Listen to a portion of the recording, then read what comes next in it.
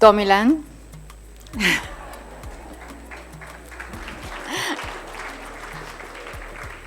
So, of course, my dear sister taught me all the time. Great to be with you here, Your Excellency, the President of Botswana. I'm really honored to have you today and meet you for the first time. Your Excellency, the First Lady of Botswana, Mrs. JANE MASISI. Thank you very much for the generosity and the hospitality. But more than this, thank you for your dedication and leadership and the hard work, which never stopped even during Corona. When I met you in 2018, where we started our long-term partnership with Botswana, when I've seen you with all your grace and education and dedication and hard work and organization skills, I knew this program will be a great success in Botswana. I never doubted it. I never doubted, even during Corona, I knew that you're gonna continue. We had the Zoom calls, we have the calls, we have everything online, meetings, to make sure that every step in the program is seamless and never affected by the lockdown. And this is what exactly happened. So, of course, I would like also to acknowledge the presence of the ministers of Health, Education, and Information and Communication, which you set up the partnership and the introduction with them, so we can, as Merck Foundation, achieve our vision, which is already aligned with your vision and His Excellency vision, to make sure that the healthcare system in the public sector is accessible, equitable, and high quality, and everyone can have access to equitable and quality healthcare solutions in Botswana.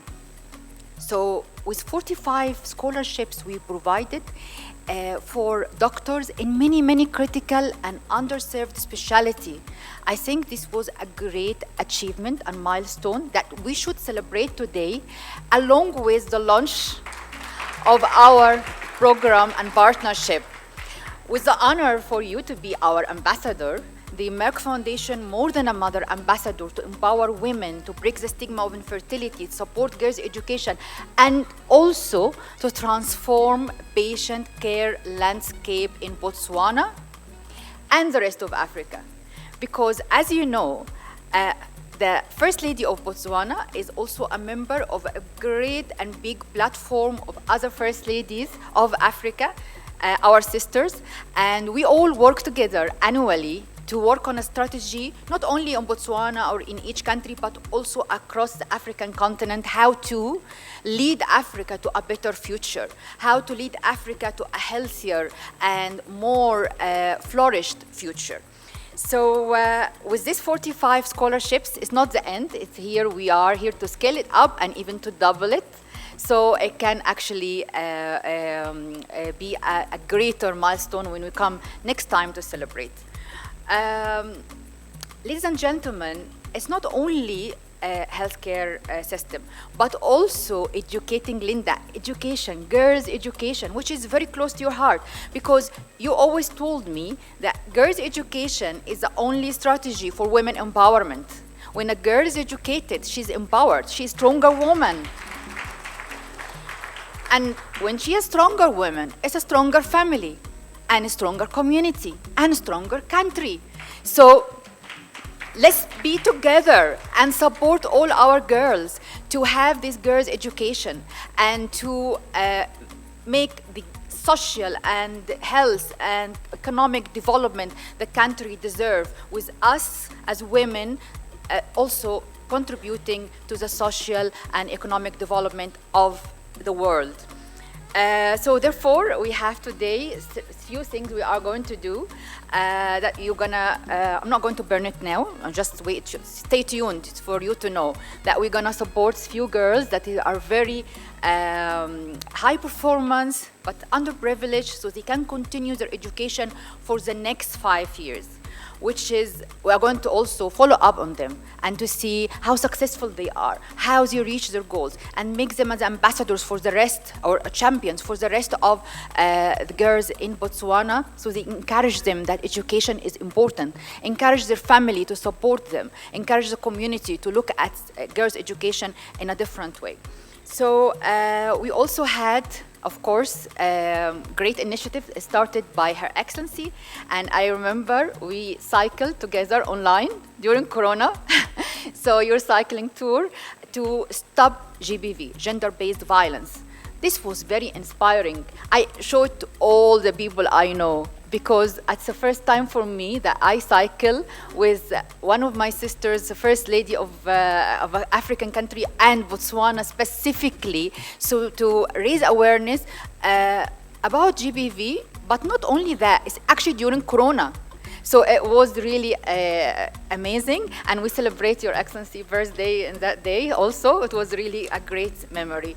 So together also, we continued to support the women suffered gender-based violence through donation of sewing machines that we are going to see in a field visit today as well. And this was great addition because it makes them independent. It makes them contribute to society, have their own income, and be stronger, and of course, never accept to be violated. So, of course, next year we are going to do something for the infertile women, our women who lived with infertility, because as the ambassadorship of Merck Foundation More Than a Mother that Her Excellency have, we empower women who lives with infertility stigma. It's not necessary to be infertile, but as you know, infertility affects women and men equally, 50% scientifically. But men, most of the time, don't want to admit they are infertile. So they are always, the women is the cause. We want to advocate against this. We want to empower these women through information, access to information, education, and change of mindset, so they know that they are more than mothers. Every woman is more than a mother. Don't worry. Also, every man is more than a father. So don't worry. It's not a taboo. It's not a stigma. It's a very small condition like diabetes, like hypertension, can be prevented, can be managed. It's no pressure. So let us support each other. Wife and husbands, join hands, go to sit together, go to the journey of treatment together, and have a happy family.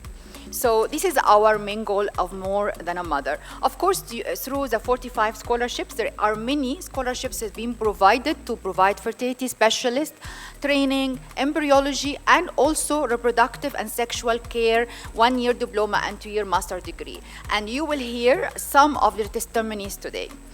So I'm not sure if I gathered everything because there are too many things we have done. This is only a small brief of our impact, but today it's very special for Merck Foundation because we are the first time in Botswana. We came all the way, I came all the way from Dubai, Professor Frank came all the way from Germany to be with you to launch for the first time our partnership, which is running already, but we want to launch it physically in Botswana for the first time. So thank you very much for having us. And we are very grateful. We are very happy with the follow-up. And we know these programs will be always success and from strength to strength with your dedication and support. Thank you very much. His Excellency, the President of the Republic of Botswana, Dr. Mokgweetsi Eric Masisi. Her Excellency, the First Lady of Botswana, Mrs. JANE MASISI, Honorable Ministers, members of the Diplomatic Corps, distinguished partners and healthcare providers, Merck Foundation alumni of Botswana, distinguished media partners, and Merck Foundation award winners. Ladies and gentlemen, I'm extremely pleased that we have two distinguished guests attending our meeting today. His Excellency, the President of the Republic of Botswana, and our long-term partner, Her Excellency Mrs. JANE MASISI, the First Lady of the Republic of Botswana and Ambassador of Merck Foundation More Than a Mother. Today we will officially launch the different Merck Foundation programs in the country. And by this, we will underscore our commitment towards building healthcare and media capacity, patient care landscape, transformation, ending GBV, breaking infertility stigma, and supporting girls' education in Botswana. Our close partnership with the First Lady of Botswana began already in 2018, and over the years we have achieved many important milestones. I'm proud to share with you that Merck Foundation has since then provided 45 scholarships of 1-year online PG diploma and 2-year master's degrees for local doctors from Botswana. So we have trained doctors in underserved and critical medical specialties, such as oncology, diabetes, endocrinology, embryology, fertility, sexual and reproductive care, acute medicine, dermatology, obesity and weight management, respiratory care, and internal medicine. My colleague Dr. Rasha mentioned that figure before, 45 scholarship, but of course we have to put it in relation to the population of 2.7 million. So it's a very high number we already trained, given that in some of the bigger, much bigger neighboring countries of a population of 55 to 60 million, we only trained 150 to 180 doctors. So we achieved a lot already in Botswana. The objective of the scholarship programs is to contribute to advancing healthcare capacity with the aim to establish a strong performance and platform of skilled and specialist healthcare providers across the whole Republic. We strive to improve the overall health and well-being of people by building healthcare capacity across Africa, Asia, and other countries as well.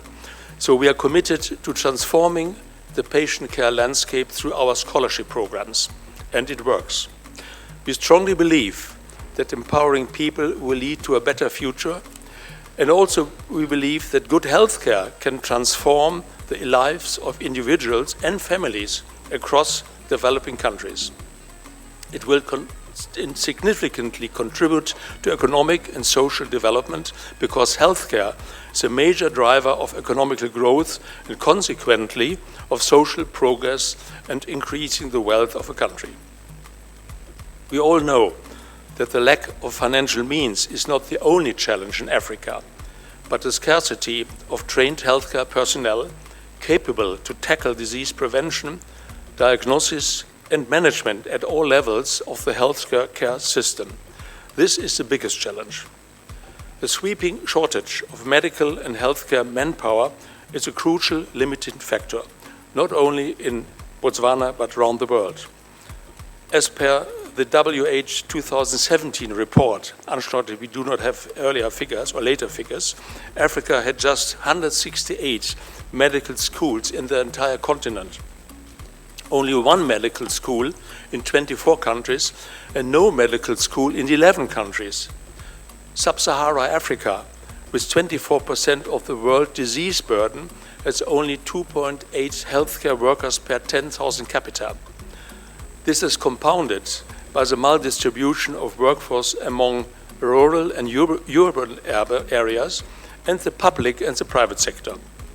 For example, before the start of the Merck Foundation programs in 2012, there was not a single oncologist, fertility specialist, or diabetologist in many countries. In countries well known, such as the Gambia, Liberia, Sierra Leone, Central African Republic, Guinea, Burundi, Niger, Chad, Ethiopia, Namibia, Myanmar, and Bangladesh.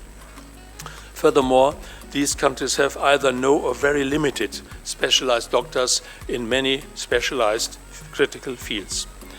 Therefore, till today, Merck Foundation has provided more than 1,810 scholarships for young doctors from 52 countries in 42 critical and underserved medical specialties. Many of them are becoming the first specialists in their respective countries. Dear partners and alumni, I'm very happy to meet you today, to hear from all of you later on your success stories and experience gained from these training and these educational programs. I congratulate you all.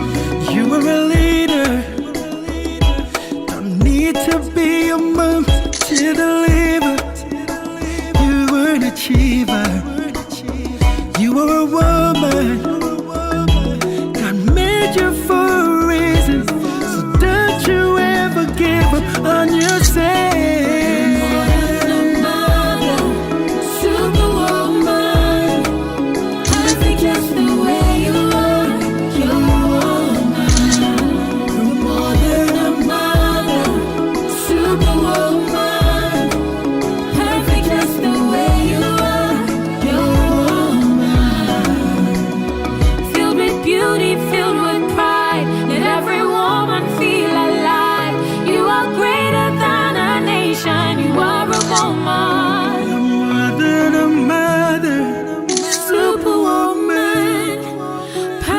just the way you are. You're all Your Excellency, my very dear wife and First Lady, and now, more than a mother, Ambassador, JANE MASISI.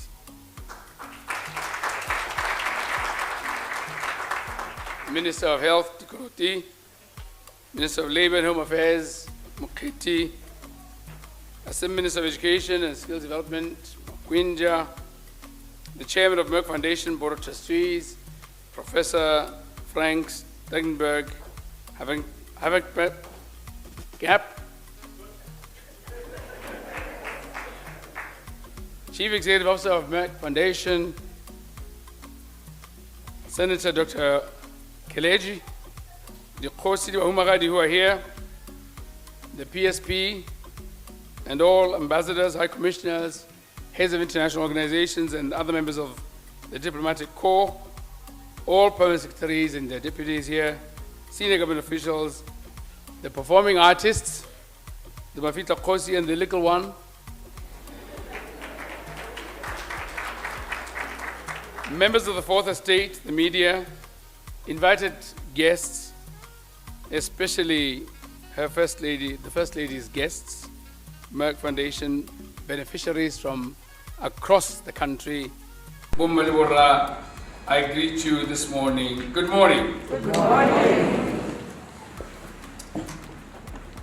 Nestled under Pillar 2, the human and social development of our Vision 2036 is a commitment of the state to guarantee access to health care services of the highest standard, attainable through advanced technologies and innovative delivery systems. A further reading under the same pillar captures issues of social inclusion and equality, as well as targeted initiatives that include better education for the youth and children's well-being. It is critical that we marshal structured initiatives in a systematic and holistic manner that considers various social determinants of health, which usually encompass non-medical factors, in order to enhance the prospects of realizing the goal of achieving full potential for health and well-being for all across their lifespan. Today, we stand on a threshold. As a nation, we have yearned for Botswana to live long and healthy lives, which on its own is a prerequisite for development. The total transformation of the patient care landscape is beginning to appear on the horizon, thanks to the capacity building programs provided by partners such as the Merck Foundation, as we heard from the chairman.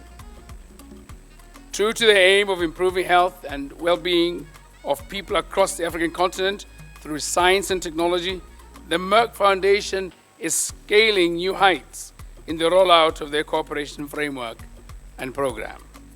Today, we have a splendid opportunity to witness the unfolding of this transformative journey. Our medical personnel have benefited from 46, I'm told, scholarships provided by Merck Foundation, working in collaboration with the First Lady of the Republic of Botswana. It's a good number relative to the population, as was acknowledged. But you know, it's never enough. The study programs,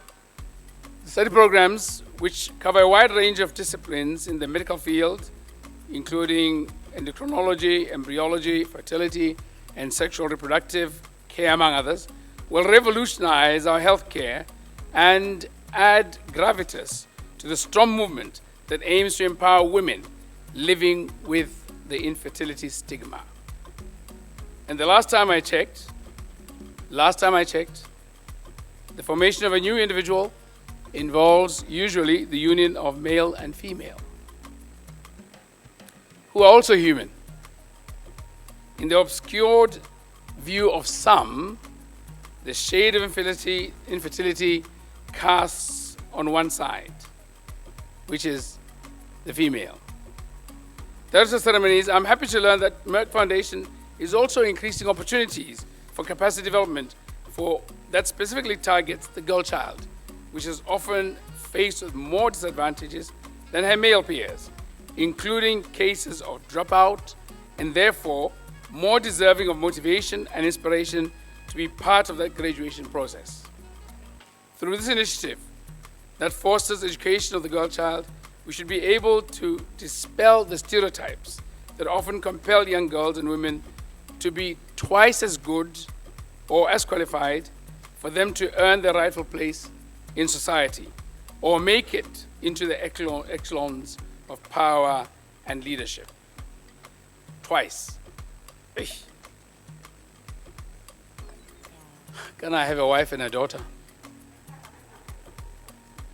That's why I take this to heart so much. And like all of you, I'm also born of a mother. But unlike many of you, I don't know why you don't do what I do. I need not illustrate how under my government, women continue to distinguish themselves and break barriers with the assumption of high leadership positions. We're encouraged that in Botswana, women have set themselves apart and continue to step onto higher pedestal, which sums up their merit and worth as individuals and the values they stand for and promote. For the very first time in the history of our country, we now have the post of Minister of Finance led by a woman. The list of women appointed to leadership positions of higher responsibility include the Permanent Secretary to the President and her deputy, the Attorney General, the Auditor General, the Clerk of the National Assembly, the Commissioner of Police, whose last portfolio was Commissioner of Prisons, also is a woman. By 2023, we had 50% permanent secretary positions occupied by women. They have all demonstrated that when leadership matters, they bring the best in their credentials, grit, determination, and hold their own in terms of the qualification of character, uprightness, probity, and consequential hallmarks of being invariably astute. Our greatest wish is that our political landscape could also change so that young girls would have more role models for unquestionable commitment to public service, taking up roles in advocacy campaigns and community engagements, especially for the benefit of the marginalized and underserved communities.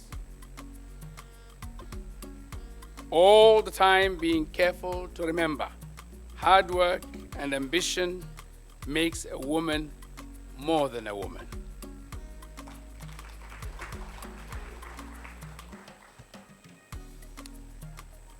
So le go baakanya go ditlhophong la ga le baakanyetse ntlha e siameng. There are the ceremonies. It will be remiss of me not to echo the sentiments I expressed during the State of the Nation address on the 6th of November 2023. We must learn to change the equation when issues that affect women and children are at stake. We cannot afford to be bystanders or prefer idle talk. When there are grave issues surrounding gender-based violence, which recently has morphed into an obscene spate of senseless and merciless murder of innocent and defenseless women and children. The future of our country will not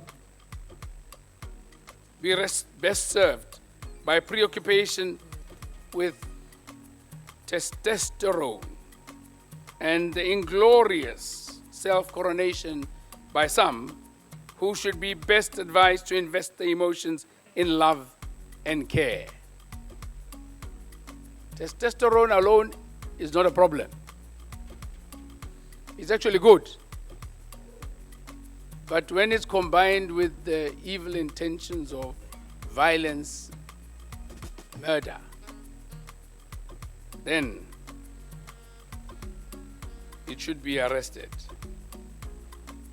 I remember we had a lively debate in Cabinet when we were discussing the Constitutional Amendment Bill. And I was keenly observing the reactions of my different members of Cabinet as per the agenda to the question that had been put, which was one of what to do when somebody rapes an infant and a very old lady. You can guess, many of those who could associate with the victim by their gender wanted emasculation. Emasculation ke loko la sekgowa le rang badizo. Kanti tipana.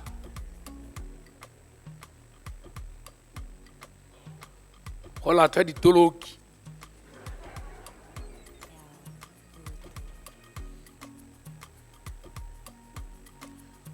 We should remind the perpetrators of violence to freely join in the noble scheme of responsible fathers, responsible uncles and brothers, and together help teach and raise that boy child into someone who someday can be trusted with caring for somebody's daughter. I want to close with the following encouragement from two poems. One is an excerpt from Robert Longley, who redefines a mother and posits thus: it is not from whom we came from, it's who made us who we are. It's who gave us strength and courage. The second takeaway is adopted from a poem by Helen's Journey, simply called We Are Women. We are encouragement. We are strength. We are kindness. We are inclusive, captivating, patient and able. We are the wiping away of tears from our own unfulfilled yearnings of motherhood as we look after and parent the offspring of others. We are time givers, hug givers, love givers, care givers, advice givers. We are all those things and a whole lot more. We, the women.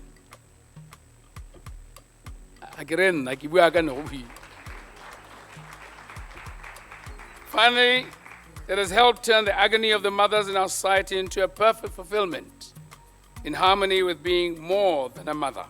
Let us all work towards replacing a guile with a smile. We are women. Woman. I thank you.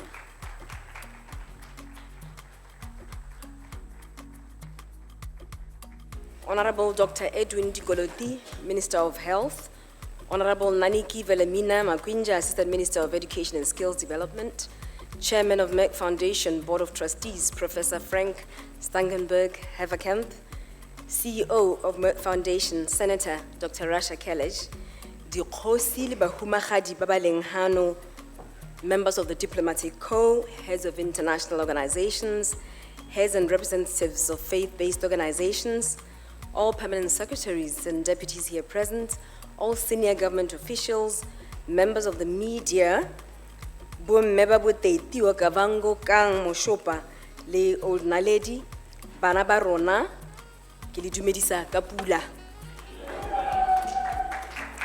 It is an honor and privilege for me to join you this morning at the official launch of the Merck Foundation Partnership Programs that we started in 2018. when I was appointed as the ambassador of Merck Foundation More Than a Mother. I'm very delighted to host our long-term partners, Professor Frank and my dear sister, Senator Dr. Rasha, Chairman and CEO of Merck Foundation. And I welcome you and your esteemed team to my beautiful country, Botswana. Professor Frank, it was shared last evening that you have visited Botswana before as a tourist in the Okavango Delta. Well, for you, Rasha, this is your first visit, and I hope you can return and also experience the Okavango Delta.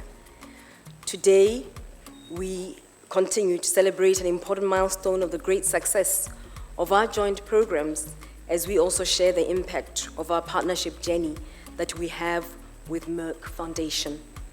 A partnership to build healthcare capacity, transform patient care, break infertility stigma, end gender-based violence, and support girl education in our country since 2018. All these contributing to the attainment of Sustainable Development Goals and our own Vision 2036, where in Botswana we aspire for prosperity for all. I'm happy that I've met and acknowledged the future healthcare experts of Botswana and the winners of Merck Foundation Media Awards. The Media Awards recipients are our health and social community champions in raising awareness about many critical health and social issues, such as breaking infertility stigma, supporting girl education, promoting healthy lifestyles, diabetes, and hypertension awareness, amongst others.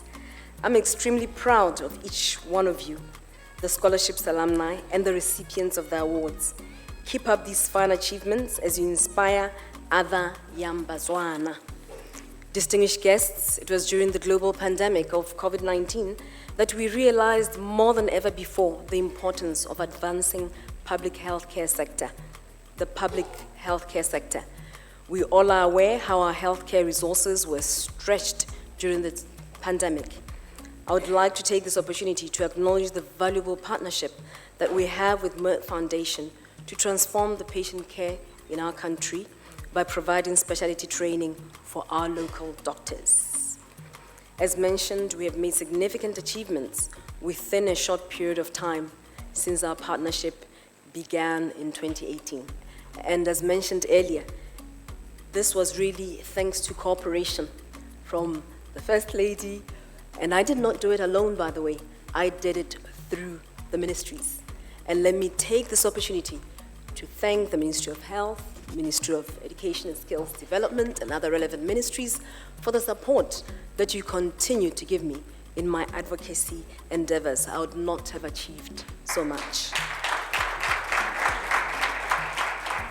Today, similar to previous speakers, let me say I'm extremely proud about the 45 scholarships that have been extended to local Botswana doctors who will be the future healthcare experts of our country, ensuring we reach both SDG 3, good health and well-being, and as mentioned earlier, Vision 2036, where we are saying Botswana will live long and healthy lives.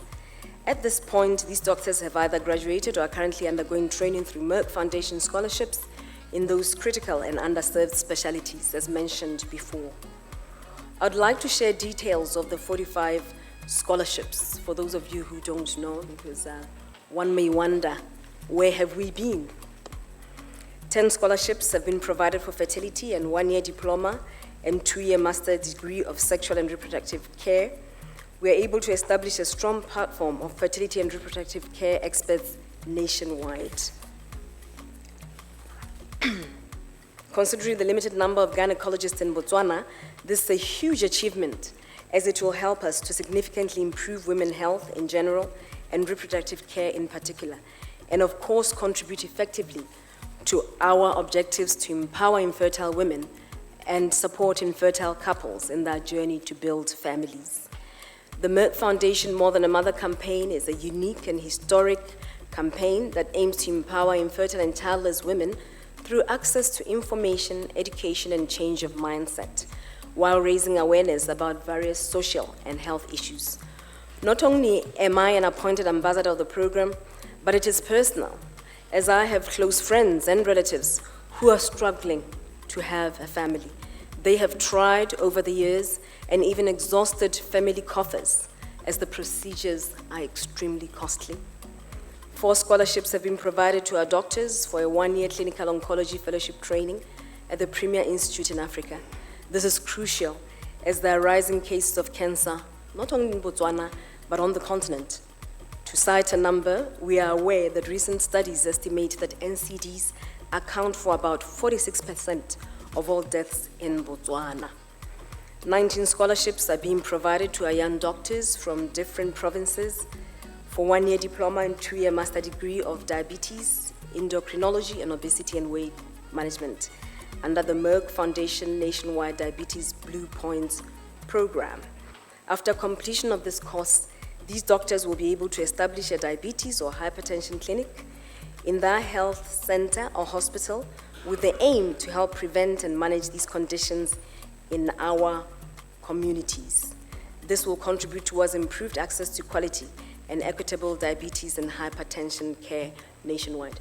We all know that in our families, so common is hypertension that those who don't have it actually feel bad. It's that bad. 6 scholarships have been provided for acute medicine and respiratory care. This specialty is important as part of post-COVID care.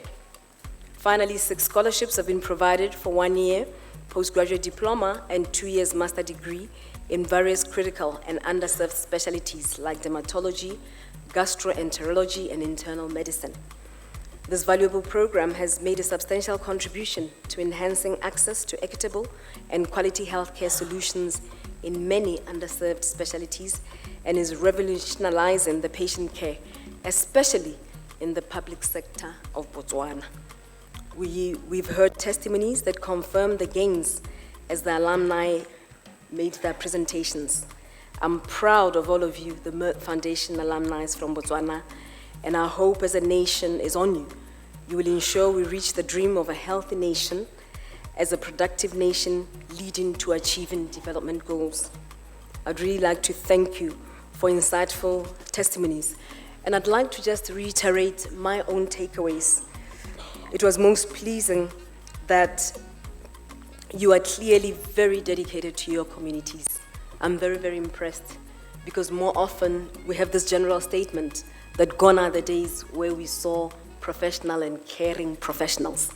Today, you have actually told us that it is not true. Thank you, Bonganaka. It is also very impressive that you see yourself sowing the seed. You are not only going to keep this to yourselves, but you are going to actually impart it and empower others. And then finally, I'm impressed at your appetite for self-development. A good number of you have actually shared that they are studying further or they are planning to study further. And there's one in particular who actually mentioned that they'll be doing project management.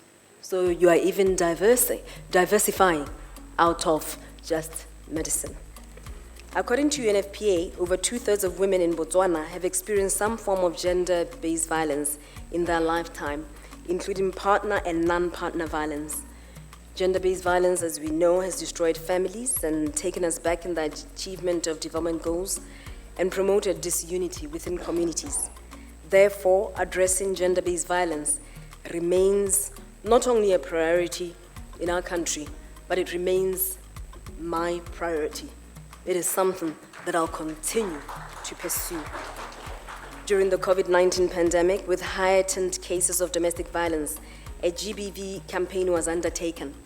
As part of the national GBV campaign geared at prevention, Merck Foundation donated 20 sewing machines. These machines were donated to women groups around the country to ensure they generate income for upliftment of their livelihoods. Bomma ke tla kopa gore le eme ka dinao ha ile gore le teng lona ba sehithwa Moshopa, Kang, Matete, Shakawe, and Old Naledi. I'd just like to recognize you, ladies.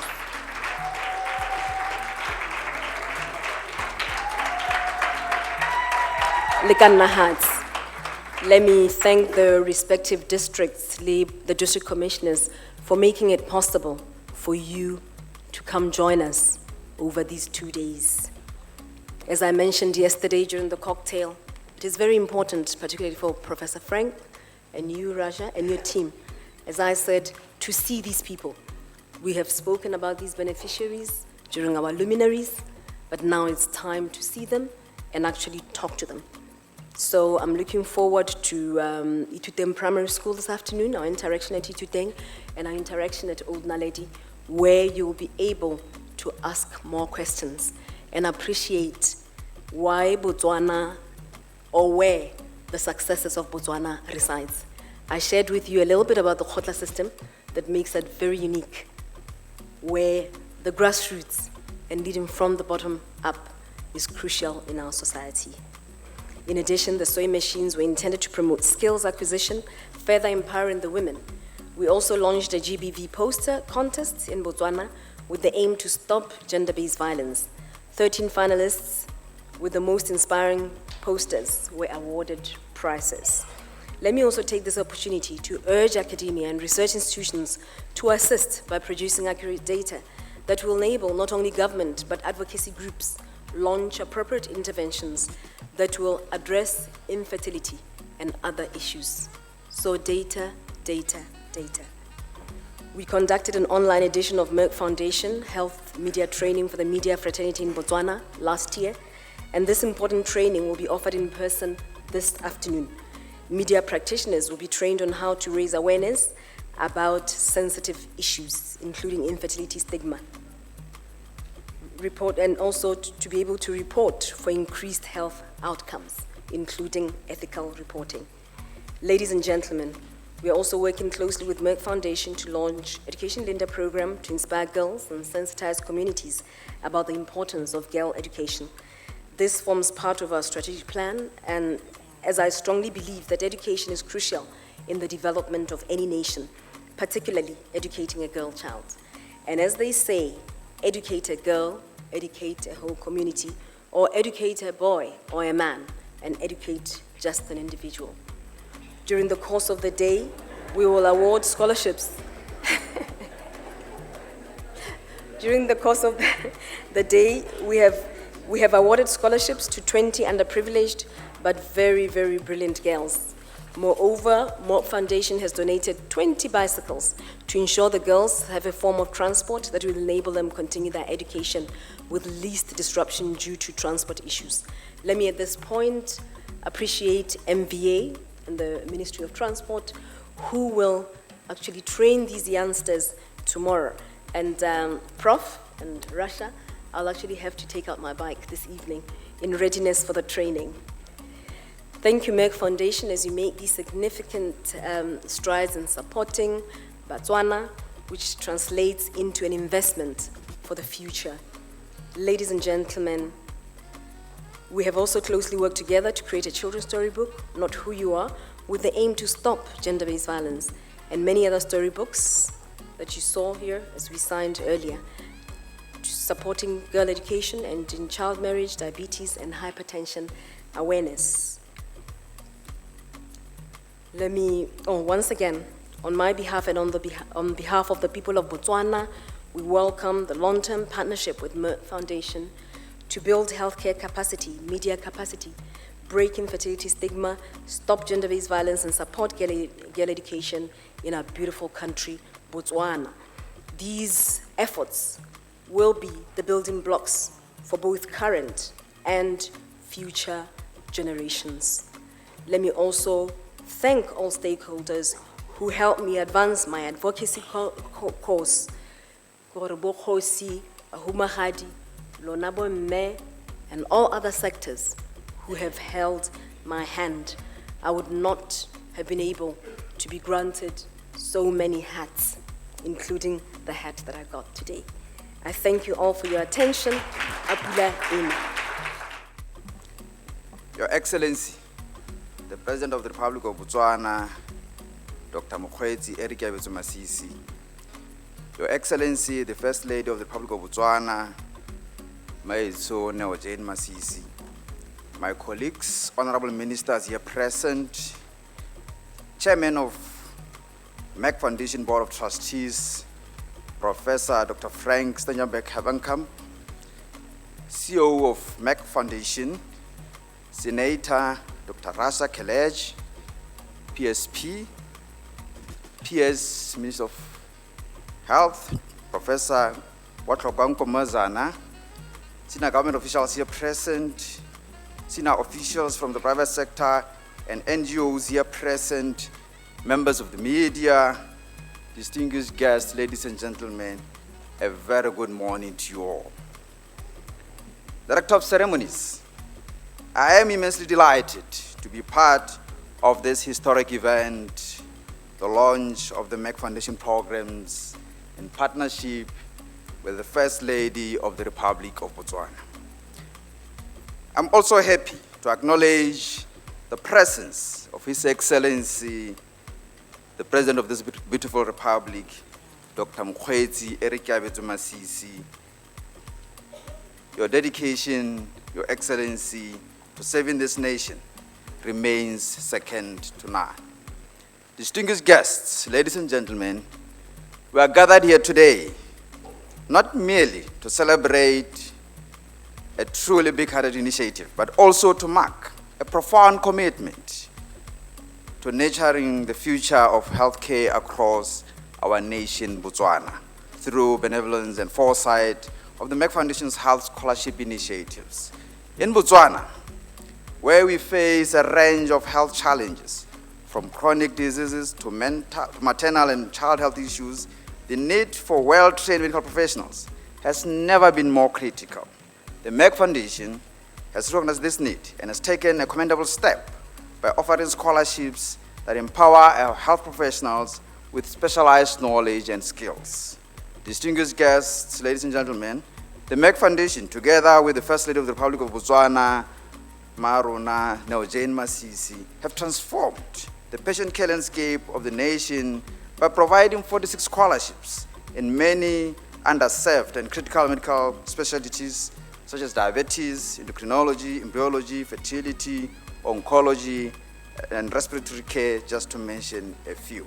As I conclude, Director of Ceremonies, I am delighted to state that the Merck Foundation Health and Education Scholarships represent a vital investment in our medical professionals and young scholars. Let us, therefore, celebrate this initiative and continue to support our doctors in this pursuit of excellence. Together, we can build a healthier future for Botswana, one where every citizen has access to quality health care they deserve, as envisioned in His Excellency, the President of the Republic of Botswana's reset agenda and our nation's vision of 2036. Ladies and gentlemen, you are welcome to our beautiful country.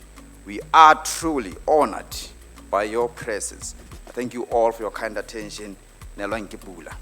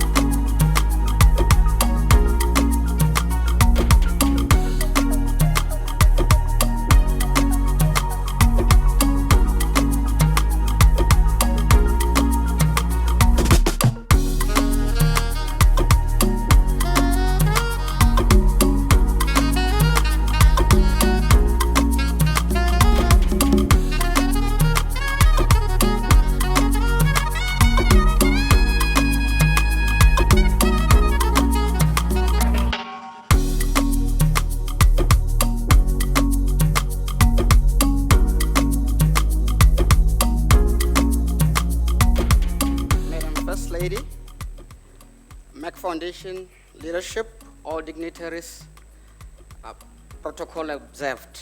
Good morning. My name is Dr. Mokgweetsi Eric. I am a family physician. I completed my diploma and MSc in diabetes management through the University of South Wales, thanks to Merck Foundation scholarship. Since completing these courses, amongst other things, I have been able to share knowledge and transfer skills to doctors and other healthcare professionals in my district through in-service lectures and workshops. I've also had the opportunity to be invited as a speaker for the last year's Merck Foundation Health Media Training. I have gained in-depth knowledge from my studies. I feel confident in what I do, be it training colleagues or consulting patients. I'm able to consult complex cases. With the knowledge I gained through my studies, I have reduced the need to refer patients to referral hospital, as I can manage most of these cases in my district, therefore reducing cost burden on the government. The community is greatly benefiting from my training as I give them quality medical care. This means fewer diabetes complications and halting progression of the complications. From my training, I continue to advocate for my patients to get modern diabetes medications. All this leads to improved health outcomes and satisfied customers. Lastly, I would like to thank Merck Foundation for the scholarship. This educational opportunity would not have been possible without your generosity. Thank you. It is such an honor to stand before you today as an alumni of Merck Foundation. This organization has been instrumental in my educational journey and my professional development. In 2021, I had the opportunity to enroll in a postgraduate diploma in sexual and reproductive medicine at the University of South Wales. This course equipped me with essential knowledge and skills, which significantly enhanced my ability to perform my job. At the time, I was working in a semi-rural area where there were limited resources for consultation. The diploma laid a crucial foundation in matters of sexual and fertility medicine, allowing me to provide better care and support to my community. Having been successful in my pursuit for the diploma, I felt encouraged to further my studies. With the continued support of Merck Foundation, I applied for a Master of Science in Sexual and Reproductive Medicine at the same university. I was fortunate to be granted this opportunity and successfully completed the program in January 2023. This advanced training not only deepened my expertise, but also improved my day-to-day consultation and overall professional confidence. Apart from the acquired knowledge, the Merck Foundation has significantly boosted my confidence to pursue a field of great importance to me. I am currently studying for a Master's in Medicine, Obstetrics and Gynecology at the University of Botswana. The high-level education and training I have received has prepared me very well for this current endeavor, and I'm immensely grateful to Merck Foundation for that unwavering support. Thank you to Merck Foundation for believing in me, and all of you for being part of this incredible community. Together, we can continue to advance the field of sexual and reproductive health and make a positive impact on the world. Thank you. Her Excellency, the First Lady of the Republic of Botswana, Merck Foundation leadership, all dignitaries in the house today, I greet you all. My name is Dr. Lorato Sopani, and I'm a Merck Foundation alumni, class of August 2022. I enrolled in postgraduate diploma in endocrinology, and I remain deeply grateful to Merck Foundation and the Ministry of Health for the opportunity. The content of severe shortage of endocrinologists in both the private and the government sector in the country cannot cannot be understated. And for a general practitioner like me in a district hospital to have gain insight information in the chronology has served a great impact in my community. So there was, because of currently there are 3 endocrinologists in the government sector and 5 endocrinologists in the private sector. So thanks to Merck Foundation, I'm amongst the 3 in the government sector. And this goes without saying that the burden has been so much in the specialist for the referral of the patients, and also the implication of mismanaging and misdiagnosing the patient. So upon completion of my study, I was more competent in managing endocrine conditions, and also through in-service training, I was able to share the knowledge with my colleagues. And through that, there was a great reduction in the referral to specialists, and also an improved care in the patient health system overall.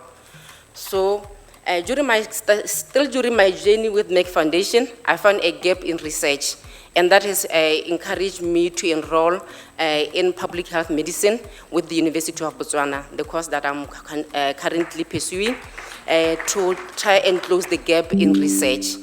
So in conclusion, I wish Merck Foundation to continue with the scholarship with the oncoming students, so to continue as an attempt to amend the critical strategy of specialists in the country. Thank you so much. Her Excellency, Madam First Lady, Merck leadership, all dignitaries, protocol observed.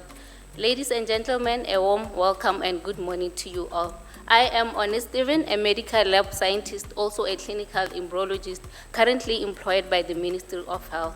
As one of the beneficiaries, I am grateful for the opportunity I was offered to study biotechnology of human-assisted reproduction and embryology at Manipal Academy of Higher Education in India, which is a new profession in the country. And as a passionate clinical embryologist, I must say I am well equipped in the field of reproductive medicine, and I'm ready to utilize my skills. It is imperative to note that these technologies are scarce, especially in low and middle income countries. Ladies and gentlemen, efforts are underway for collaboration opportunities to establish a local in vitro fertilization, that is IVF center for treatment of infertility, as data have indicated the need for these services. And through conversing with some affected people, I noticed infertility has negative social impacts in their lives, especially women who frequently experience social stigma, shaming, violence, and divorce, resulting in negative emotions such as depression, anxiety, and low self-esteem, since motherhood is considered a rite of passage for women. But this is due to lack of knowledge, failure to understand that infertility is a medical condition affecting both males and females equally. Therefore, establishment of a local center will not only reduce stress, but will also alleviate the cost associated with seeking IVF treatment services outside the country. And for a seamless establishment of this center, input is also required from relevant key players. Together, we can help to change the narrative, as infertility is not a cosmetic service, as commonly classified. Merck, I will forever be grateful. Thank you. Your Excellency, the First Lady of the Republic of Botswana, Merck leadership, dignitaries here present, let me stand on the established protocol. Good morning. My name is Dr. Tirimelo Okami. I'm a specialist family physician, and let me say that I am very, very proud to stand here before you today because of the passion that I've had for respiratory medicine. I think we all come from a background of COVID, and even prior to that, I had really looked forward to studying chest medicine. The sponsorship that I received from the Merck Foundation set a tone for me, where currently I have now leading a clinical team in the district in Tlokwe. And through that team, we have been able to strengthen the prevention, the treatment, and the diagnostics of respiratory conditions. And through that team, we have been able to now try and actually strengthen and build capacity just outside that one district, but also to extend it into other districts. We have also forged relationships and stakeholders meeting with some of our partners, both in private and public. One of our key engagement was with Princess Marina, and we have now even gone beyond what we started off with, and we are now offering capacity just beyond respiratory medicine. We are now even doing ear, nose, and throat services within the district.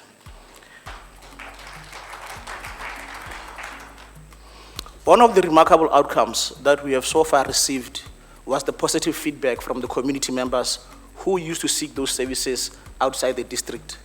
And as a clinician, I can tell you it is far more rewarding when your patient in front of you is very happy and acknowledges the efforts that you have put in order to try and reduce the cost of seeking health services.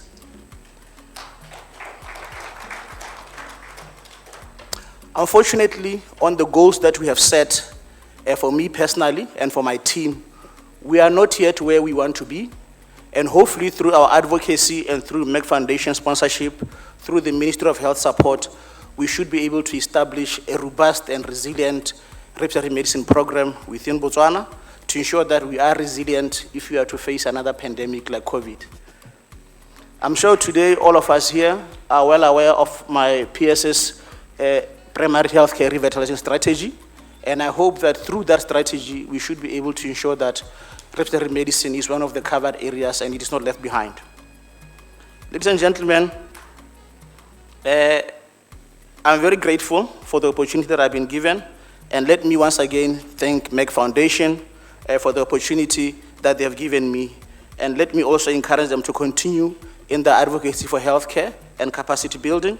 It is a journey that I'm very proud to be part of. Thank you. Your Excellency, the First Lady, Merck Foundation leadership, all dignitaries, protocol observed, good morning. As already introduced, my name is Patricia Rantabeng. Professionally, I'm a scientist in the Department of Pathology, University of Botswana. I was awarded a Research in Oncology Fellowship under the Merck Foundation Cancer Access Program, totaling 6 months of study at the Tata Memorial Hospital in 2017 in Mumbai, India. My training was mainly focused on acquiring skills in molecular pathology, whose application to cancer research was still at infancy in our institution then. I've since graduated with a Master of Philosophy in Medical Sciences degree, and as of March 2024, I'm a Certified Associate in Project Management. I have been promoted and currently overseeing academic research activities in my department, in addition to supervising post and undergraduate student research, mentoring junior researchers as endorsed by the Dean of the School of Graduate Studies. The highlight of my research journey since the fellowship is leading a cervical cancer screening project targeting 171 women from the indigenous and marginalized communities of Kgalagadi and Kgante districts in Botswana. The aim of this project was to determine cervical disease burden, associated risk factors, and barriers to participating in health screening exercises. Our project was successful, reaching 258 women, whom we also educated on the benefits of participating in health screening exercises and following up with their results to enable timely commencement of treatment of those in need. In conclusion, I would like to express my gratitude to Merck Foundation for acting as a springboard to my career development and for positively impacting the communities we serve. Thank you. Greetings, ladies and gentlemen. Protocol is highly observed. Standing before you is Pamela Aunemanui from Luhutelo JSS. Today, I and my colleagues are here to present about type 2 diabetes and how it affects children. Effects of high blood sugar in the body. Thank you. Eye damage, heart disease or stroke, high blood pressure, kidney disease. How to manage type 2 diabetes.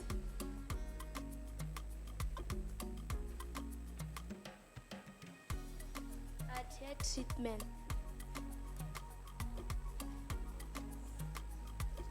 Exercise often. a well-balanced diet. A strong support system helps to cope with diabetes. How to prevent type 2 diabetes.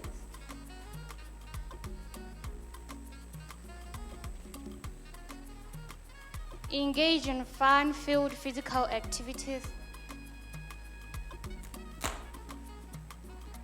Avoid sugary foods and drinks.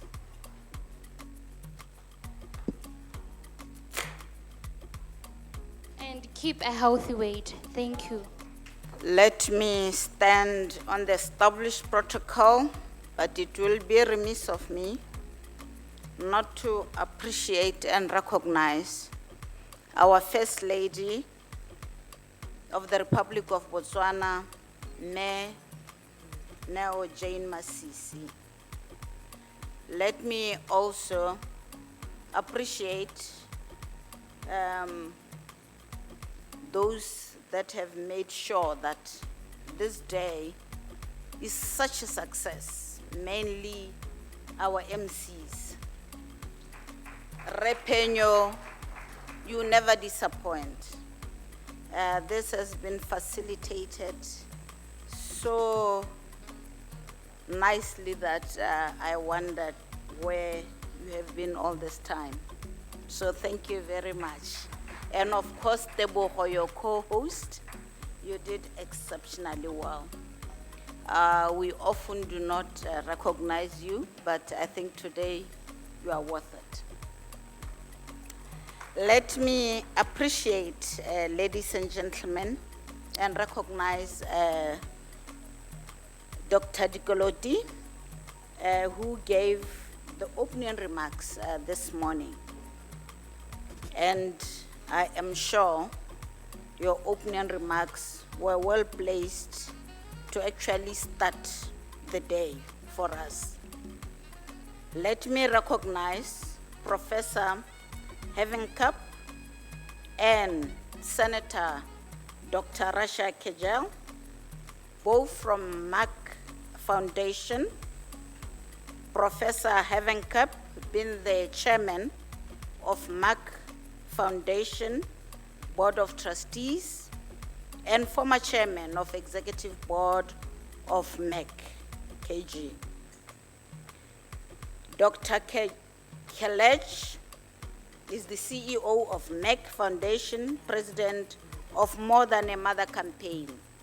Ma'am, the little interaction that I had with you was so illuminating that you have given us the energy to actually support Ma'am Madzile in this great work that she's doing for our country. And we thank you for that. I would like to thank Merck Foundation for its generosity and mainly for its foresight, for bringing First Ladies of Africa together, for supporting them so that Africa can be a better place for all of us. And for that, we thank you. Ladies and gentlemen, I have not prepared a speech, but to say a few words as a vote of thanks. I would like to thank the technocrats that have made this day possible. It's not easy to organize such an event.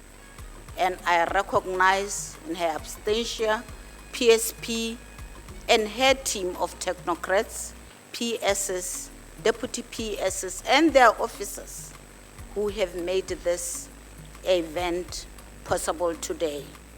And for the media, if it wasn't because of you, we would not be known for what we are in this country, led by our Excellency, Dr. Mokgweetsi Eric Masisi, who I believe, if it wasn't because of him, we would not be having our First Lady and Merck Foundation here. So we must actually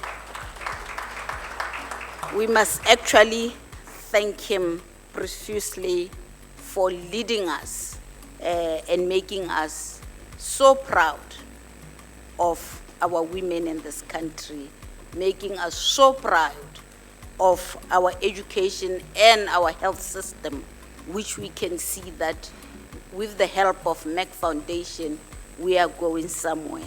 So ladies and gentlemen, I would like just to take a few minutes to say that I really feel greatly honored to be here to give this vote of thanks. Let me start by thanking in no small measure our First Lady of the Republic of Botswana, Mrs. JANE MASISI, the ambassador of Merck Foundation More Than a Mother campaign. As mothers, as women, together with Botswana, we highly appreciate and applaud you, Madam.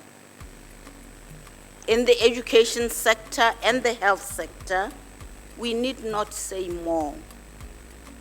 You have seen today the value of having Mayor JANE MASISI as our First Lady. And I think I'll put her side by side with His Excellency for the great works that they are doing for this country. We are really proud of you. We really, I don't know how to describe it, but I think you get it. I think the team here gets it, because without these interventions, without your foresight, your passion for the institution of the family, marriage, children's well-being, cannot be overemphasized. And you are taking us where we should be proud of, where you are going to leave a legacy that will live on long, long before, after you vacate your office. So, Matsile, we are here to say thank you so much for actually awakening the spirit of Boto, the spirit of self-respect, the spirit of being a Motswana. We really thank you, because all these interventions are aimed at getting us there. And we thank you so much for that. We appreciate and applaud you, Mematsile. I can say a lot about the initiatives that we have started and are still going on. Stop GBV, as we have seen, the drugs, we have been with you there. Teenage pregnancy, Isimongwaneng. All these are initiatives to build a better Motswana, a better Botswana. And for that, we have to, as a nation, as an education, in the education space, in our homes, try to live up to some of the objectives of these initiatives, because they can bring us back to who Motswana used to be, a very respected, dignified, and pragmatic person. Maruna, we are blessed to have you at the helm of the Merck Foundation initiative, More Than a Mother campaign. We thank you profusely, Maruna, for bringing Merck Foundation into this country, because as a First Lady, you are among those that have really championed the work of Merck Foundation, such that we are changing lives. And we have seen that today. We have heard the testimonials from the alumni. You have seen the donations. You have heard about the scholarships. all these are happening. They are not about to. They are happening and have happened, and they are changing lives. And for that, I would like to thank you, Mema Atsile. I would like to thank Prof here, Professor Havenkop, and Dr. KGaA for your support for our First Lady.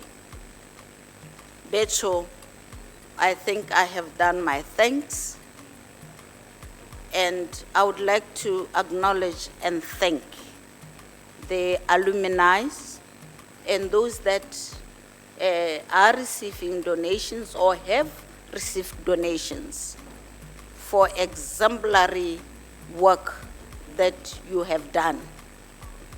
The sewing machine, I think you are earning a living out of that. Your livelihoods have actually improved. As for the doctors, I really don't know what to say. You are going to be we are having a great impact in terms of our healthcare system. And for that, for the love and the passion that I saw when you were talking to us, I believe that we should all thank you for your dedication and passion for your profession. Ladies and gentlemen, let me thank all those who have made this possible. And let me thank the esteemed guests that have been invited here to support Mema Atsile in terms of what she is doing for us. And I thank you so much. I hope I've not taken much of your time. With that, thank you very much.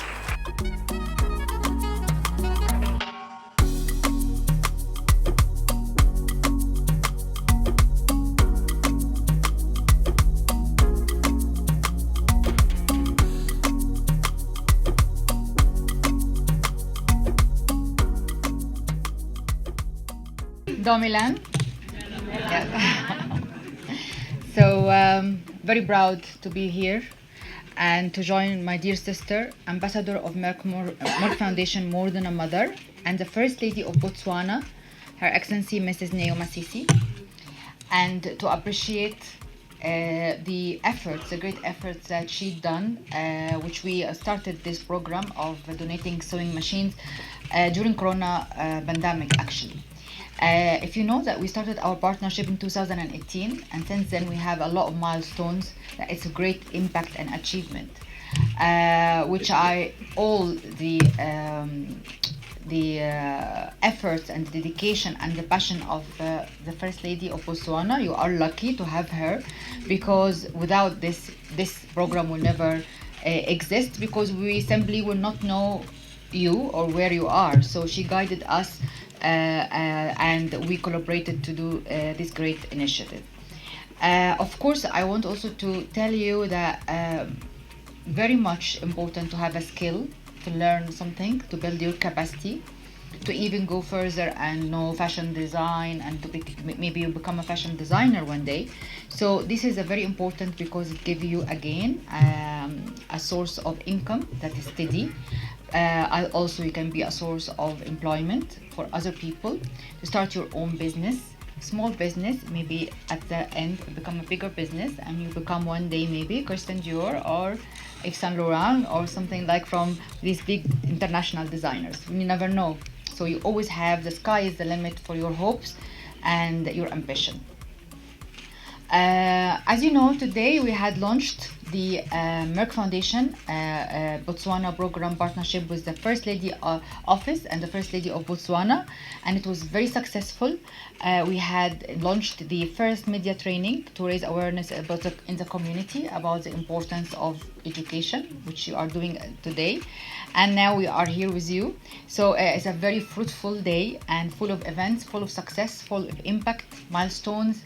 We are overwhelmed and impressed by all the effort and the success stories that we are seeing every day. But I don't want to close this before I call to the podium for a few words.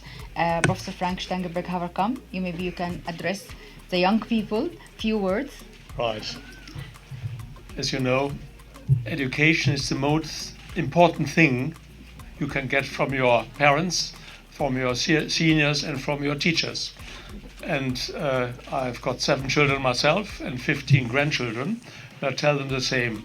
You never learn for a teacher, you always learn for life.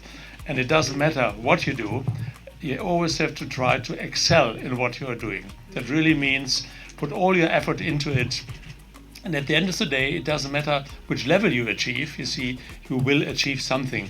And that's the main thing, because all we have to do, our lives will be at the end determined not through leisure and doing nothing. It will be determined through work and serving the community. That's something this school tries to do for you, and also on different levels, because some people are more gifted, others are less gifted, they have therefore other skills. Yeah?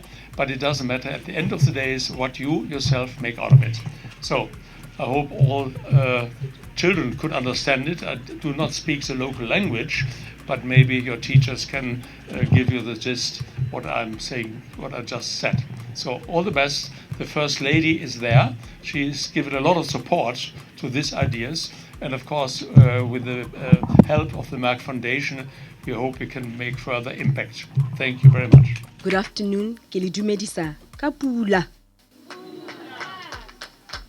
Bagetso, it seems like yesterday when we were here, Honorable Minister. I was with you and other dignitaries. We had our children here. When we were here, these children, I remember you were like little birds in a nest. And I felt like us, the adults, were like the mothers and father birds. Today, what we have witnessed is that, as we say in our culture, it takes a village to raise a child. And that village is each one of you. And today, what is more fascinating is that the members of that village is a gentleman all the way from Germany. It's a young lady, a teenager, all the way from Dubai. How remarkable and touching that we see not only a village in Botswana, but a village in the globe raising these children. Bongwanaka, I stand here as a very, very proud mother when I look at where you were several months ago. Why did my eyes fall on Ituteng Primary School? During the gender-based violence national campaign, what was evident was that there was a lot of child sexual abuse. And there was this group of people, children who were vulnerable, particularly those who had some form of disability. These children would be abused by caretakers. The caretakers, knowing full well that these children are dependent on them. And therefore, it would be very difficult for these children to report. Secondly, there was a former teacher here, Merck KGaA, who mentioned that how great it would be if the First Lady would donate sewing machines here. We found that we were totally aligned, and therefore I decided Ituteng Primary School, the special needs department, shall be a beneficiary. What has been the benefits thus far to these young learners, our special stars? There's been skills acquisition. It's very clear. Rasha, my dear sister, I know you try to compete with them, but I'm sorry, You are last.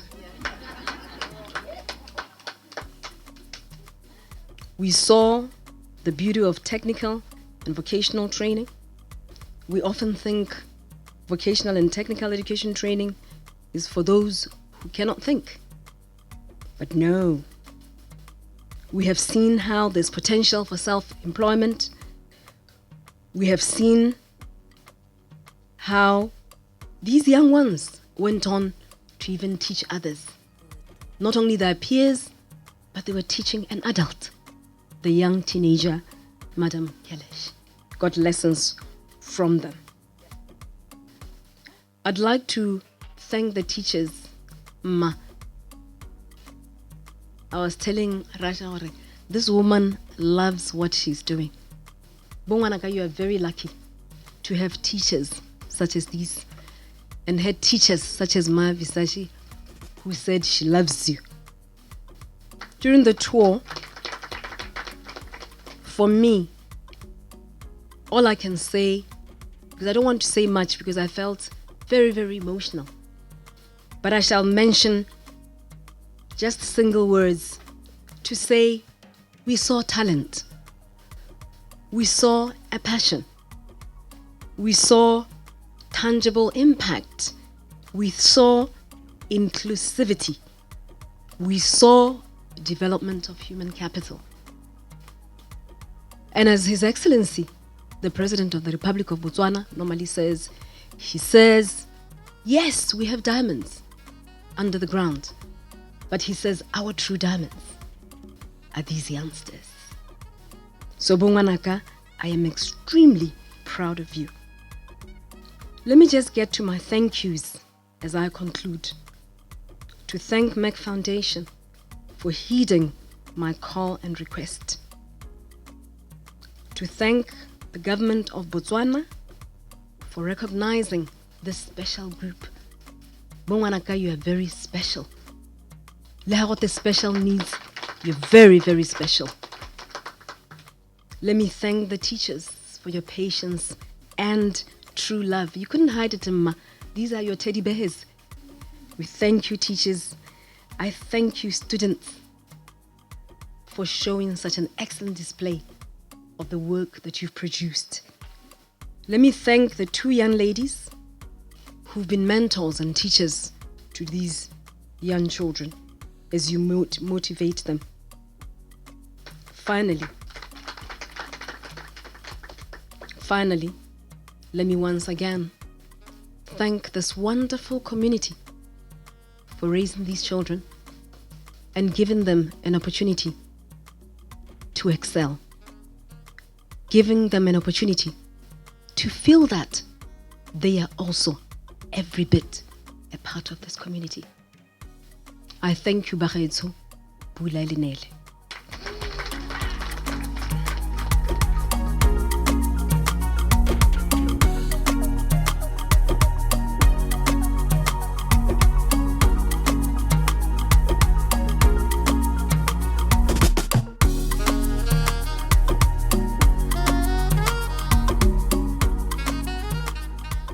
So thank you very much for inviting us to witness your success story, to witness your achievements, and to know that we are doing the right things by enabling and building capacity of incredible women. But of course it takes another incredible woman to be able to empower women, which is the First Lady of Botswana and the Ambassador of Merck Foundation More Than a Mother, Her Excellency Mrs. JANE MASISI. So thank you very much, Your Excellency, for bringing us here. And of course, after you see the footprint of the sewing machine donation to empower women who suffer GBV or under poverty line, it's amazing because it's across the country nationwide, which is a great achievement. I would like also to thank the First Lady Office team for the great work in organizing this, and of course the Merck Foundation team for also supporting this from 2021 where we done this during Corona, and it was very tough job because the lockdown and the online coordination. But of course, most of all, I would like to thank and appreciate the leadership of Professor Frank Stangenberg-Haverkamp, the owner and the founder of Merck Foundation, and the chairman of the board of trustees for putting the trust in us to being able to do all these amazing programs and witness the success together today for us as our official first visit to Botswana. In the morning, we launched the program, the partnership program, Merck Foundation and Botswana in partnership with the First Lady of Botswana for building healthcare capacity, training doctors, empowering women, supporting girls' education, and more. And we were honored by the presence of His Excellency, the President of Botswana, which was a great honor. And of course, I would like to, at the end, share something very important that Professor Frank always believed in women, and always women is the power behind the future of Africa. And therefore, in the heart of our work, we always empower women and support girls' education. So thank you very, very much for your great efforts and dedication, and for your success, because your success means our success. Thank you very much. I'm very excited to join you this afternoon at this site visit as we offer the old Naledi VDC an opportunity to show the brilliant work that they have embarked on using sewing machines donated by Merck Foundation. These sewing machines were meant to contribute towards upliftment of their community livelihoods, particularly that of women. Let me take this opportunity to welcome and appreciate you wholeheartedly, Professor Dr. Frank Stangenberg-Haverkamp, Chief Executive Officer of Merck Foundation, and you, my dear sister, Senator Dr. Rasha Kelej. My office has advocated for women's economic empowerment as a means to addressing the escalating gender-based violence in our society. Merck Foundation has been able to provide sewing machines where old Naledi VDC beneficiaries. We thank the community, particularly Kgosimo Tlhatsipule, who has been coordinator of the sewing machines project. Ma, let me commend you, Kgosimo Tlhatsipule.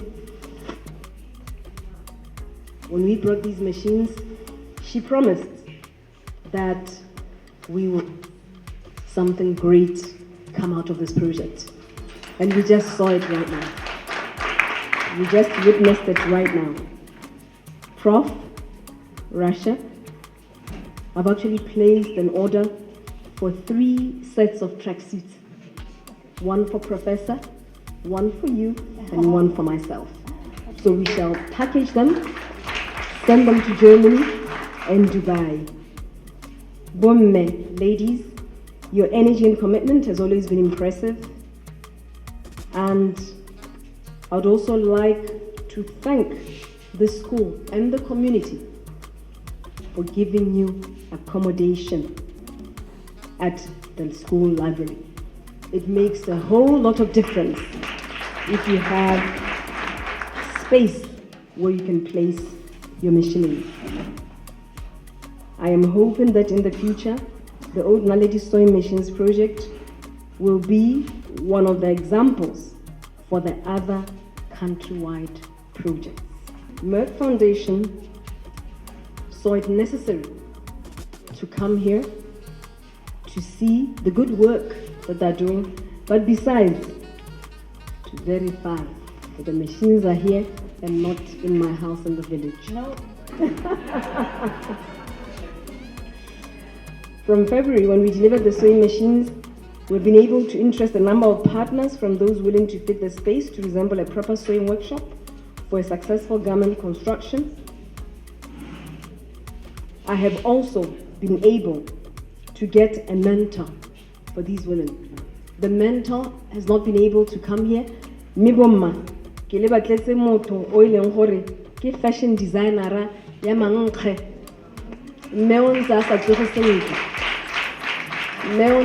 sentle mme wa solohetsa gore hela dio tsa go di siama o tlatla. Once she's up on her feet, she'll be right here mentoring you. There are many ways to define women's empowerment, but for the purpose of our experience at Old Naledi, I can only acknowledge the process of change through which women are slowly expanding their ability to make choices about their lives and to participate in a vocation that can change their lives forever.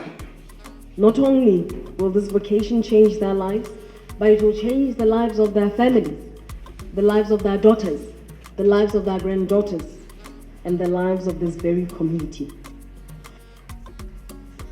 Besides acquiring and refining your skills, you women are productive, generating an income, and therefore increasing your value.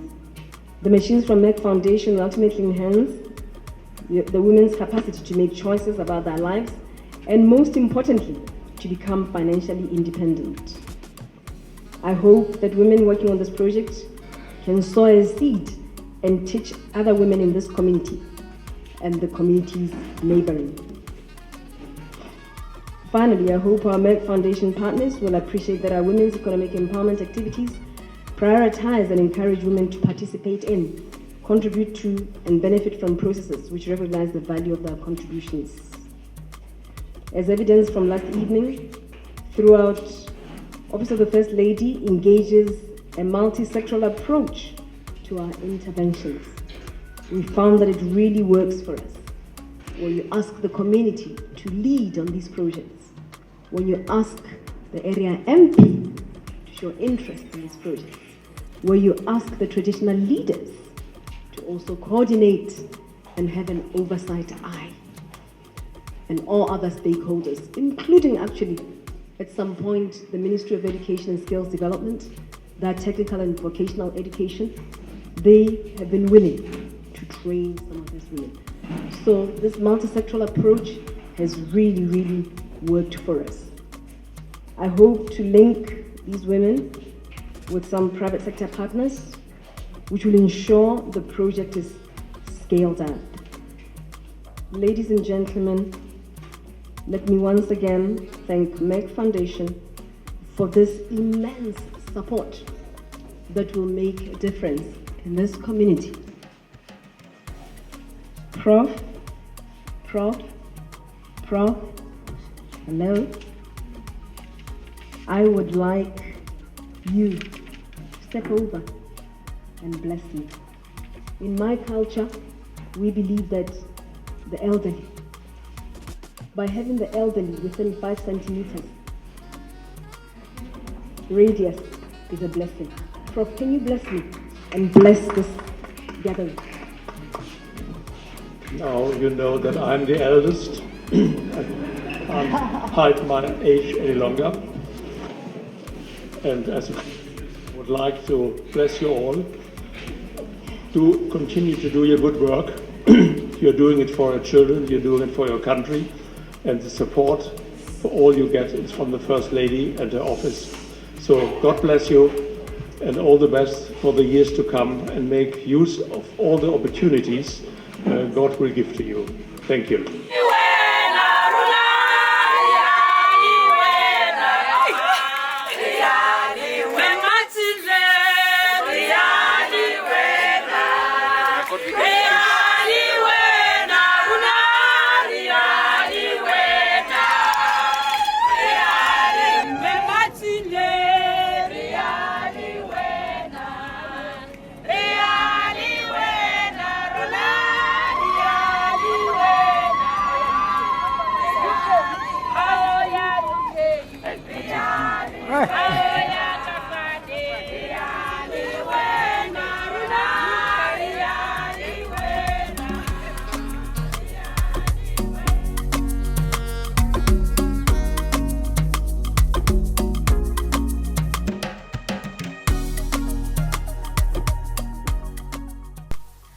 Domilan, yes, again.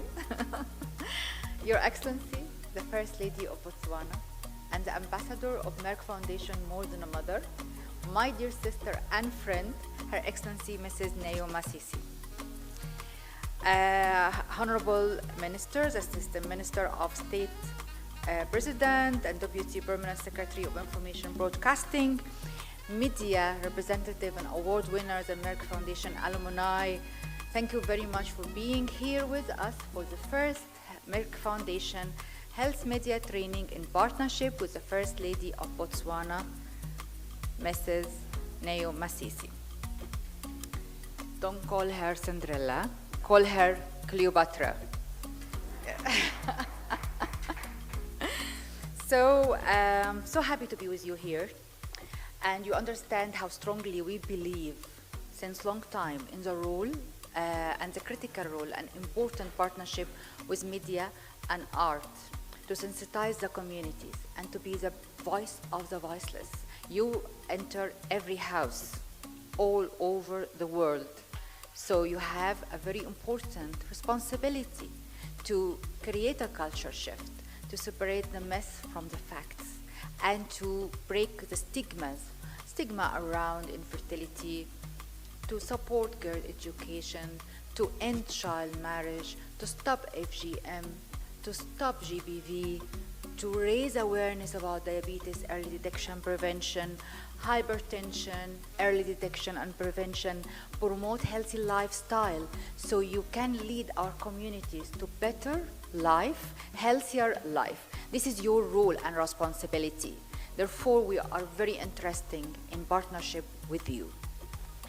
Dear media representative, I'm so happy I'm here today because we met, maybe some of you online, but we never met in person in Botswana for the first time. And thanks for the First Lady that she made this happen because this amazing organized event. And please take it seriously. Please listen to all the lectures, but also watch the animation films. And after every animation film, there is a feedback form as part of the training. When you respond to it, we will understand that you already grasp the information in the film, and also you give your feedback if you want any improvement for our next films, a new topic that we can address. But also, I invite you to apply for our awards. We have fantastic 4 awards for each category. We have the Media Recognition Award, Film Award, and Fashion Award, and Song Award. And one under Merck Foundation More Than a Mother theme, where we advocate for everything with regards to girls' education and women's rights and stigma and fertility. The other one about healthy lifestyle, diabetes, and hypertension, early detection and prevention. So in total, there are 8 awards. So based on your specialty, what you're doing as well, if it's your online or radio or TV or newspaper, you have your place and you are eligible to win a very important award with us and to be Merck Foundation champion to raise awareness in your society and your community, and you will be work closely with Her Excellency, the First Lady, in her campaign and advocacy building. So this is very, very important. Another thing I want to emphasize, I want every one of you to also believe in what we are doing today. Breaking the stigma of infertility, supporting girls' education. So can you repeat after me? No to infertility stigma. Yes to girls' education. So this is the mottos of today.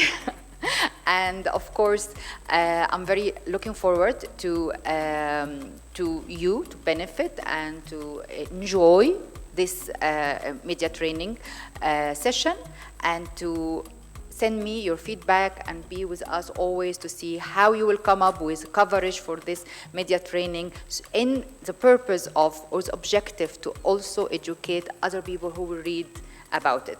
And believe in your social media, also power, as we know. We have 6 million followers in our social media, and I'm sure that each one of you has social media outlet in addition to his normal work. So please post everything today and let us spread the word and create a culture shift starting from today. Thank you very much. Your Excellency, the First Lady of Botswana, Mrs. JANE MASISI, Honorable Ministers, distinguished partners, healthcare providers, distinguished media experts and media partners. So thank you very much for being here for the first Merck Foundation Health Media Training with our long-term partner, Her Excellency Mrs. JANE MASISI, the First Lady of the Republic of Botswana and it's important, Ambassador of Merck Foundation More Than a Mother. I'm very happy that we have just a few hours ago officially launched the Merck Foundation Programs in the country in partnership with Her Excellency to underscore our commitment towards building healthcare and media capacity, patient care landscape transformation, ending GBV, breaking infertility stigma, and supporting girls' education. And that's all in the presence of His Excellency, the President of the Republic of Botswana. So it was a real honor to meet him, and it shows how much emphasis the government also puts onto these actions. As you all know, our long-term partnership with the First Lady began in 2018, and we have achieved quite some amazing milestones. I'm proud to share with you that Merck Foundation has provided 45 scholarships of 1-year online PG diploma and 2-year master degrees for local doctors from Botswana in many underserved and critical medical specialties, which is considered an excellent number for a population of 2.7 million. And we are still going to provide more scholarships to local healthcare providers nationwide to help to improve the healthcare landscape in Botswana. Through our scholarship program, Merck Foundation is contributing to advance healthcare capacity and transforming public healthcare in Botswana and the rest of Africa and other developing countries. Therefore, till today, Merck Foundation has provided more than 1,810 scholarships for young doctors from 52 countries in 42 critical and underserved medical specialties. So I'm proud to share that many of them are becoming the first specialists in their specific countries.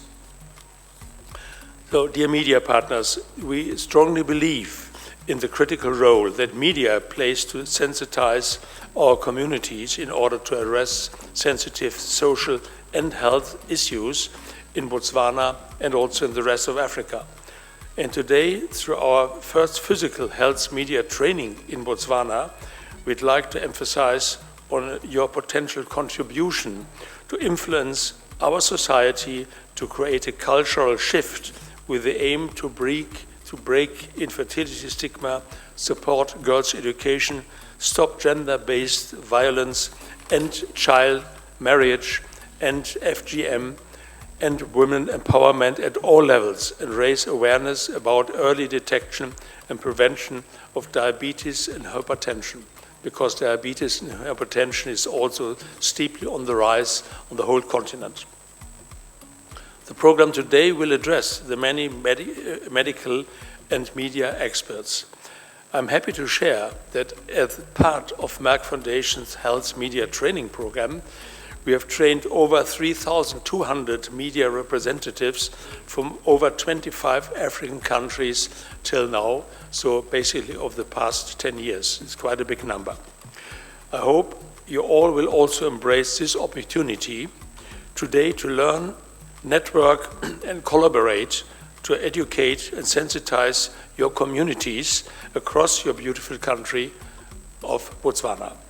Thank you very much, and I wish you a good afternoon and a lot of interesting working environments and working sessions. Thank you.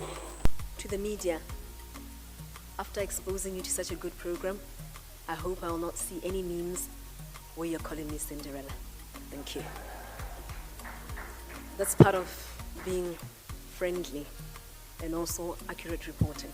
I think let's keep to the main facts and I hope it will be highlighted during the session. Facts, facts, facts.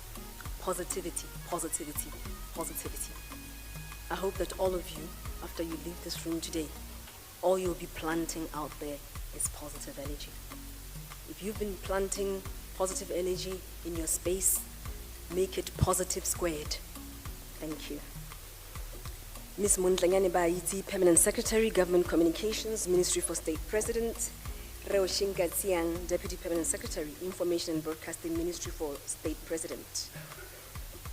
Professor Frank Stagenberg Haverkamp, Chairman of Merck Foundation Board of Trustees. Senator Dr. Rasha Kelej, CEO of Merck Foundation and President of More Than a Mother campaign. Participants from the academia, media practitioners who are here, and members of the media who are capturing the scenario today. Let me start by expressing my appreciation to Merck Foundation for offering the Health Media Training Program, realizing that media plays an integral role in creating awareness and generating information. Merck Foundation has provided a health media training program which focuses on responsible reporting while taking into account media ethics when dealing with highly sensitive issues such as infertility.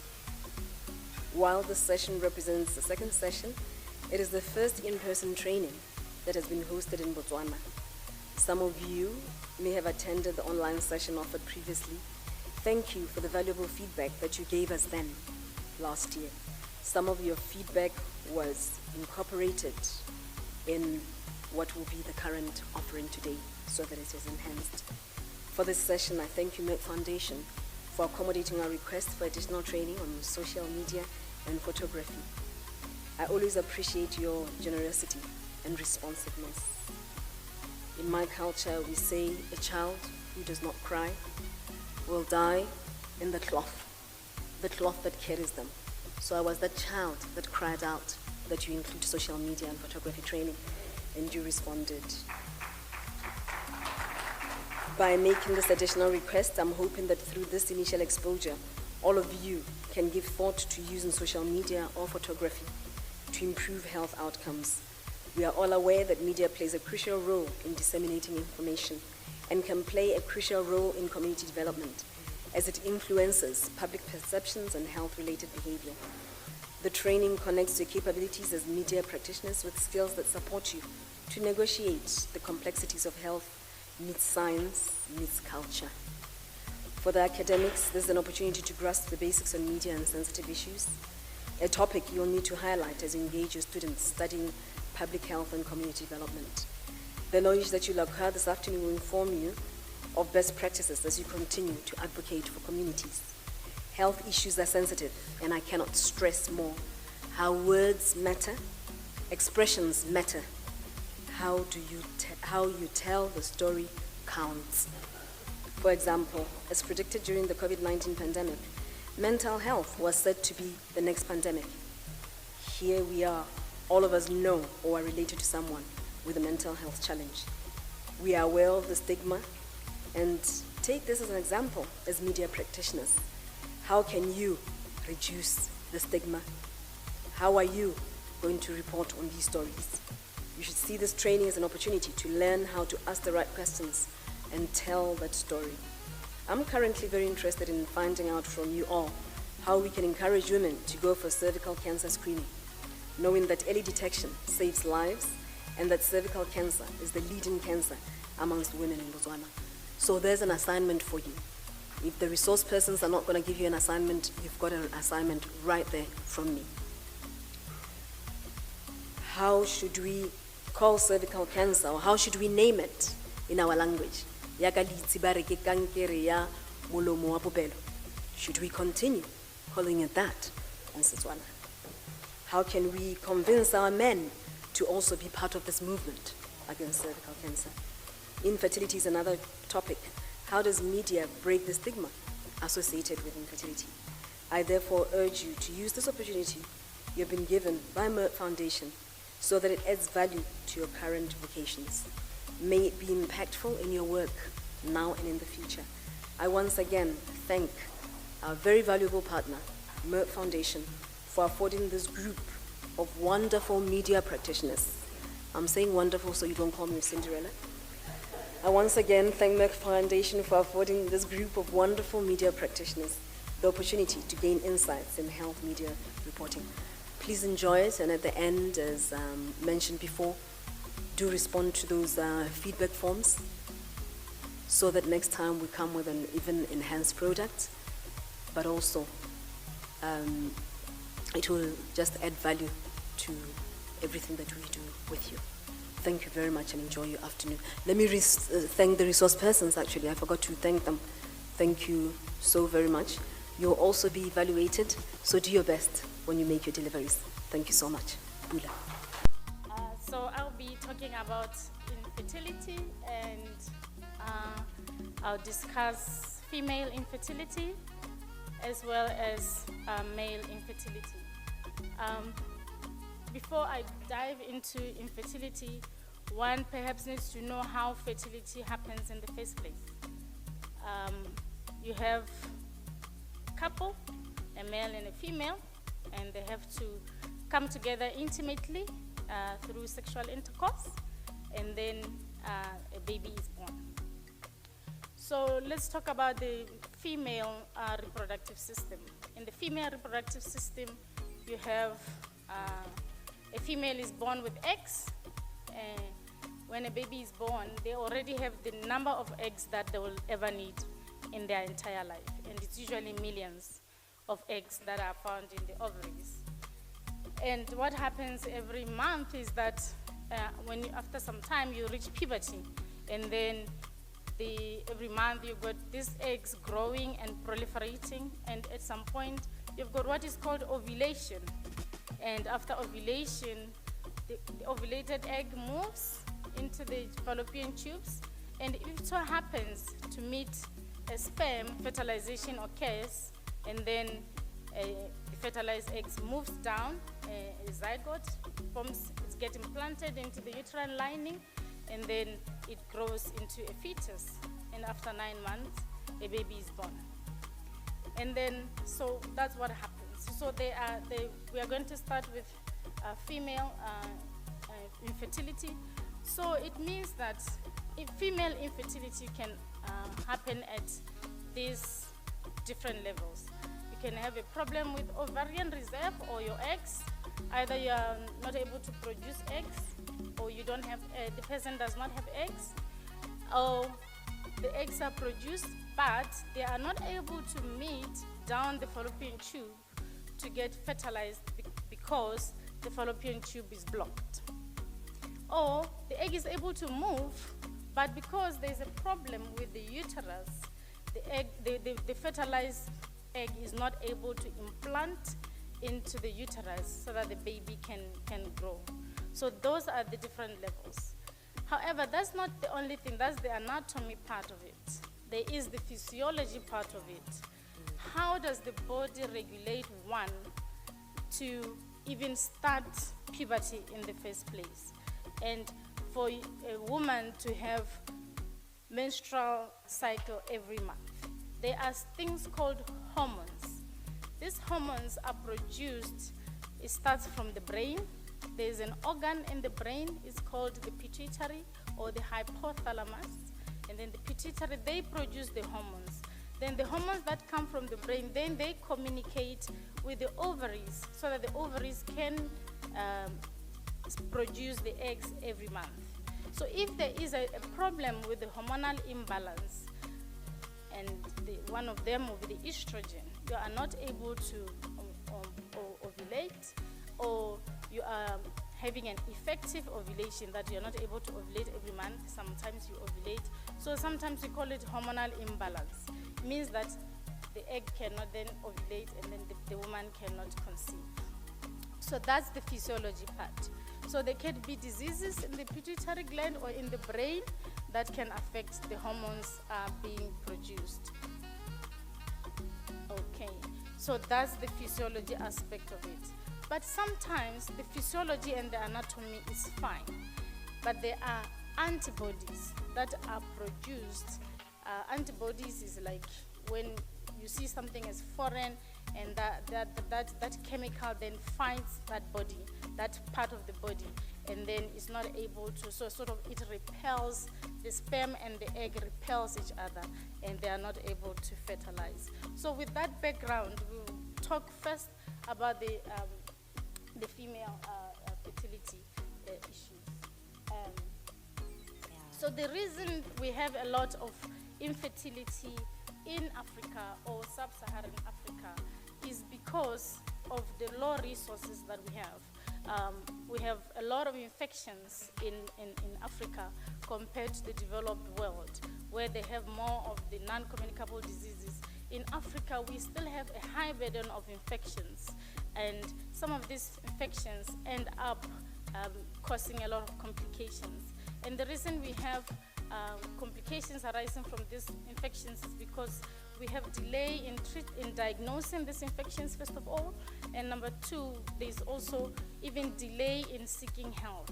You know, in African setting, we have what we call health-seeking behavior.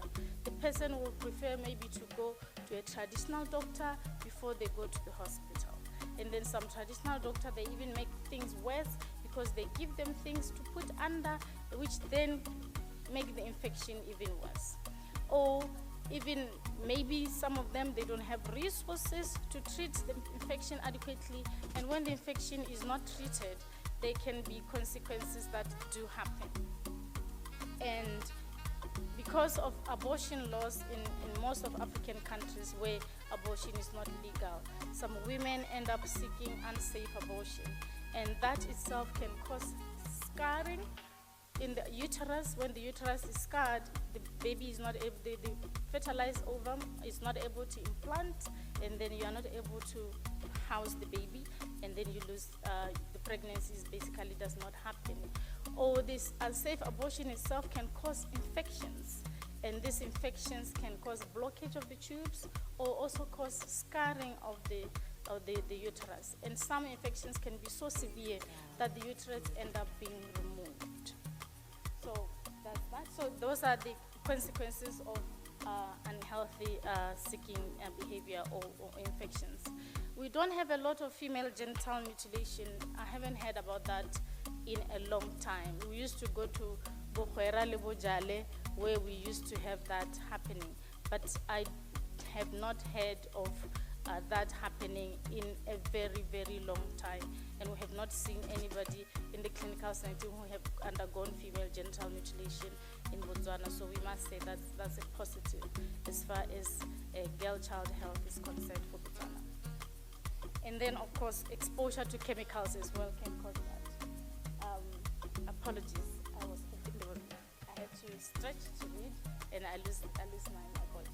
And so if you have untreated infections, those are the consequences of untreated infections. So we know that, so what the message we should send out there is, sometimes also there is a stigma associated with just developing a sexually transmitted infection and seeking help. So people tend to seek help late, and they want to hide that I have a so-and-so infection or some infection, or have a discharge from the vagina, or even men, I have a discharge from the penis. So they delay in seeking help. So we should sensitize the community that when you have an infection, you should be quick to seek help, because if you delay health, there are consequences that are going to happen, and one of them can affect fertility. And this goes for both men and female. Seeking help should not be something that is shameful if you have a sexually transmitted infection. But unfortunately, the stigma starts there. You can't seek help because people are going to think what you had unprotected sex or something in that nature. So, and also, the reason the women have to have regular checkup, because it's not all the time that the women will have a discharge. Some of these women, they've never experienced a discharge in their life, but they come and then they're not able to have a child. They do the test and they are told that their fallopian tubes are blocked. They'll be like, but I've never had an infection. They just had an infection. It's just that some of these infections are not showing, or they are not manifesting clinically, so they don't have symptoms. And sometimes they do have discharges, but sometimes they also do not have discharges. So that's why regular checkup is important. Maybe the only thing that they'll have is that I have a little bit of pain in my lower tummy, and they forget about it. But when they do have that, they should seek medical attention so that the infection can be treated early to avoid the complications. And then we know that HIV is prevalence of HIV is high in Botswana. Luckily, HIV is very well controlled, and we have reached targets for the WHO and USAID for the targets for HIV. However, even though it has been controlled, we still have new infections coming, and we still have people coming with severe AIDS, and they've lost a lot of weight, and because some of them have not even started antiretroviral therapy, or they do start antiretroviral therapy, but they default along the way, and then they start having AIDS symptoms. There's a difference between HIV and AIDS, but apart from that, HIV itself is toxic, and it can affect the ovaries, it can affect the brain that I spoke about, in the hypothalamus, especially the pituitary, so the body is not able to produce hormones well, and then it can also affect how the body regulates the hormones. And it also predisposes one to having these chronic infections. And apart from that, HIV is been associated with obesity because of the treatment that we use to manage HIV. Some of the antiretroviral therapy have got side effects of causing obesity, and obesity is becoming an epidemic globally, but more so in people living with HIV. And obesity has been associated with problems with the hormones that regulate fertility and reproduction. So that's how HIV can also affect fertility. So one needs to know that these infections gets transmitted from partners. So it's important, the responsibility of the couple, both male and female, to make sure that they produce safe sex, and as much as possible, what we preached during the HIV, the abstain, condomize, and abstinence, or stick to one partner, should also be preached as far as prevention of infertility is concerned, that they should either condomize or stick to one partner and make sure that they do produce safe sex, because multiple sexual partners produce risk of one developing infection. And the complications I mentioned is the blockage of the tube. And when the tube is blocked, then you can actually have a pregnancy happening. It happens, and then you have got what is called an ectopic pregnancy. And then some will say, so because the pregnancy is not implanted in the uterus, it is in the tube, and sometimes it can actually fall into the abdomen. It's an amount thing, and that is very dangerous because it can just burst because the space is small. The tube is small. It's not meant to hold the baby. So because the tube is small, it grows, and then it can burst, and the woman can bleed to death and die. So it is dangerous to have an ectopic pregnancy. And so what are some of the things that one can do to increase the chances of becoming pregnant? We've mentioned infections, we've mentioned hormonal issues that can occur from different conditions, really. And some of the conditions that can affect the uterus could be uterine fibroids. It could be endometriosis. I'm sure there's a lot of media coverage. There's even Endometriosis Day. We all know what endometriosis is. And all this affects the implantation. It could be blockage of the tube. It could be the hormones. So some of the things that one can do is just to make sure that you stay healthy, really. Exercise. I know in Africa we believe in looking and having a bit of meat, a bit of meat is okay. But when it becomes obese, and especially in women who are trying to have children, obesity, it affects the hormones and it prevents a woman from ovulating. So because of that, we encourage that one should do a moderate exercise. We don't encourage intense exercise because too much weight loss as well can cause hormonal imbalance to the point that your body shuts down, the brain shuts down and is not able to produce those hormones that then stimulates the ovaries to produce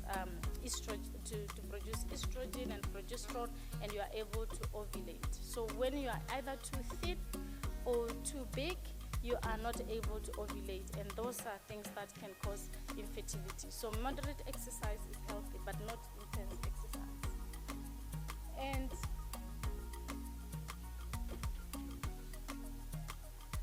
so healthy eating is good, because if you eat unhealthy, some food can be toxic, and there's something called antioxidants. So if you eat healthy meals with good vegetables, you should be able to avoid weight gain, and you should be able also to avoid extreme anorexia. And some people with anorexia nervosa actually don't have children. I'm struggling with this. And smoking is very dangerous, not only to the lungs, to the heart or your blood vessels, but also to fertility. Smoking is dangerous, and things like marijuana are dangerous. Things like illicit drugs and cocaine and heroin, they are all dangerous. So if a woman is seeking a pregnancy, they should avoid smoking, and they should also avoid alcohol. One thing about smoking and alcohol is that sometimes the woman can actually get pregnant. And fertility is not just inability to get pregnant, but also inability to carry the pregnancy to term to deliver a healthy baby. So sometimes the woman can get pregnant, but because of the smoking or the alcohol, they are prone to miscarriages. So these are some of the things that one needs to consider when they are planning on getting pregnant, is that they should quit smoking, and they should also stop alcohol even during pregnancy, because they can cause miscarriages. And then there are toxins. So basically, avoid a stressful environment. Either the stress is coming from outside or the stress is coming from within. So I spoke about female infertility, and we went through the anatomy of the female body and the hormonal profile of the female body. And by the way, for one to say that the couple is infertile, they must first of all have had unprotected sex for a minimum of 1 year. And the sex must have been regular, because sometimes they can come and say, we are not having a child, but they're having sex once in a month. So that doesn't qualify as a regular sex as far as health professionals are concerned. Regular sex, we are talking about at least 3 times in a week.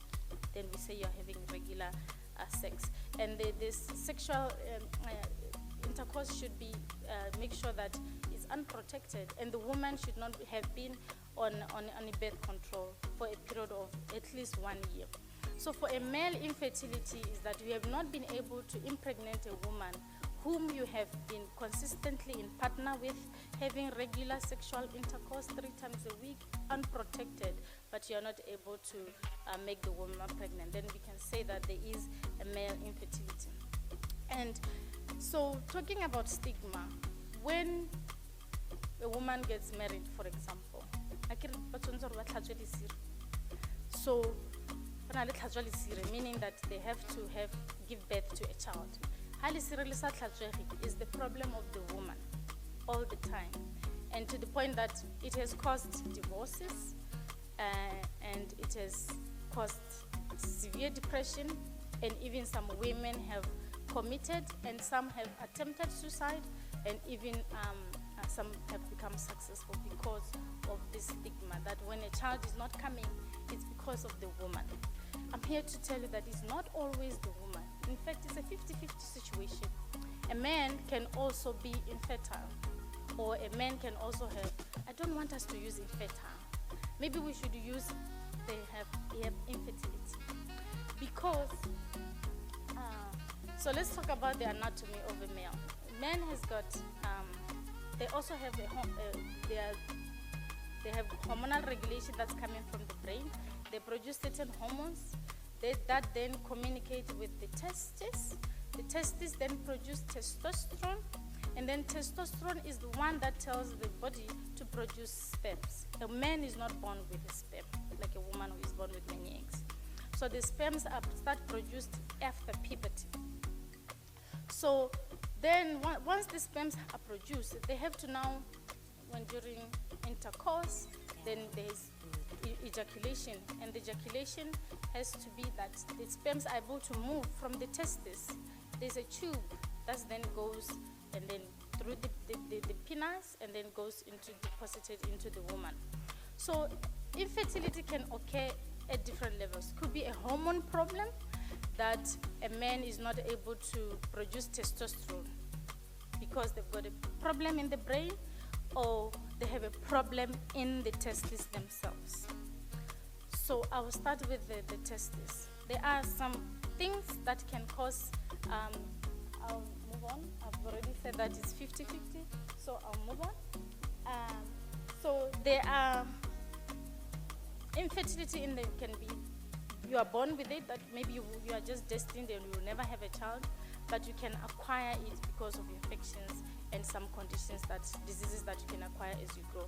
So some people can be born with genetic issues that make them not being able to produce sperms. And because of that, they are not able to have children.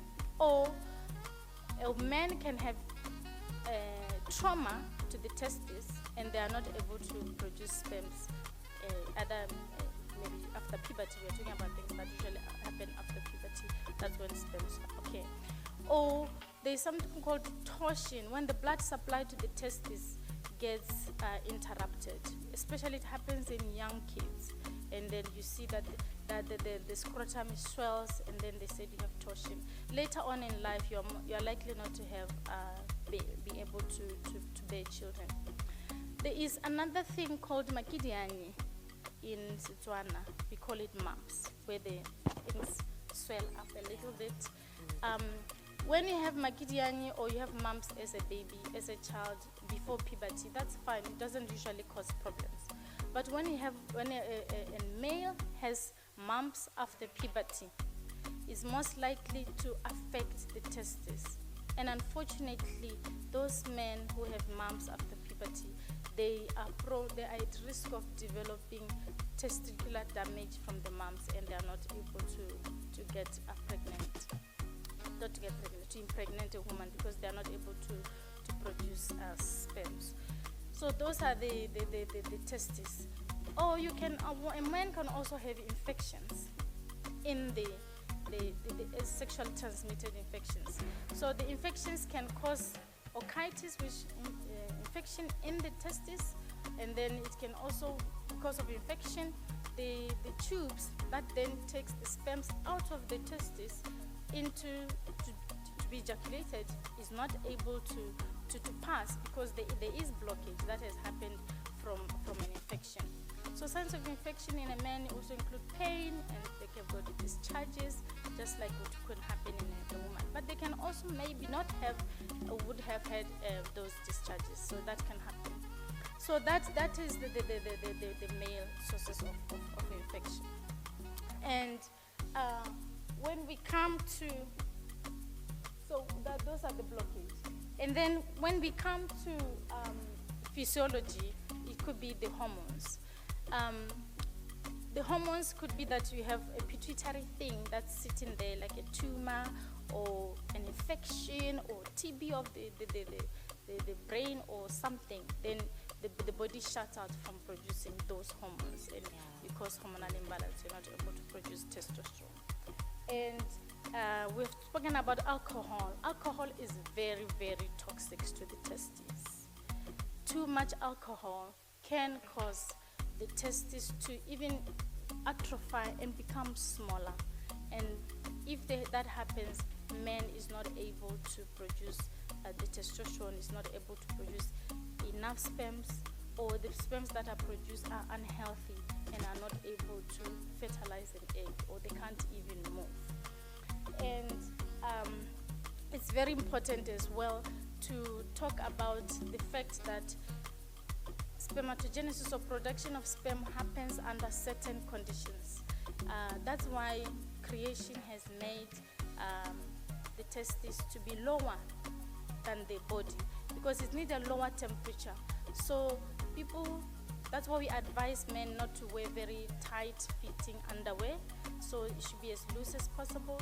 And people who sit down for a very long time, truck drivers who sit down for a very long time, they can also be prone to developing infertility because the sperms are not able to be at a certain temperature.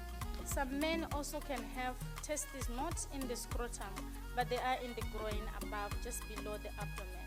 That temperature is too warm for the sperms to be formed, and they are not able to form the sperms. So the environment under which sperms are needed is very important for the sperms to be formed.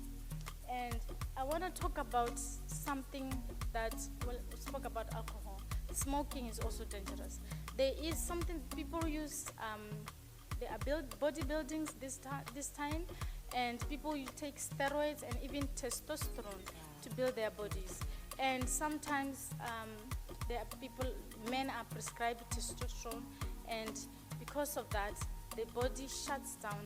There is no communication between the brain and the testes to produce testosterone. It's very important for the testosterone that is produced inside the testes, not the one that comes outside.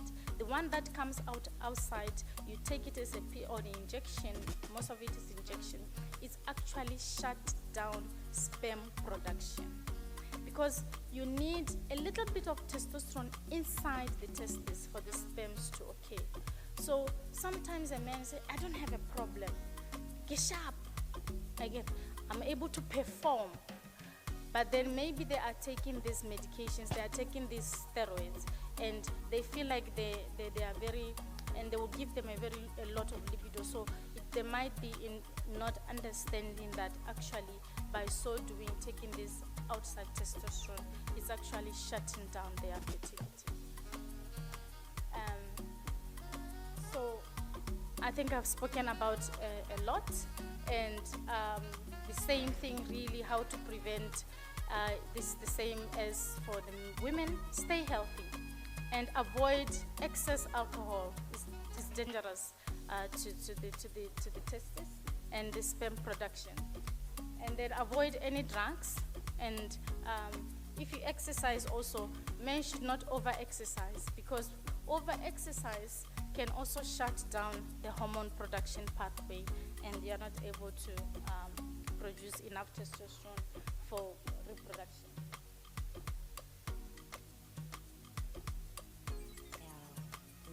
It's not moving.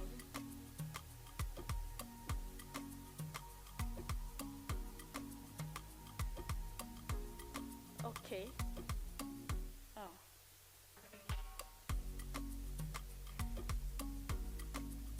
Okay, so that's where we are.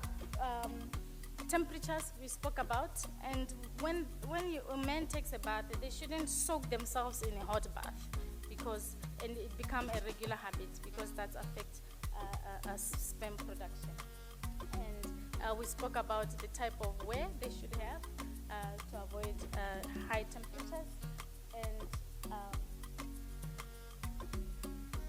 this thing has a delayed response.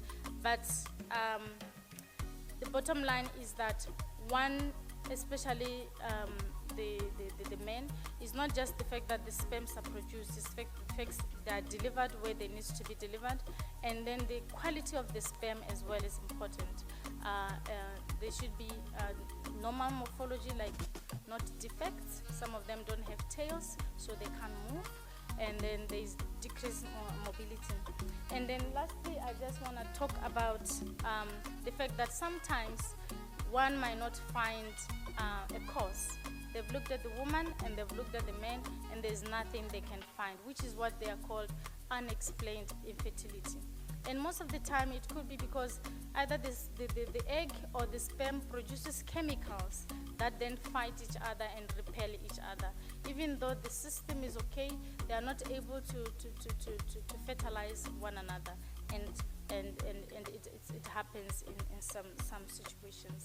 And both male and infertility needs to be investigated because there are potential treatment options that can be done for both male and female infertility. One of them could be that maybe you just have a blocked tube, and you can do an intrauterine insemination, or maybe because the woman has a blocked tube as well, we can actually go in, get the sperm, and then inject it in the woman, and then they can have a baby. Or it's just a simple thing of the hormones not being balancing, and we are able to balance those hormones, and one is able to ovulate properly, and then they do have a successful pregnancy. Or it's just that the man is taking exogenous steroids or acid steroids. It's just probably a matter of just stopping whatever you are taking and allow your testicular function to recover, and you have a baby. So what we need to take from this is that infertility is unfortunately common. They say 1 in 6 might have an infertility issue, and it affects both men and female. And just because one is not able to have a child does not mean it's the end of the world. They are not lesser of a human being, or they are not lesser of a woman, and they are not lesser of a man. And the other thing that I want to say is sometimes the couple just have a boy, and then they say, or they are having a girl child. 4 children, they are all girls or one sex. I want to say, unfortunately, if there's anybody to blame, it's the man. Yeah, it is the man to blame. Who brings the sex of the baby is the man. Not that there should be any blame. I get it. There shouldn't be any blame. But a man, we are born with X. Our eggs are just X. And the men, they have an X sperm and a Y sperm. So what type of sperm fertilizes the egg is what determines the sex of the baby. So if it's a Y carrying sperm, the baby becomes a boy. If it's an X carrying sperm, the baby becomes a girl. So we should let it be known that men should not divorce women because they are giving them boys only, not girls, or they are giving them girls only and not boys. The man is the one who determines the sex of the baby. Thank you for listening.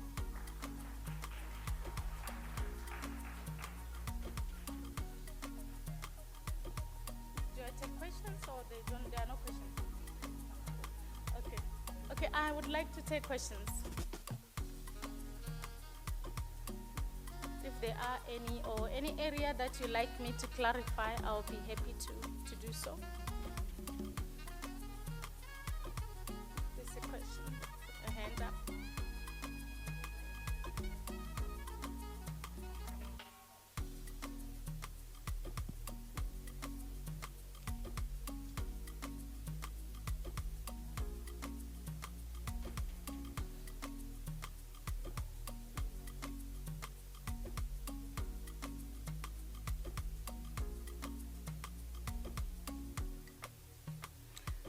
Choose the gender of your baby before, because the only way you can choose the gender of your baby usually is when there is IVF, and they can do the sex determination before they implant. But then they can choose whether you want to implant a girl or you want to implant a boy. But under natural conception, maybe you mean when the baby is born.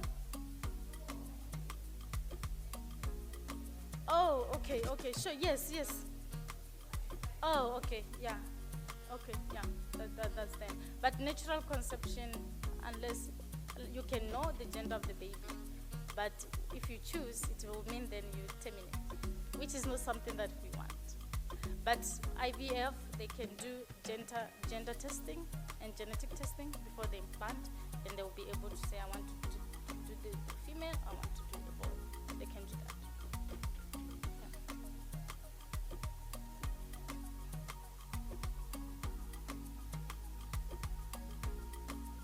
Go. Sure.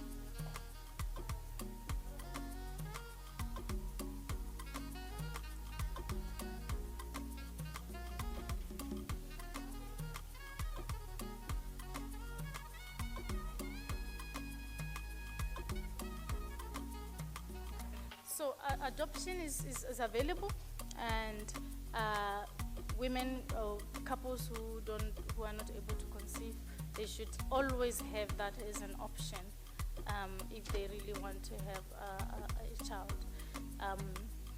and through social services. And the other option will be if the issue is the man is not able to produce sperm and the woman's able to have the eggs, there is something called also sperm donation. But we don't do these things in Botswana. So we refer the patients to South Africa. So they can have sperm donation, and then you go there and do, obviously the route that you have to take that is in vitro fertilization. If the man has sperm and they are also not, the woman has no eggs, there are also issues where you have got egg donors, you can get egg donation, and then you do IVF. If they both have nothing, which is very rare, you can either have donation both sides if the uterus is okay, and then you have a baby. That is if you don't want to adopt, you want a baby that you guys have carried from the beginning and you nurture from the conception as your own. But adoption will be another way to go. And then surrogacy is necessary when the woman has got a uterine issue, that they are not able to, they probably have got eggs, but they don't have an environment, the uterine environment that can house a baby. Either you have got uterine fibroids, or you've got scarring, or you've got severe endometriosis. So then you can do surrogacy. Some do it with a family, or you can also choose somebody you trust. So then surrogacy just means that we now do like IVF. So they will harvest the eggs of the woman and then take the sperm of the man and then do in vitro fertilization. And then when the zygote is ready, because the woman can't house it, then this person takes the pregnancy, it gets implanted into another person who then carries the pregnancy on behalf of the couple.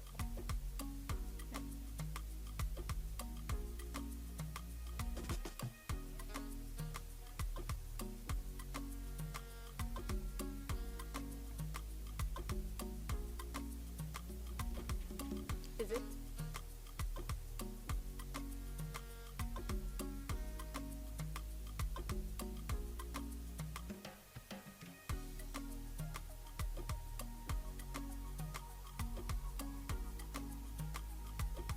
Okay, so fertility management is between, if it's men, it's between endocrinology, which I am, and then urologists, which then deal with the anatomy parts, and then if it's female, it would be endocrinologist and gynecologist and embryologist all become together.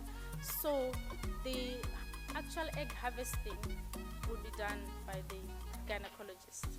So egg freezing is important because you can freeze the egg, or you can actually freeze the embryos when the fertilization has happened.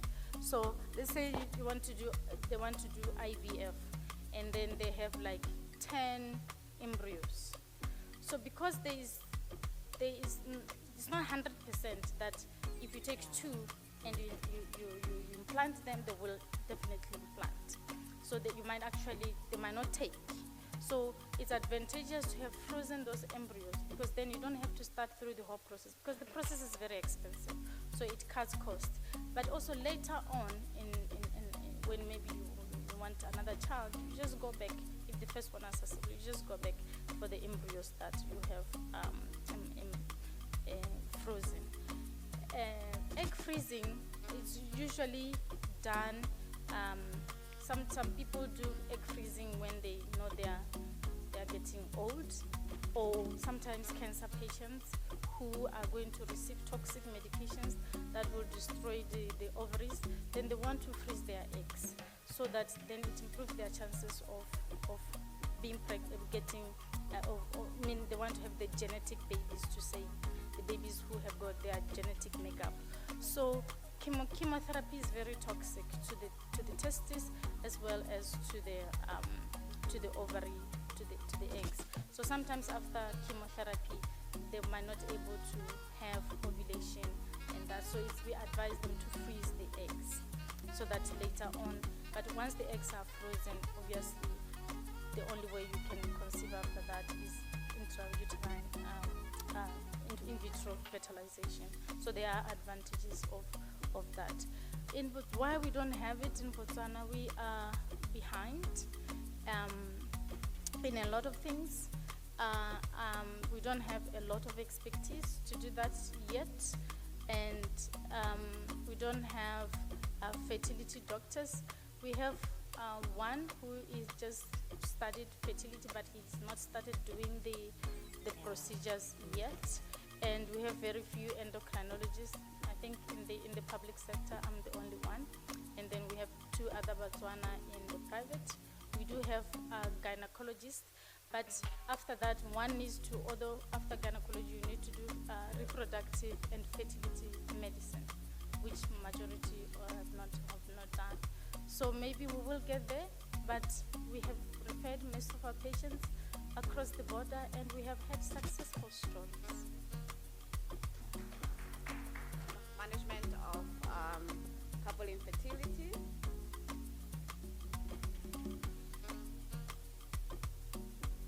Sorry, this takes a bit of time. All right, so we will go through physiology of fertility. I think the previous speaker has spoken much about the anatomy, the physiology, so this will just be a review of the topic.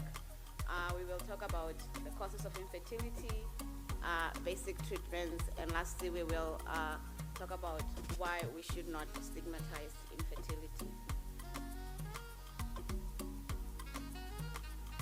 So basically, the anatomy of the reproductive system. As females, we do have a uterus where the baby grows. We do have fallopian tubes, and we do have ovaries. Our eggs or ovum are produced in the ovaries, and then they travel through the fallopian tube, and where fertilization occurs, and then the baby implants and grows in the uterus. Of course, the reproductive system is controlled by hormones which are produced in the brain and as well as in the ovaries for females. For males, we do have testicles where we produce our sperms. We do have the penis, and of course we do have hormones which are both from the brain and the testes, as said before. This is a pictorial representation of the male reproductive system. The external genitalia is what we see when we examine our patients. Of course, we can see the penis and the scrotum. And the internal structures are the testes, where our sperms are made, the epididymis, where they are stored and matured, and we do have the urethra, we do have the glans penis. So basically, this picture shows us the male anatomy. For the females, the external genitalia, what we see is the vulva or the vagina. And as females, we have a cervix, the uterine cavity or the uterus, as I've said, the fallopian tube, as well as the ovary. I do think we all went through biology at school, and this is a very common picture for all of us, right? Right, so how is a baby conceived? This message cannot be said enough. It takes two people to make a baby. 1 + 1 is 2, right? Or 1 in case of that we make one baby. So a female produces an egg, the ovum, and a male produces the sperm. When these two meet during sexual activity, there is what you call fertilization, where the sperm penetrates the ovum and there is fertilization. And then post-fertilization, the fertilized ovum implants in the uterus or the womb. This is where pregnancy occurs, the baby grows, and we ultimately give birth after 9 months. Infertility can occur anywhere in the cycle that we've just talked about, starting from your hormones in the brain, starting from your reproductive system, both males and females.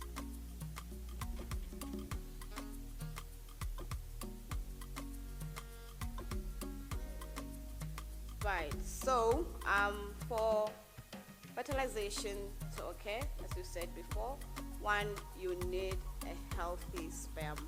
A healthy sperm is one that has a head and a tail and moves about accordingly.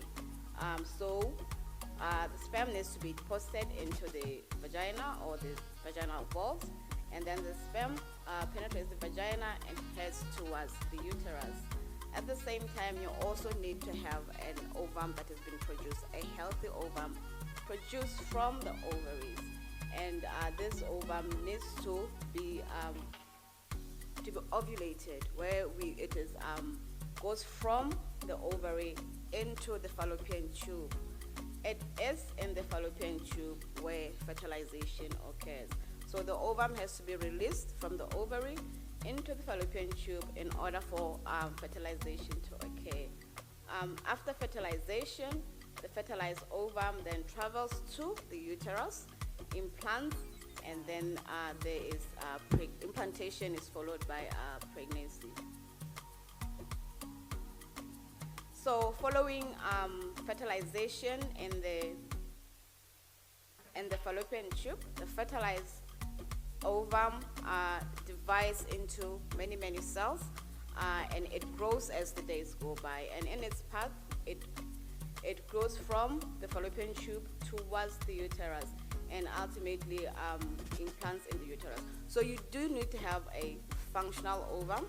You do need to have a functional fallopian tube, which can transport the fertilized ovum into the uterus for implantation. And you do need to have a functional uterine wall that can sustain implantation in order to get pregnant. And of course, you do need to have a functional sperm that can penetrate the ovum for fertilization.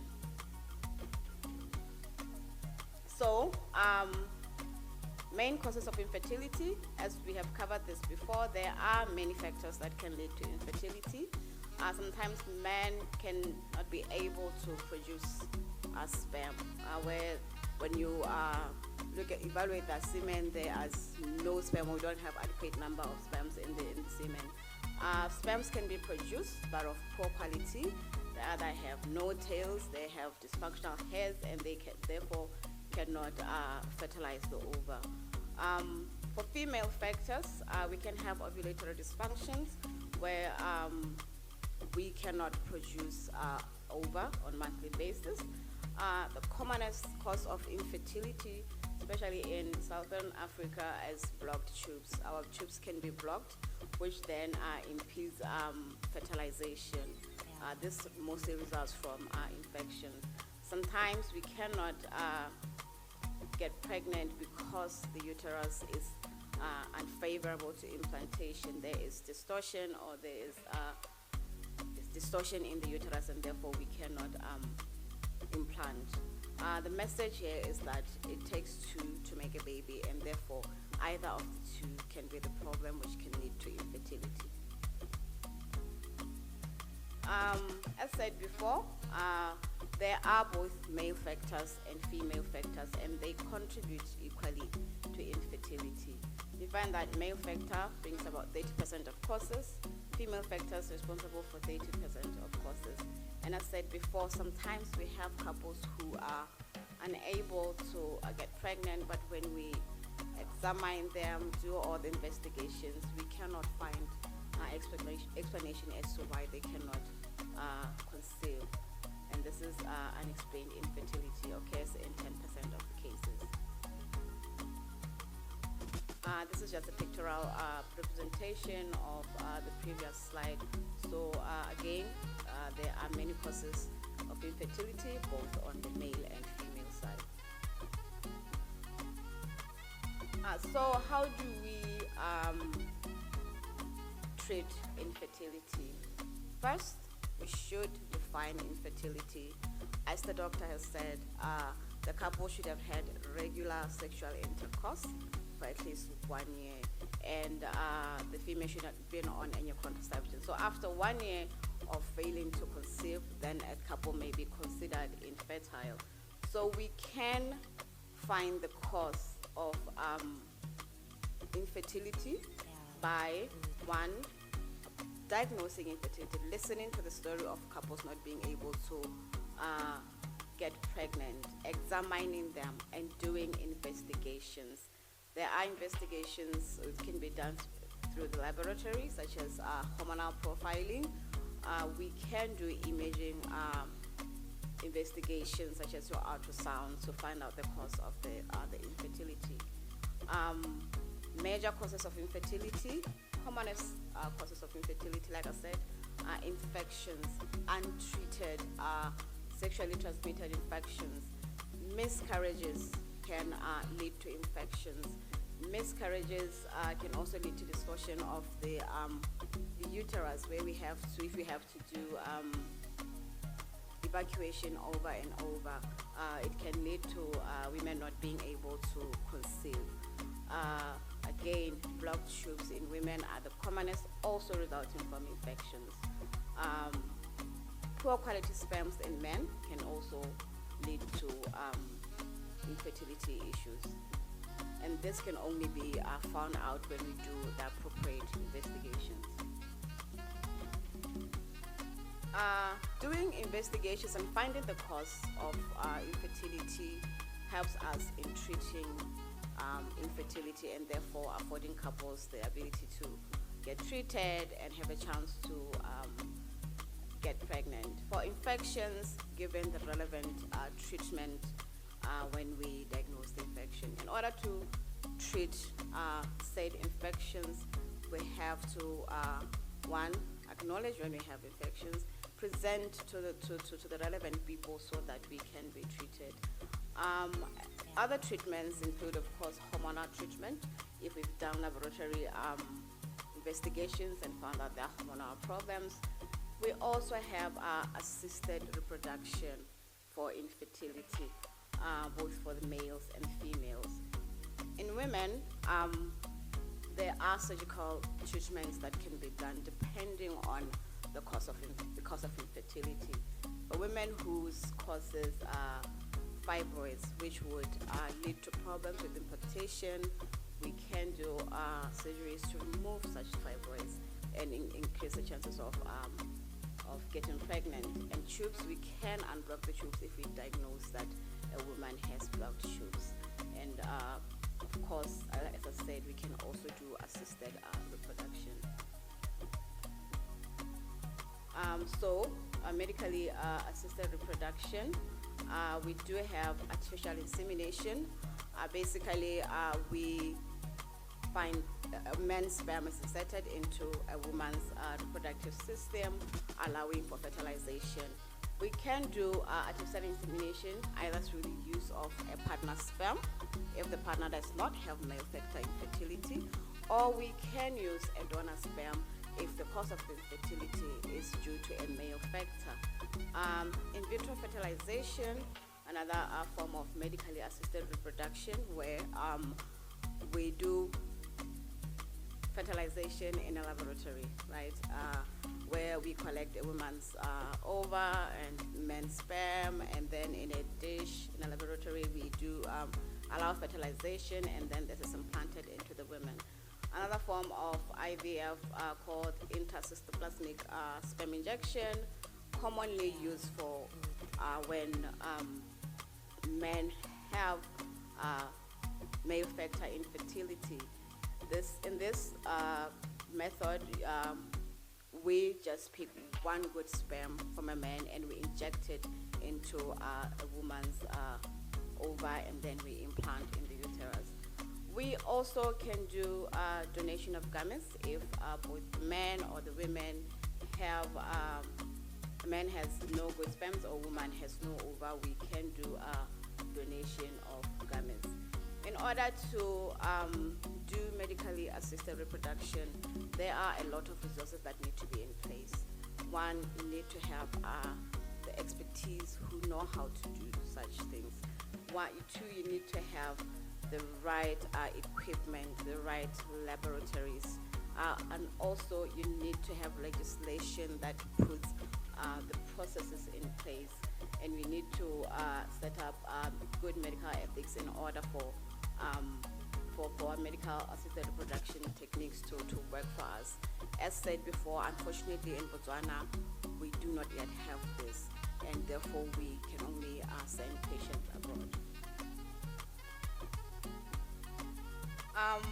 Coming towards the end of my presentation, why is it that women are stigmatized? I think the doctor gave a very good example for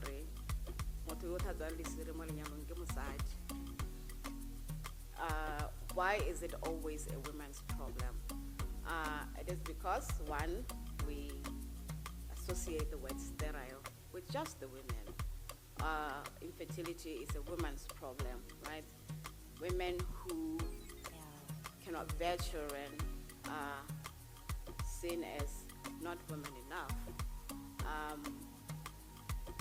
And also, women are stigmatized. If you've watched the video before, women are abused for infertility issues, even when we have not diagnosed women with infertility. Remember, we said it takes two, and the only way we can know where the problem is if we do investigations. So infertility is often associated with women, and I think our biggest message through the Merck Foundation is that we should stop infertility stigma. So I think that's one of the main reasons why we are here.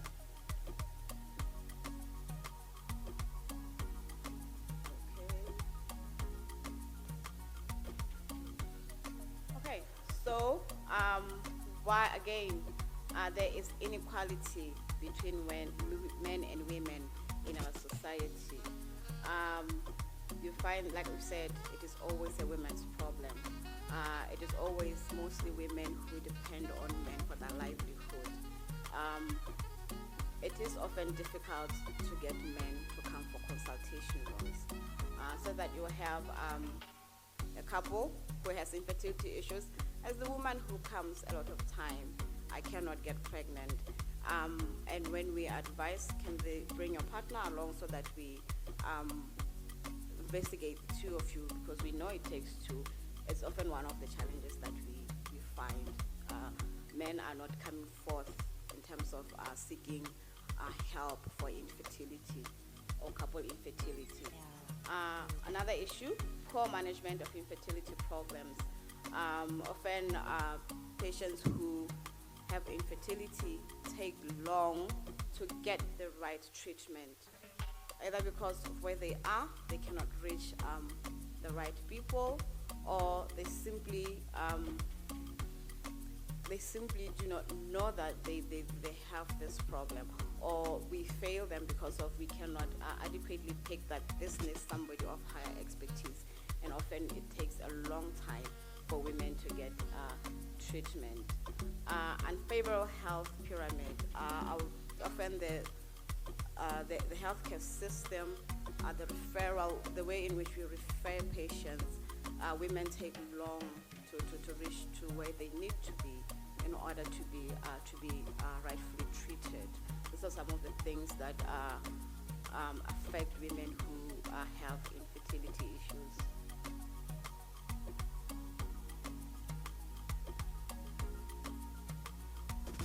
Okay, here we do have a reference to a study that was done in Cameroon.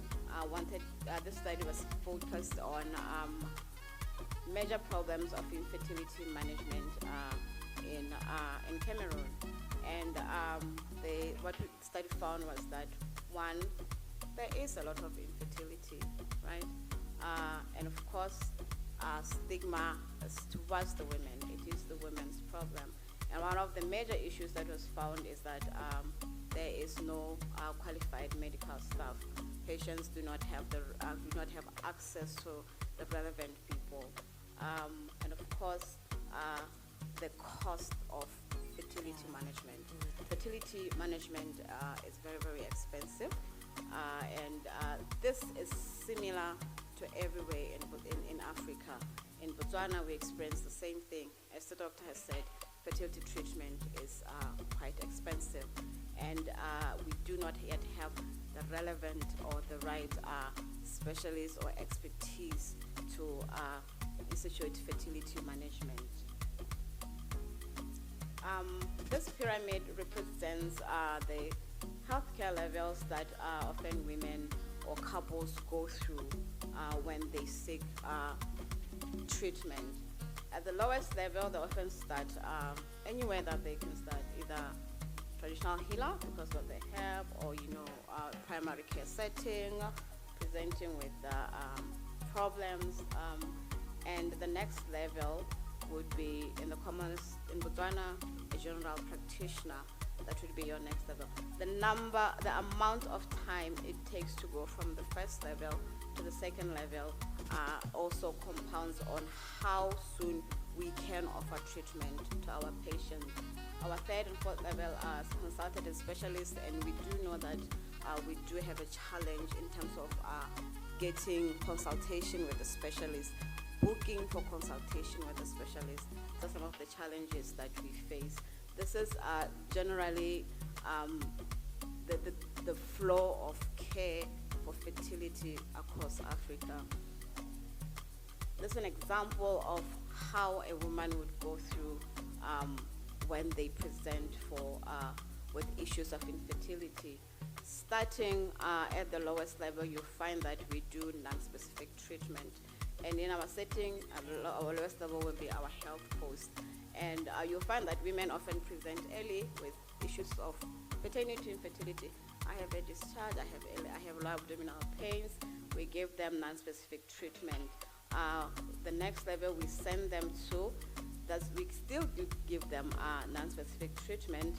However, sometimes, depending on where they present, we can start our investigations.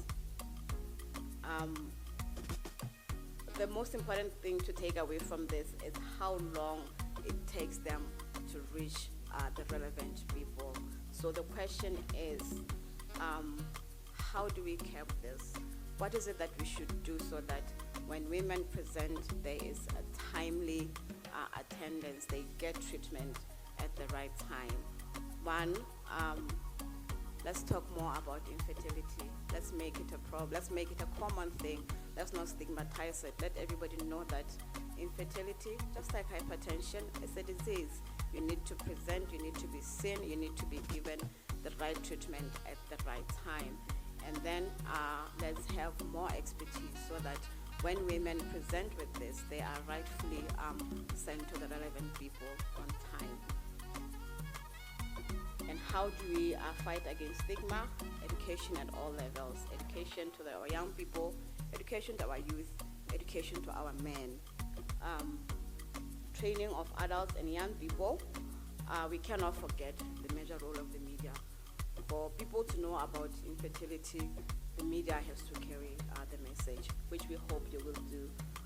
Involvement of civil society, and we cannot not talk about the role of public authorities. If our people in power talk about infertility and make it a topic that is well discussed, then people will pay attention to it. Thank you very much. As said, I'm Dr. Mokgweetsi Eric Masisi. I'm a family physician.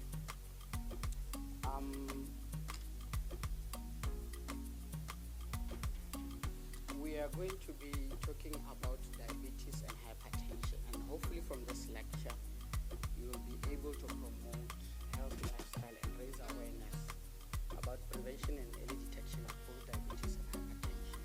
And we'll also touch on how to report it about it to the community. Now we'll start with non-communicable diseases. We all know what non-communicable diseases are. Those diseases that are not transmitted from one person to another, not like COVID or flu or STI. So we are talking about for cancer, hypertension, chronic respiratory disease, for asthma, or COPD. So the non-communicable diseases result from combination of both genetic, physiological, environmental, and behavioral factors. Behavioral factors are very, very important because when you look at both diabetes and hypertension, it's something that we can do whether to delay progression or halt both diseases. It is a leading cause of death worldwide and presents an emerging global health threat. NCDs kill about 41 million people globally a year, and about 74% of that is coming from our middle income, low income countries like ours. So as already said, examples include high blood pressure, diabetes, heart disease, stroke, chronic respiratory disease, cancer. There are many of them. These are just examples. Now we will talk about diabetes. So we all know in diabetes there is chronic elevated levels of blood sugar, which at the end leads to serious damage to the heart, the blood vessels, the eyes, the kidneys, and the nerves. So some symptoms include excessive thirst, what we call polydipsia. Some people will drink a lot of water. Actually, I had an uncle who was telling me that, hey, I'm very healthy. I'm drinking a lot of water. And then I told him, no. What are we check? And then excessive appetite, excessive urination. In the extreme forms of diabetes, a person can produce up to 15 liters of urine. Weight loss, vision changes, and fatigue. Now this is just a pictorial representation of what I've just said. I'll add slow healing of cuts and wounds. But over diabetes, their wounds take a long time to heal. Some of them they don't heal. Some will have tingling feet and hands. Some will describe them as pins and needles in both hands and feet. Some will have any sensation in both hands and feet. Some will have just numbness. The other ones I've already mentioned. Now, there are several types of diabetes mellitus, but we'll just concentrate on the three. There's early onset, that is diagnosed, and then there is type 2 diabetes, which is the most common one, about 90% of those cases of diabetes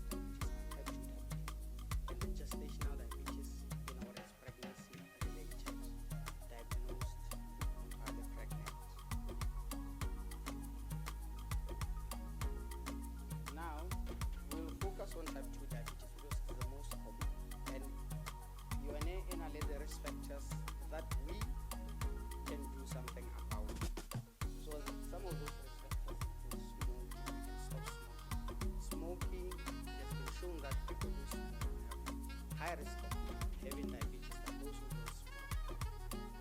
Physical inactivity. Exercise, we have that risk of diabetes. And being overweight, of course, the melanolate height, there is a young hair like that. And then the other risk factors include family history, being 45 or older, ethnicity. Blacks are more predisposed to having diabetes than whites. And then high cholesterol and high blood pressure. Now, complications of diabetes. Diabetes affects, as already mentioned, affects the blood vessels and the nerves. So, in the brain, it will cause stroke. In the eyes, it will cause what we call diabetic retinopathy, which, when not treated, and early treatment, will lead to blindness.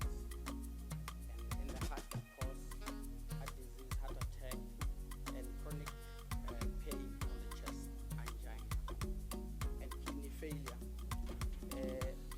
A number of patients about a third of patients who are on dialysis because of their diabetes. You see, it's very, very important to get it. And then sexual dysfunction. In male, diabetes causes erectile dysfunction. We said it affects the nerves. So, and then in females, it also affects the same way. But there was not that sensation. Some will have numbness in the uterine, so as I would feel highly sick again. And then as said, it may also lead to amputation because sensation higher or it is reduced more diabetes. And these patients will have what we call diabetic foot. When you have a wound on your leg, or you and you don't notice because you don't feel anything until it gets infected. There's a point in where we can't do anything about it. That's when we have. Now, nutrition is very important. Not diabetes. We all had lunch today. What you should have had today in your plate should have been half the vegetables, broccoli, cauliflower, beans, peas, or what, maybe lettuce, and then half should have been your starch. Your starch, not a quarter, not half. Your starch measured fish there,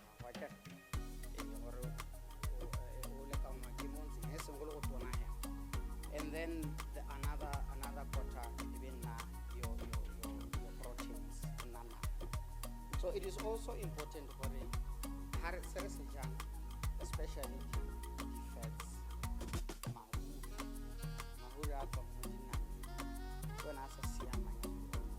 It is recommended olive oil,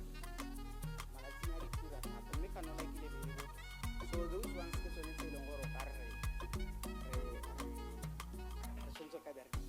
but since animal fat, we must try to avoid. Now, prevention of diabetes. So that all these things, even if you have diabetes, they are in a better control.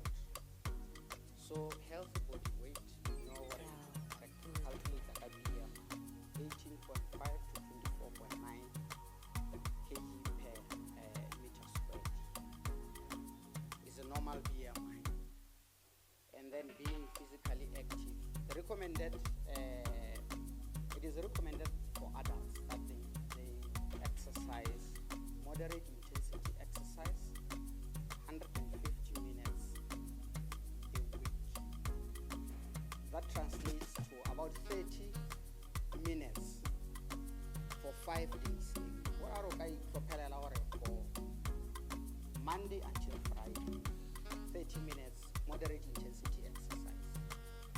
And then healthy diet, as already mentioned. Avoid tobacco use. I've already mentioned what tobacco predisposes people to having diabetes. Now we'll move on to hypertension.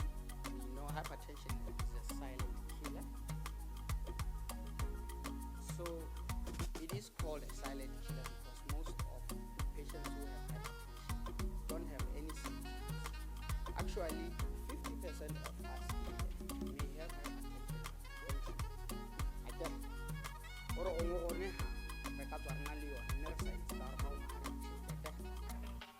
So it is diagnosed if and when measured in 2 different ways. High systolic blood pressure, actually more than 140 millimeters of mercury, and or high say more than 90 millimeters of mercury on both days. Okay? 2 different days. So condition it high blood pressure consistently in the blood vessels is so much pressure and it is a leading risk factor for cardiovascular disease. Now, modifiable risk factors include unhealthy diet. So these are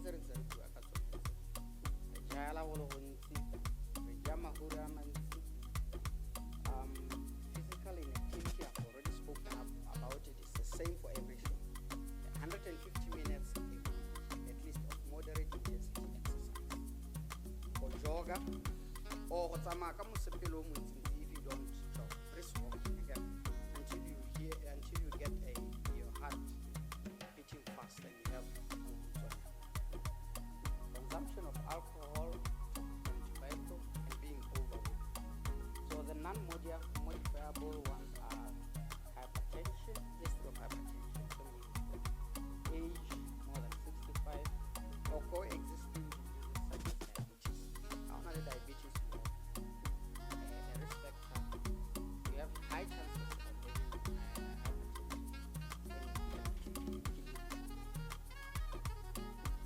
Now, as already said, people with high blood pressure are usually asymptomatic.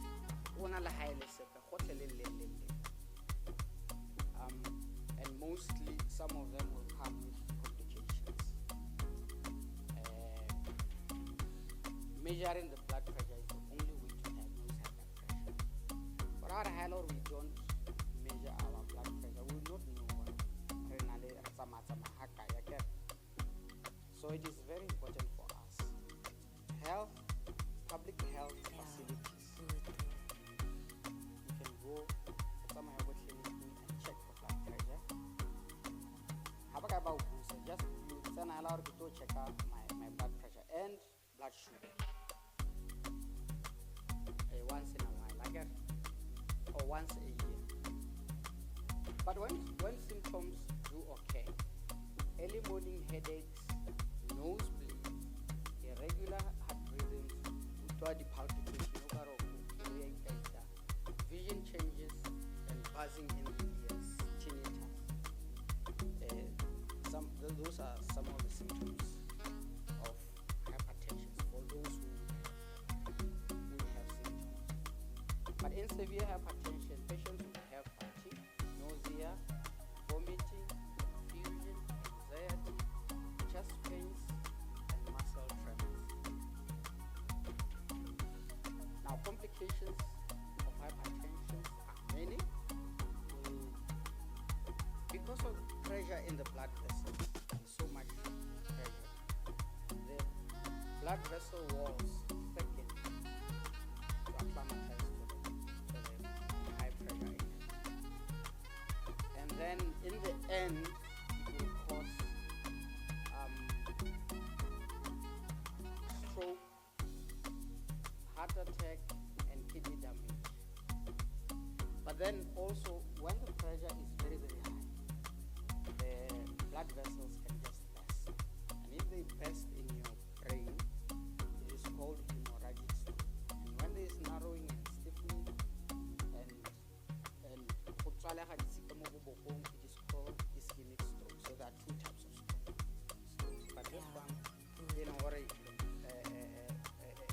most of them can have blood vessel, tubera, and you bleed into your brain, and you have a hemorrhagic stroke. And in the heart, you have heart attack, just like diabetes, heart attack, angina. And the other one is you have what is called heart failure. And mostly heart failure is comes from untreated hypertension. Because there is so much pressure in the vessels, the heart enlarges, trying to accommodate this pressure. Then we call that cardiac failure, which also comes with the symptoms. Now, prevention of high blood pressure includes reducing salt intake to 5 grams daily. We know what the government has, it's into tax area of some salt, so it is very, very important. It improves the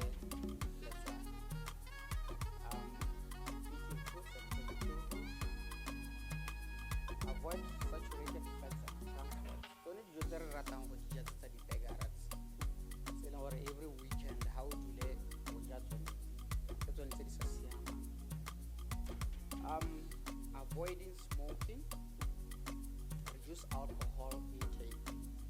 The recommended amount of alcohol for adults is 14 units a week. 14 units translates to around 10 cans.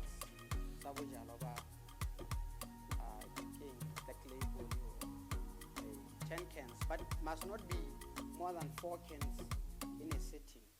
So more than a 6-pack is not recommended. Go on more predisposed to hypertension. And be physically active every day, like I already mentioned. Now you can control it by following advice and I adhere to the lifestyle changes that I have already mentioned. And taking medications as prescribed, a regular blood check. I told you already, even if you don't have hypertension or diabetes, you can go to any health facility or go check at least once a year. Reduce and manage stress. Stress is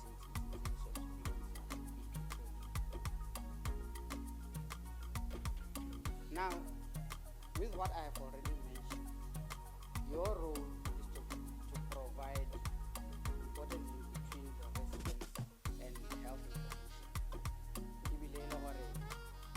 You help to expand the audience reach and you educate the public about health concerns. We know how media was very, very, very important during the COVID times. But however, media is responsible to report accurate health and science information to the public. We know COVID in no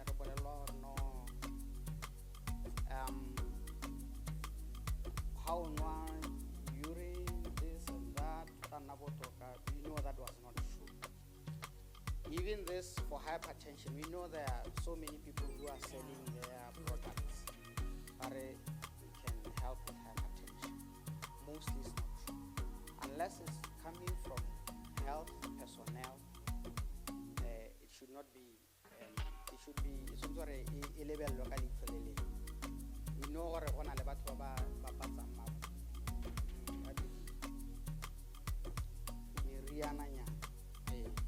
Bareka is a but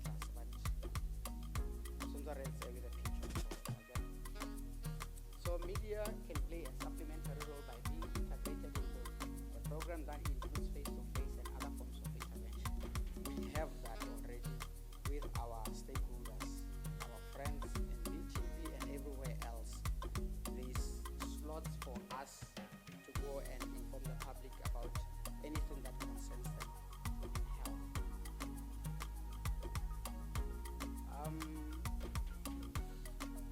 In health promotion and disease prevention, goal is to enhance the state of well-being, to guard healthy and population at risk. I think that's it.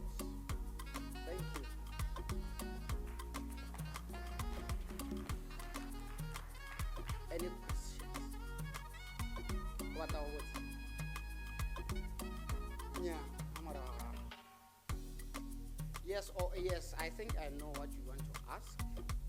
No worker erectile dysfunction, I get it. Yes. No, it's indeed common. We have those patients in our clinics, and it's how we assess them psychologically, but then there are also medications for that. So just that for men, the medication is very pricey, but it's like 400 for 4 tablets.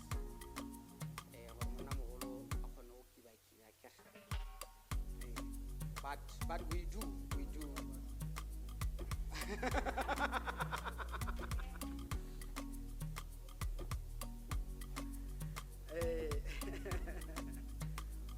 Okay, if there are no more questions, I thank you for listening.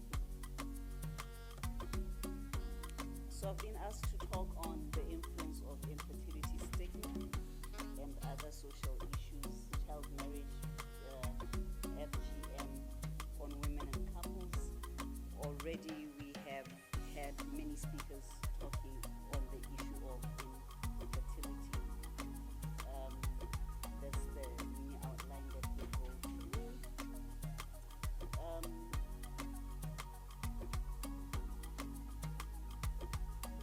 All the speakers before me except Dr. Bodi talked about infertility.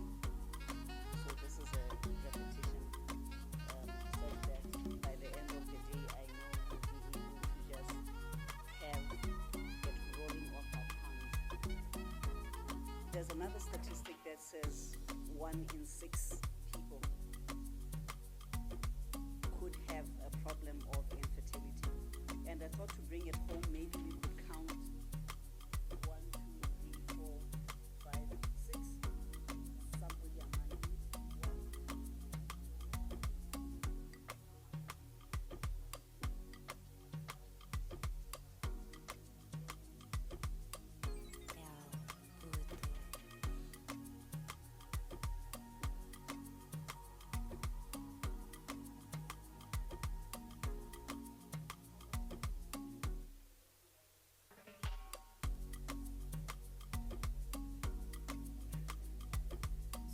It is that real, Baka, it is that real.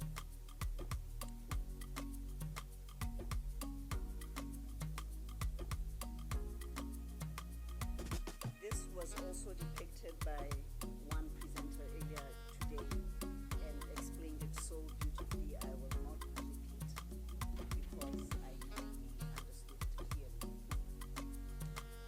So, in Botswana, it says the current fertility rate in 2024 is 2.6. I don't know how it becomes a 0.6 per woman, and that is a decline of 1.19 from 2023. And last year we had 2.69. Again, that is a decline of 1.5%. In 2022, the rate was 2.73 and a decline from the previous year of 1.40. Does that speak to infertility? We don't know. Does it speak to the economic status of people in the world and the country? We do not know, but those are our statistics. We wish, having such a small population, that these statistics were going in the opposite direction, that we would instead have increments as opposed to declines. Child marriages. The speaker also alluded to these earlier today. It is any formal marriage or an informal union between a child under the age of 18 and an adult, or another child. So it could be a 17-year-old and a 16-year-old. That is what we've been calling child marriage. Between 2011 and 2020, more than 140 million girls will become child brides. You'll note that this is a statistic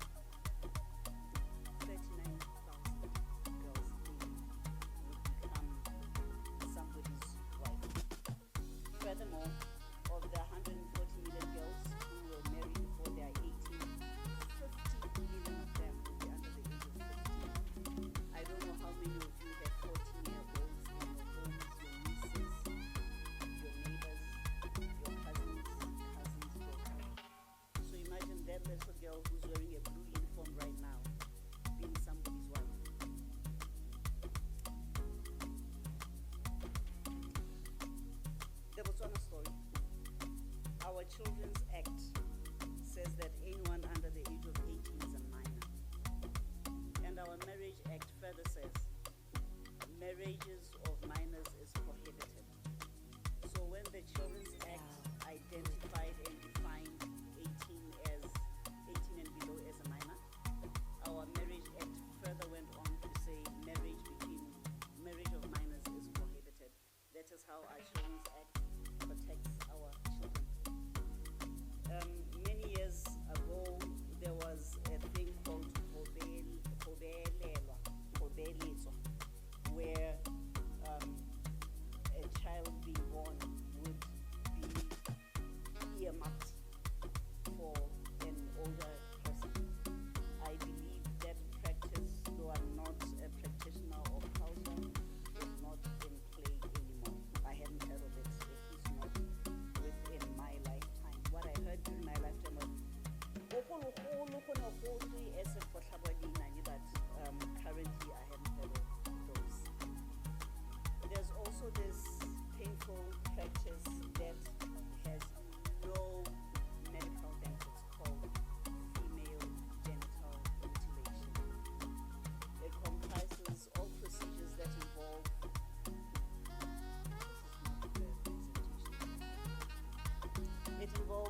all procedures that talk to partial or total removal of external female genitalia or the injury of female organs for non-medical reasons.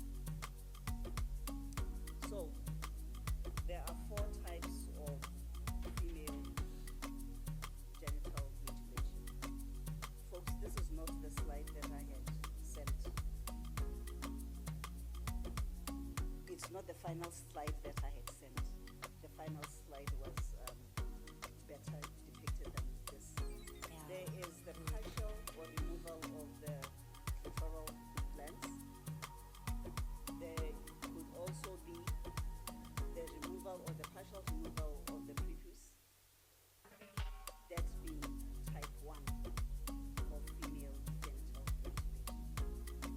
There's yet another type of female genital mutilation, partial or total removal of the clitoral glands and the medias, being the minora or the middle, depending on whatever that culture wishes to achieve.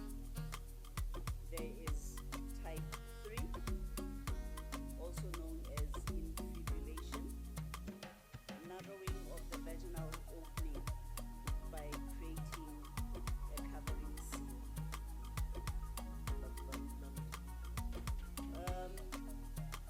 There's type 4. It includes other harmful practices of the female, other harmful practices to the female genitalia for non-medical purposes.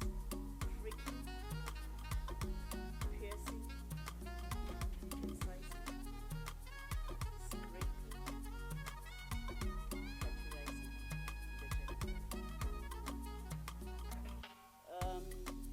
I suppose other words are self-explanatory. Maybe I could talk about cauterizing, which is a process of killing cells or tissue.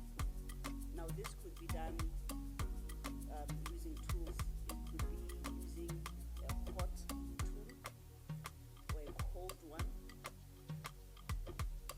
It could be done using electric currents. It could be done chemically.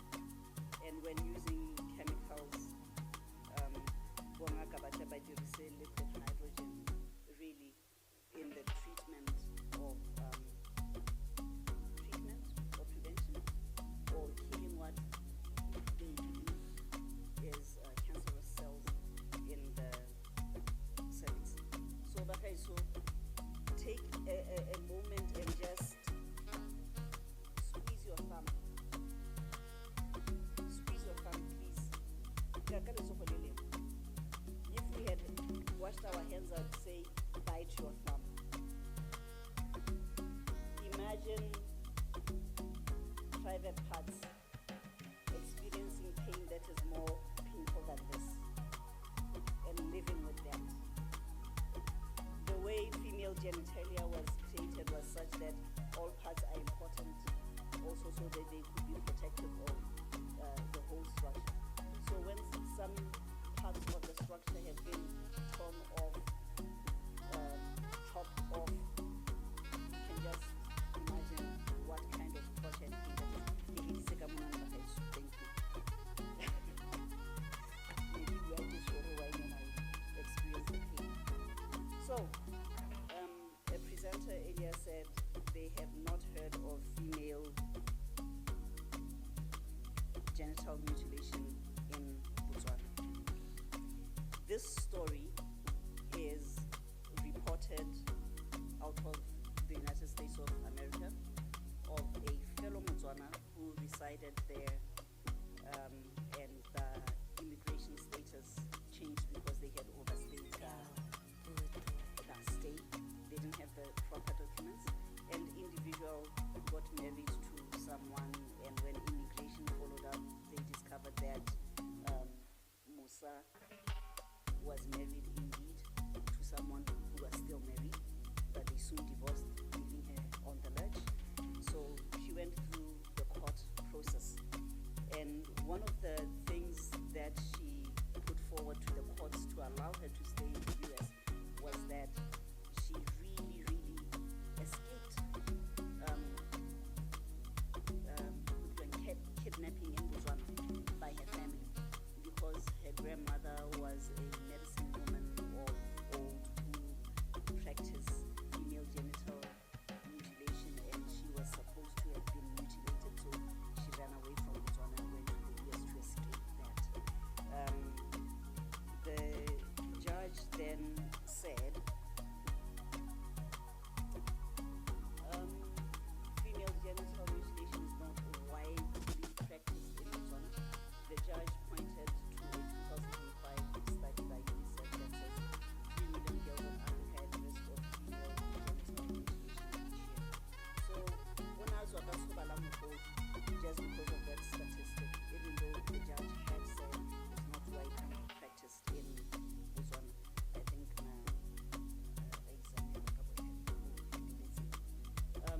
the judge further said substantial evidence does not support the agency's conclusion, immigration agency, that Musa will likely not be subjected.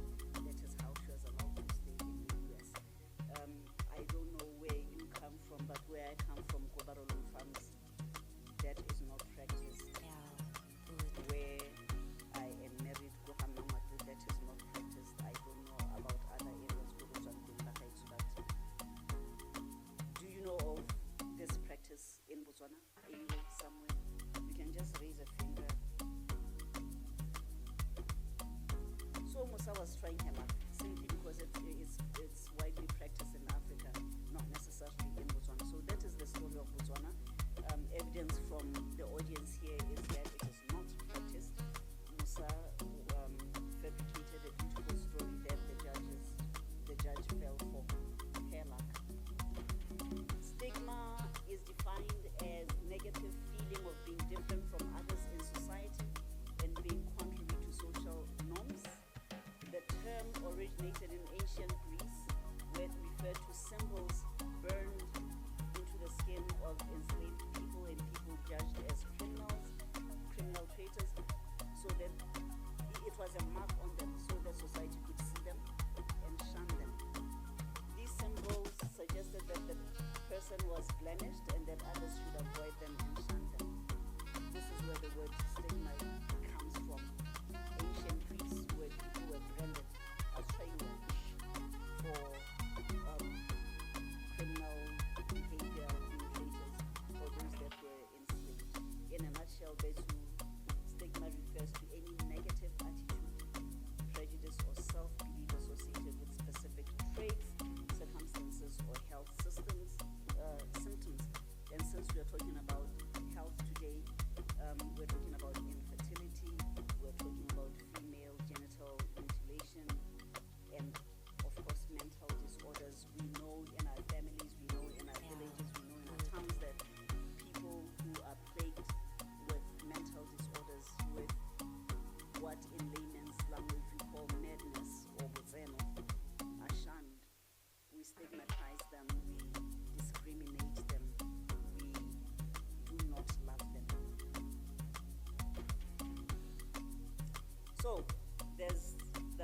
words empathy and sympathy that we sometimes use interchangeably, but they are,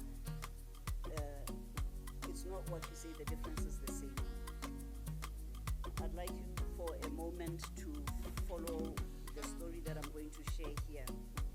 So a woman goes to the clinic with a baby who's malnutritioned, the baby cries non-stop and the nose is running, and you as a healthcare practitioner or you as a media practitioner has gone to the clinic to cover a story.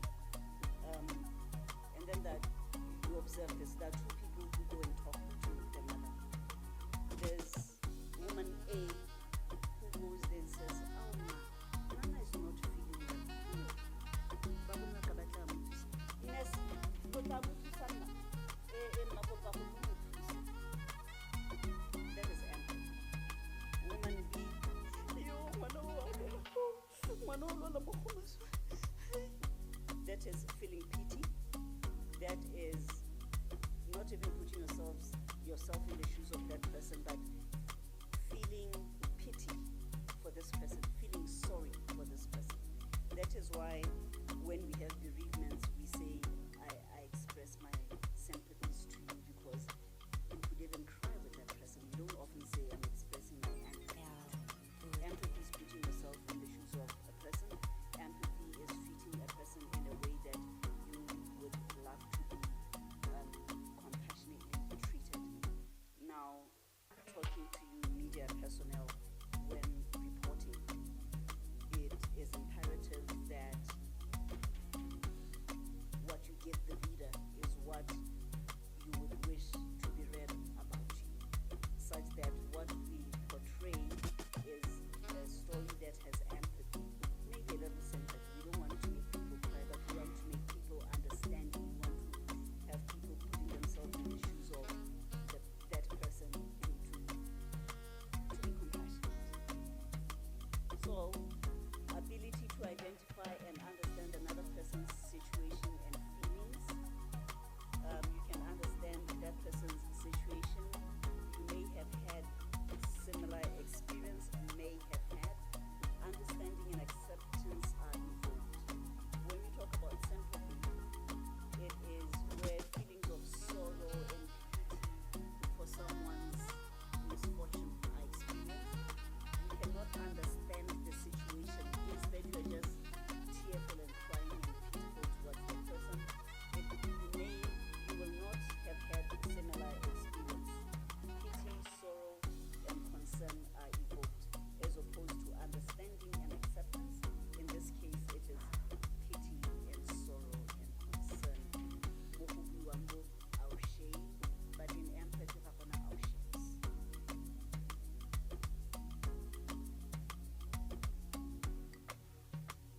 Our friends in the fourth estate, you can help promote self-actualization, which is the full realization of one's potential, the full development of one's abilities and appreciation of life in how you report. You would also raise awareness of laws relating to protection of women against domestic violence, sexual harassment, professional harassment, and mental harassment. I had underlined and bolded and illiterate mental harassment. The community does not have adequate knowledge of infertility and other social issues. The media can raise awareness of such issues, making society understand that infertility affects both partners, providing them with correct information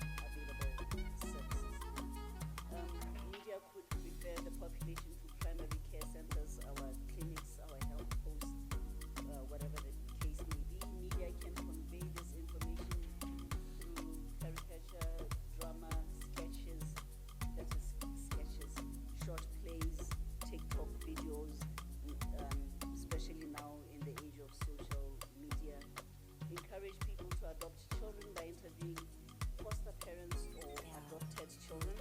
This would encourage believing that you are not stuck working in Botswana, where there are cases of child marriages. Maybe could be able to interview foster parents who would be willing to take in children who are at risk of early marriage. Raise awareness of promising options for assisted reproduction. The doctors talked about them. Adoption is one that we know very well in Botswana. That one is a very viable option. Raise awareness of women's empowerment and promote women's health and education in an attempt to prevent gender-based violence, female genital mutilation, and ending child marriage. Encourage women specifically to take care of their mental health. Not that men should not take care of their mental health. In fact, we tend to believe that men do not access services for mental health, but take it from me, men access mental health services. And in my experience, 10 years in private practice,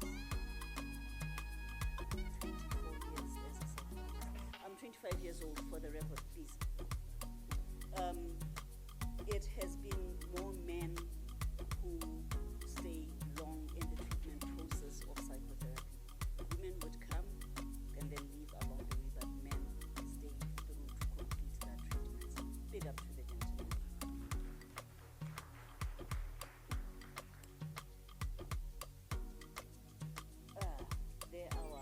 There are our references. So, like I said, this is not the presentation that I had initially, that I had sent as the final draft.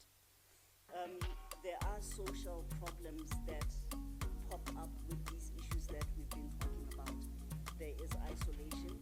When you are embarrassed, when you are humiliated because of a natural occurrence in your health status, you tend to avoid being shunned, you tend to avoid having both our shame. So you isolate yourself.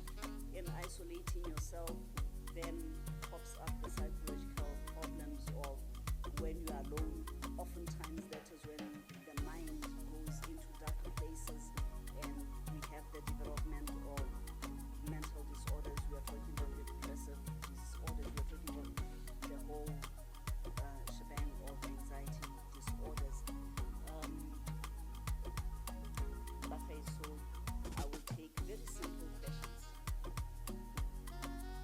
Let me first of all acknowledge your presence right here and the presence of all of you. To say this is perhaps for me a lesson, because of all the speakers we've been speaking, it was all about health and so much to health and health and health. And I'm expected at least to take a juncture this time to try and talk about the role of the media, right? And in talking about the role of media, of course, we'll be looking into what we can do as the media and see to it that at the end of the day, what we do much better. I've been already introduced. What we will be talking about is to explain the role of the media in society. It is very key that we understand what the media does. Traditionally, we've learned that the media is about the state. This is per se just a tablet, but in actual fact, the media is what is giving us stories, what is expounding our narratives, and putting us into some kind of a book as a society. I'll explain that more. And then also to understand the task that the media is undertaking, communicating health and social issues, then highlighting information, segregation, and news reporting practices. The first most important thing is to understand the process, what it does involve. When the media is giving out information to society, what does that involve? It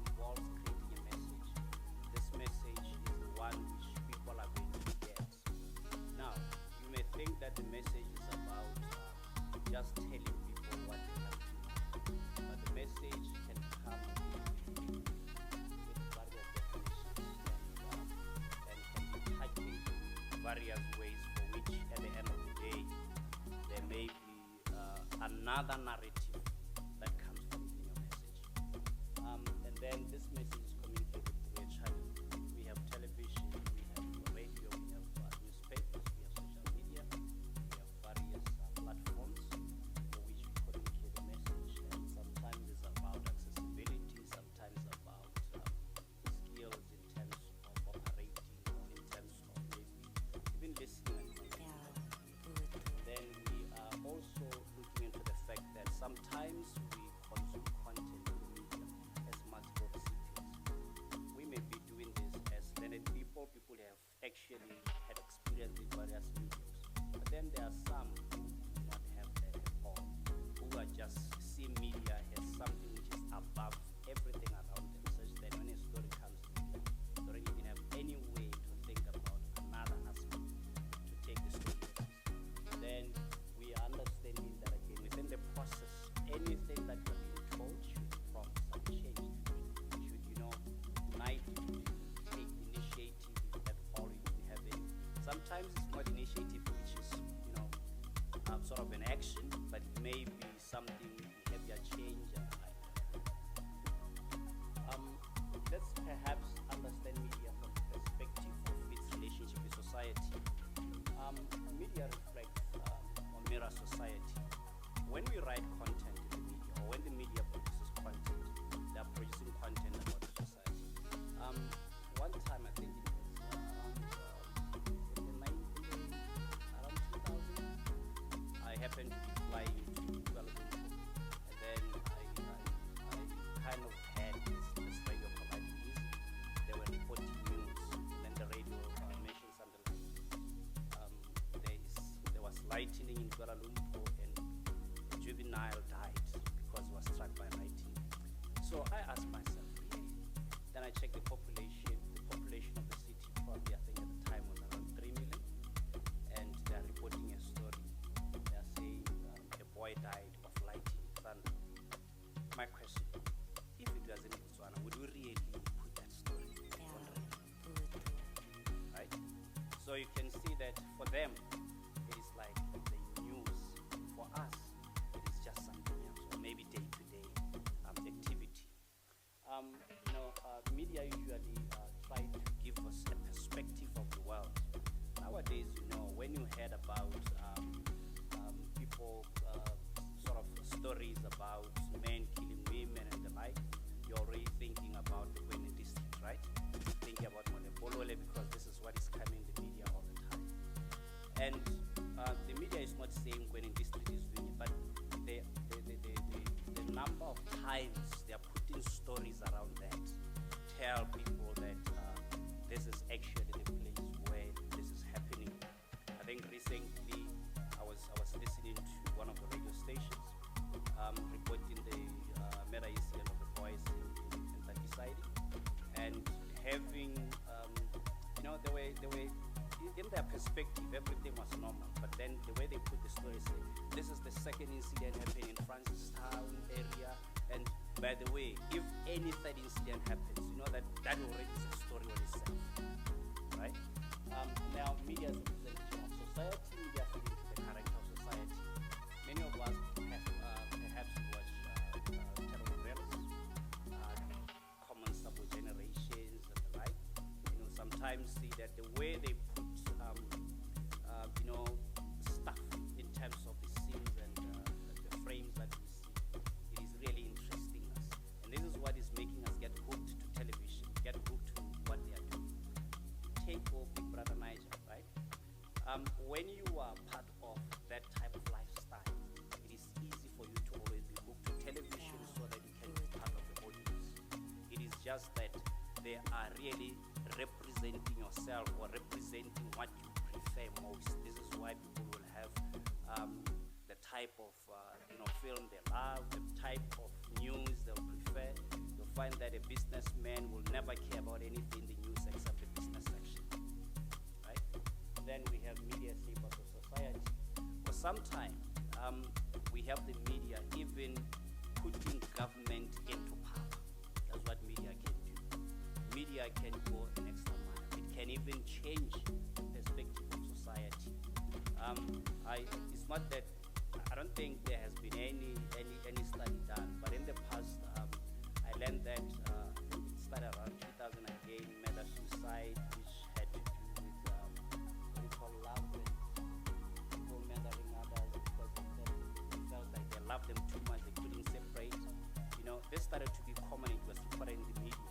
And then someone was remarking and said, perhaps the rate at which we report this in the media is the one which this rate is the one which is perpetuating this or influencing this to happen so much. But it could be true because media has that power. You know, you show people that this is what they can do through the media. I mean, many of the young people haven't been alive when we're alive, but you can still see that they will have animal home. You know, they will still have Bob Marley songs and preferring all these and everything around that. That is the power that the media has, right? Sometimes we may imagine that there is nothing, but it can even shape the way you wear your clothes.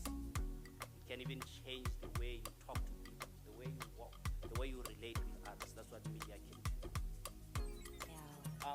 Now, with the content, let's imagine this is the message that we are giving to the people. These are journalists as practitioners, or maybe media people as practitioners. Then we have what we refer to as news values. Content would include maybe music. The music that we listen to, sometimes they're stories, sometimes they're messages. And then sometimes there's going to be internet content, television programs, news, and magazine, current affairs, all around us. All this is all around us. Some of the content is not necessarily news as you may imagine, but it's still very influential into our lifestyle. And then we have practitioners being those who are putting up the content, those who are producing the content. They construct messages that include, at least for the sake of this workshop, they construct messages that include health and social issues as part of the content. And in doing that, they select what to say from volumes of data around them. There is always so much around us, right? And when the journalists go out to collect content, they are going to have a lot of data. Now it depends on intuition, sometimes their qualifications, sometimes their experience, sometimes the regulations, sometimes the policies in the news that is going to help them decide on what to put out there and what not to do there. Sometimes they're even influenced by the ethical considerations, right? And then they will now, in doing that, they control the agenda of the story. When I talk about murder suicide at one place, how do I put the story? I think a couple of years ago you'll have television, of course we'll say BTV because that's the only television we have. BTV reporting a story about a young lady being killed in a house in Mokgweetsi. When they put the story, they try to put it into that perspective that people will understand. But sometimes the message, how it's presented, is going to come with, some other narratives, right? First of all, it's going to put, because they may put the story as like the lady is killed, but never the man has killed the lady. These are two different things. And then we have media content being able to influence the thoughts and lives of users. The example I gave, the woman has been killed by a man. The man has killed a woman. You know what this does to the listeners? It's not they're not receiving it the same way. There used to be, I happened to come across this last week. I don't know how it came about, but someone probably put it in social media. There was that thing about two guys trying to talk, I think in a sport, Mokgweetsi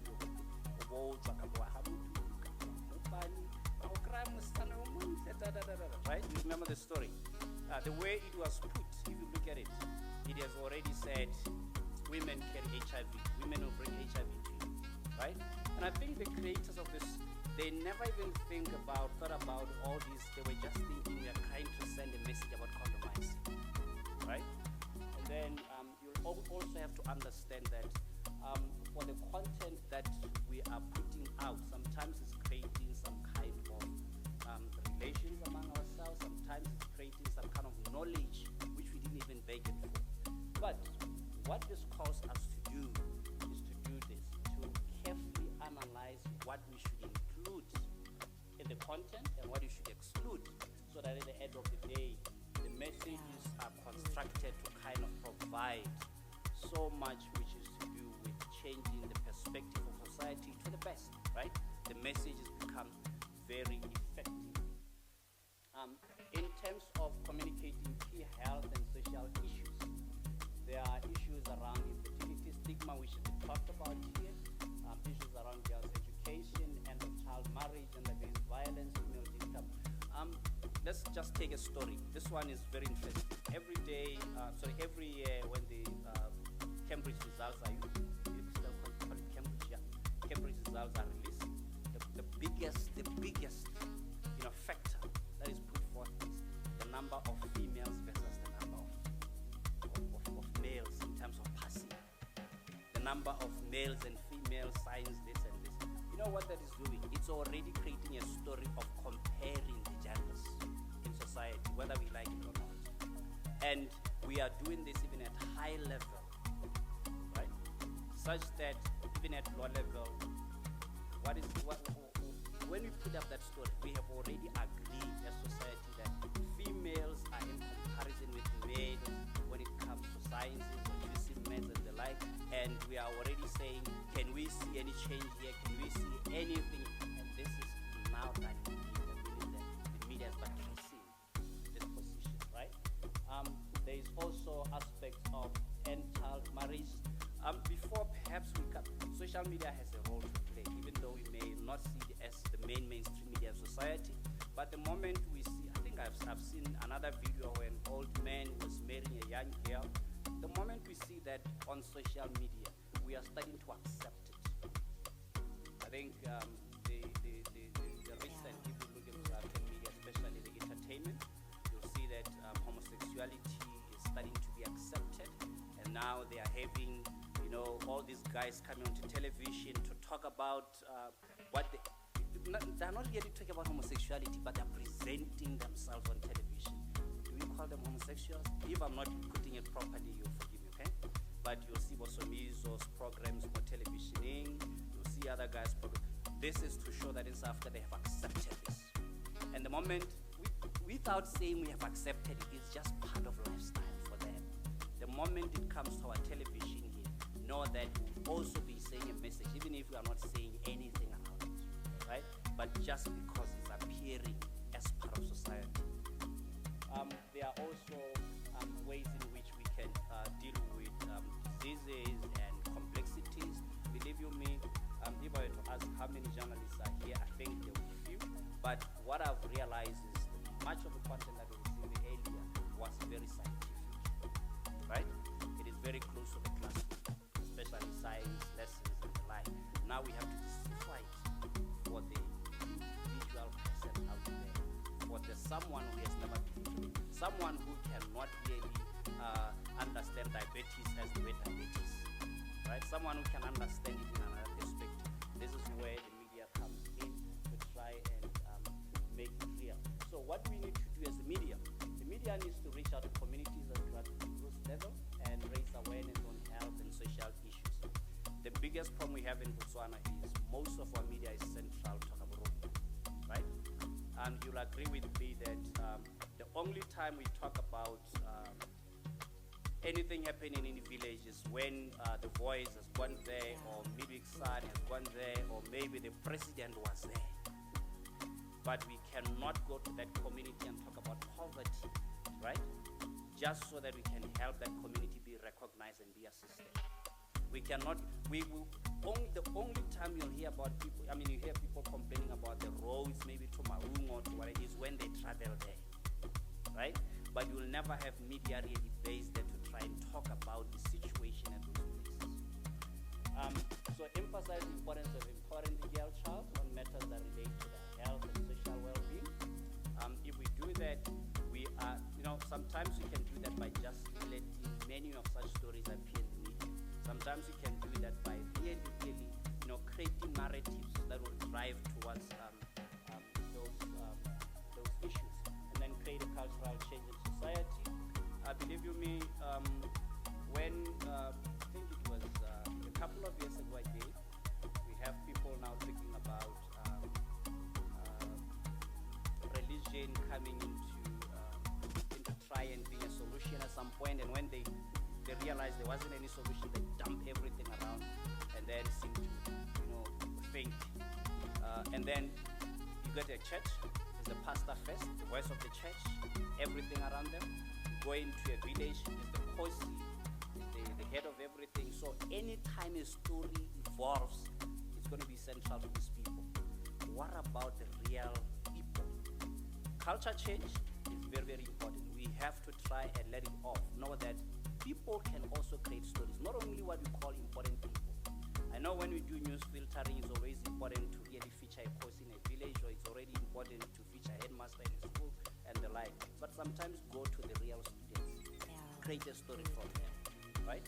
Sometimes go to the real girls, create a story from them, and let's see what will come out from there. Other than going to the teacher of gender issues, and that teacher is going to give you a book, an influence textbook story. Also create awareness of health and social issues. It's quite related to what I've been trying to say. Create fitting agenda for communication when they construct news. Fitting agenda. I gave an example earlier to say, you'll say a man has killed a woman versus a woman has been killed by a man. Right? Unprotected woman. A woman has been killed by a man. A man has killed a woman. Barbaric man. This is how the perspectives are put. And such content is always going to give the audience able to try and respond. When they respond, they create narratives themselves. There's also what I think we can do, and this one is trying to do much better as a media. One, apply frameworks to analyze and structure information. Go into information, understand what is being communicated, get educated, understand what you need to communicate, what you need to send out to people if you are the media. Then develop interesting narratives, translating issues into good stories. We've been getting animated videos around. There was a story, a billboard a couple of years ago, in Nokia House. It says, avoid AIDS as easy as ABC. That was a time when we were really fighting HIV as a nation. Then it says, avoid AIDS as easy as ABC. You can imagine, even up to today, there's no secondary school or primary school, anything around that vicinity. Who was it talking to? Right? It probably was talking to motorists. Will they really respond to that? You see? So sometimes when you put up such narratives, even the placement matters. Right? Even where we are going to communicate. There are some things that are sweet for television, some things that are sweet for radio, some things that are sweet for newspapers. And also even understanding if your audience can access this content. Information dissemination through storytelling, present features, pay attention to ethical issues, and set and present significant and effective agenda. There's what you refer to as agenda setting. If you want to check whether you should, as a journalist, you should present a story the way you are presenting, the first check is place the audience to be, or maybe imagine the audience to be, the affected to be your sister or brother. The moment you do that, the story starts to make sense to you. Right? Try to say, okay, can this, I'm talking about rape here, and this is how I'm putting the story. The moment you do that, imagine that rape was involving your relative. Then you write the story much, much better. Develop issues just for framing of issues. In many of our newspapers, we're concentrating mostly on politics, sports, lifestyle. We tend to forget that our real life is actually at home. And for that, I've never had any desk with the social issues in newspapers, or social issues at radio, or social issues on television. It's always sports. It's always politics. It's always, we live out the real. And then the next thing, newspapers are going to come and say, can we have funding? Funding to do what? Because you're not doing the real, right? If you really need, in fact, if you check the trend, those who will be funded nowadays are those who talk about climate change, all those things that are really affecting people, drought, I want to believe if you are also going to cover stories that deal with societal issues deep in those foods, health, you probably have funding. You will not even seek advertising, you'll have funding for those stories. And then mobilize society, social responsibility, and promote participation. It is quite very, very important that when you write, you also see yourself. I think when Mehale was Medinto was talking about her experience. You know, sometimes it takes boldness to try and show society what you believe in, what you can do as a journalist. You know why? They sometimes believe in journalists. Journalists are really our mirror. They are really those people we look up to. When you appear on television, don't take it as a joke. You have someone you're impacting. You have someone looking up to you. It's unlike, maybe I'll say, it's unlike saying, when I grow up, I want to be a policeman. When I grow up, I want to be a nurse. It is basically now practical. Oh, I want to talk like that lady. I want to talk like that man. And the moment you see yourself impacted, now even impact. Take initiatives. Talk about diabetes. When they go for diabetes riding and whatever, be part of it as a journalist, right? So that they can see the reality of it. Sometimes we see cyclists only doing it and we imagine it's a club for cyclists.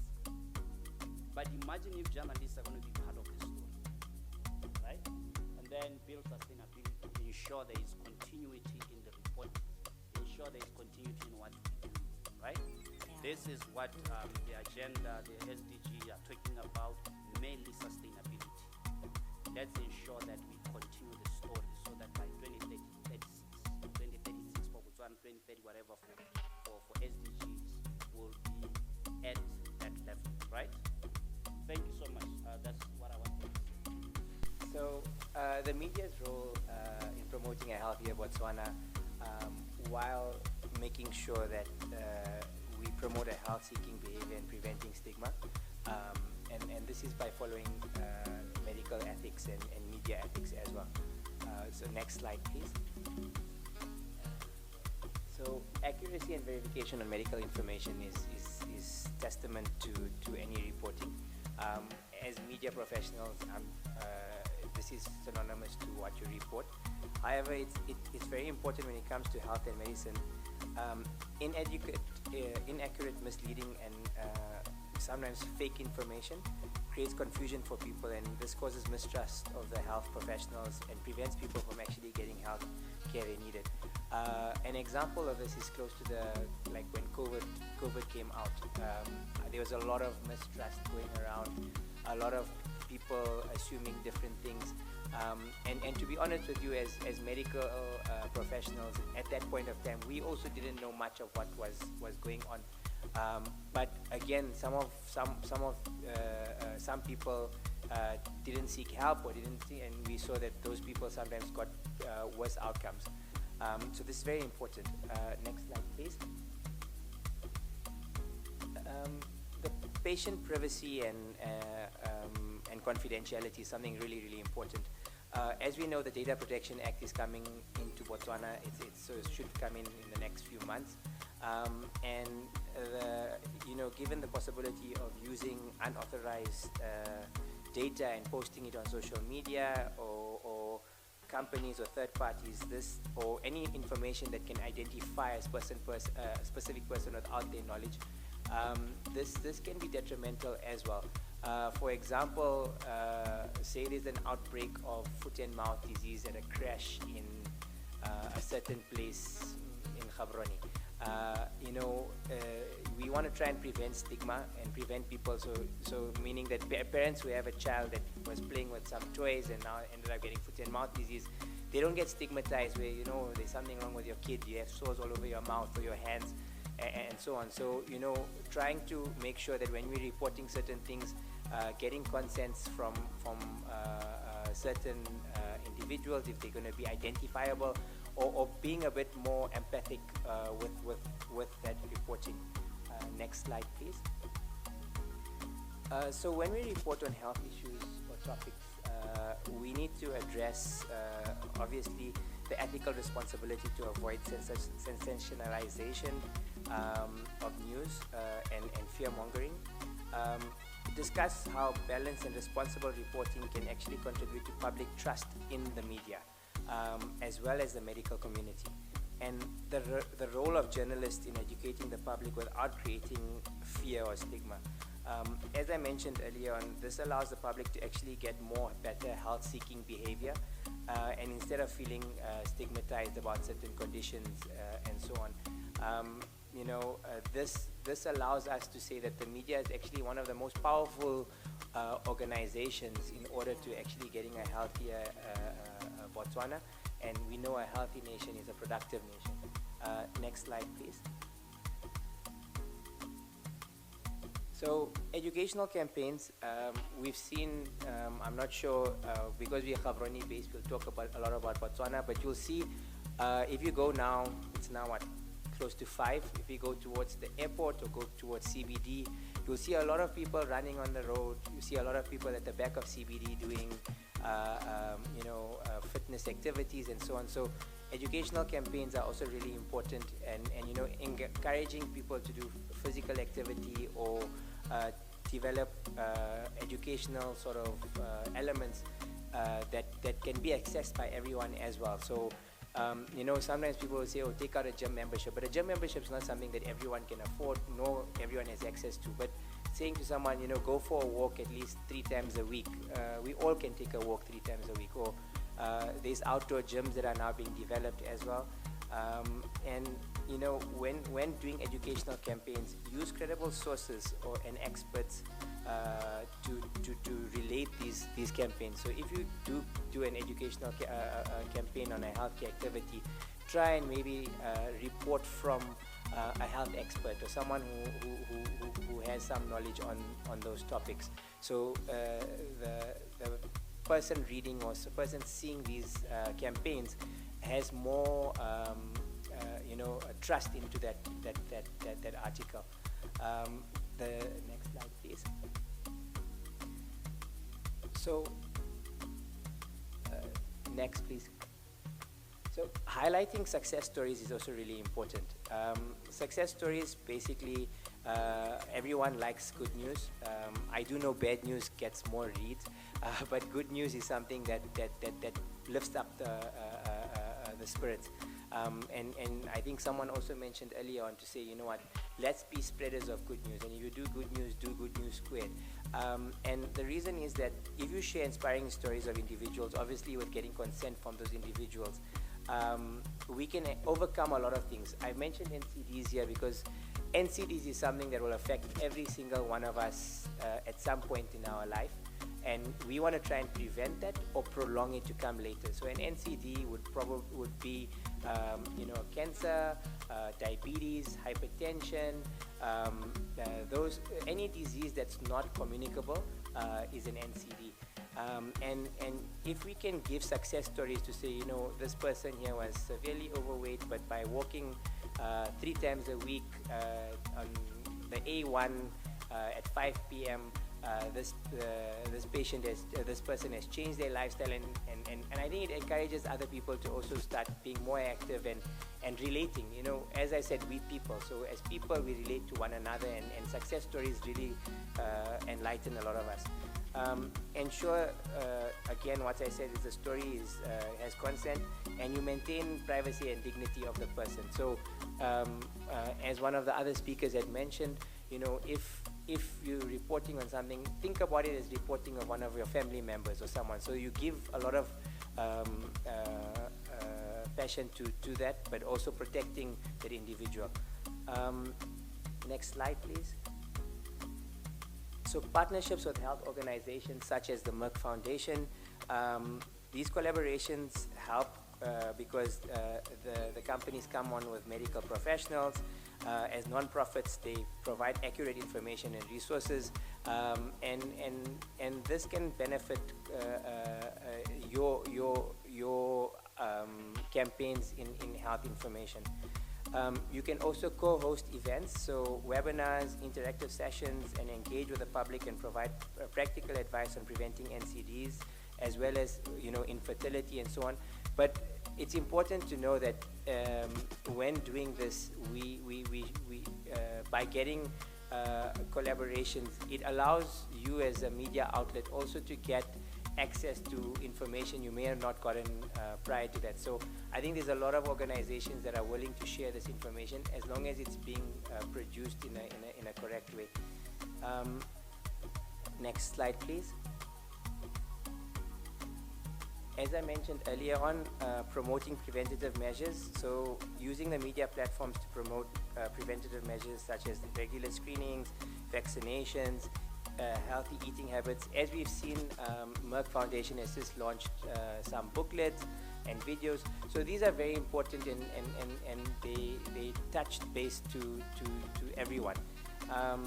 By creating content also like infographics and videos, getting accurate information and stats. I always tell people that data never lies. So, you know, if you get accurate data, so if you're reporting on something, it's nice to say 90% of something is like this, but if 90% was 10 people out of, and there was only, 9 people and there was only 10 people that were there, yes, it's 90%, but it's not 90% of an entire population. So it's important to know that if you're using data, use the data wisely and get patients and the public engaged in a good manner. It's really, next slide please. In ethics with healthcare, it's really important to address misinformation. So actively counteracting misinformation by fact-checking. As I mentioned before, working with medical professionals and so on, this can help us quite a lot. And debunking myths related to health and NCDs. Provide clear evidence-based information that helps public make informed decisions about their health. This also, once again, you know, as humans, we actually quite vulnerable. So we believe a lot what we read. And you know, at times now we have Google. So if someone says, oh, you have a sore throat, let's Google what's wrong with my sore throat and you know, see what's happening. But it's important to address misinformation. So you know, we often see that patients sometimes take home remedies and so on, but we then can see that, you know, sometimes some of these remedies do work. Sometimes some of these remedies are actually toxic to us and toxic to our organs, to our kidneys and liver. So it's important, if we notice these kind of things happening, we notice that this one area has people that do certain things that are wrong for healthcare, address the misinformation and give correct information or correct guidelines for where the patient can go through to. Next slide, please. Encouraging community involvement. So the community is the most important tool. So as the media enlightens the community, and the community together can work quite a bit. So promoting local health events, support groups and community resources that can help individuals. As the media, also encouraging the community and giving them an audience can also help. And like I said, success stories. So if the community is involved, the community has a higher spirit, this helps quite a bit. Next slide, please. And I would say regular updates on health trends and research. We saw it during COVID where we were posting how many COVID cases for this month or this week and that. But there's a lot of healthcare events that are happening all around the country and health risks that we can report on. So keeping the public informed about the latest health trends, research and findings, and advancement and prevention of certain treatments and of NCDs and infertility and so on, and ensure the information that's shared is up to date, accurate, and presented in an accessible manner.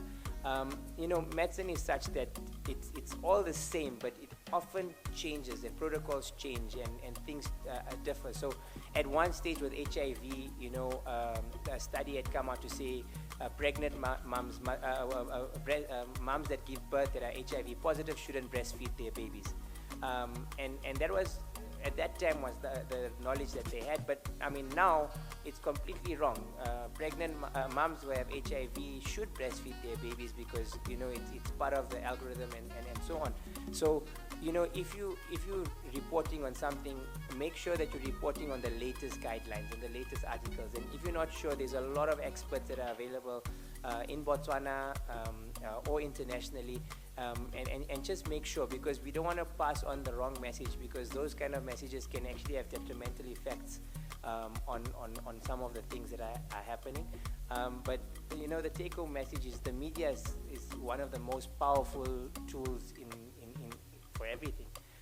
And I do believe that if we use the media in a correct manner and in a manner that can assist with health promotion, creating, breaking the stigma on certain things, I'll give you an example. I used to run an HIV clinic when I was still working in South Africa. And when I ran the HIV clinic, patients used to come in, and it's really difficult to get sometimes patients to take medication every day and so on. But opposite me was a diabetes clinic.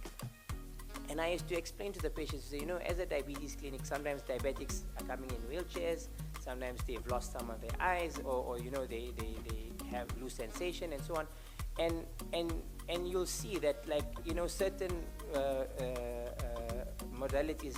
And I said, if you take a tablet once a day, every day, you can live till 100 years old with no complications. So it's about, encouraging certain things. So maybe even speaking to the Ministry of Health or speaking to local doctors and saying, guys, where are you finding difficulties? Where are patients not adhering to certain things? And then finding how to use campaigns to encourage the patient to say, if you do this, this is going to be beneficial. Because then they're going to say, it's all over. We feel that the whole of Botswana knows about this. So there's no harm in us doing these kind of things because we know it's the truth and it's good. So I try to be very quick because I know time is of the essence. But the take-home message is this: using your tools to benefit a healthier nation, and I think it's a productive nation. Thank you very much. All right, but before we go to the next slide, we're going to talk about social media, and I realized something. A lot of people don't know the definition of social media. Just from just two people, if anybody can give me the definition of what social media is.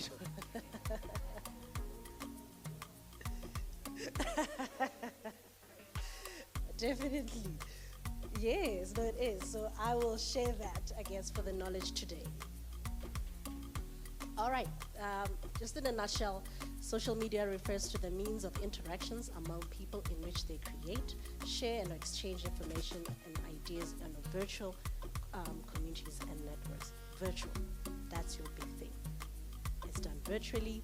People interlink, they connect, they become friends, they like each other's statuses, they share CVs, they share everything that is sometimes a little bit too personal.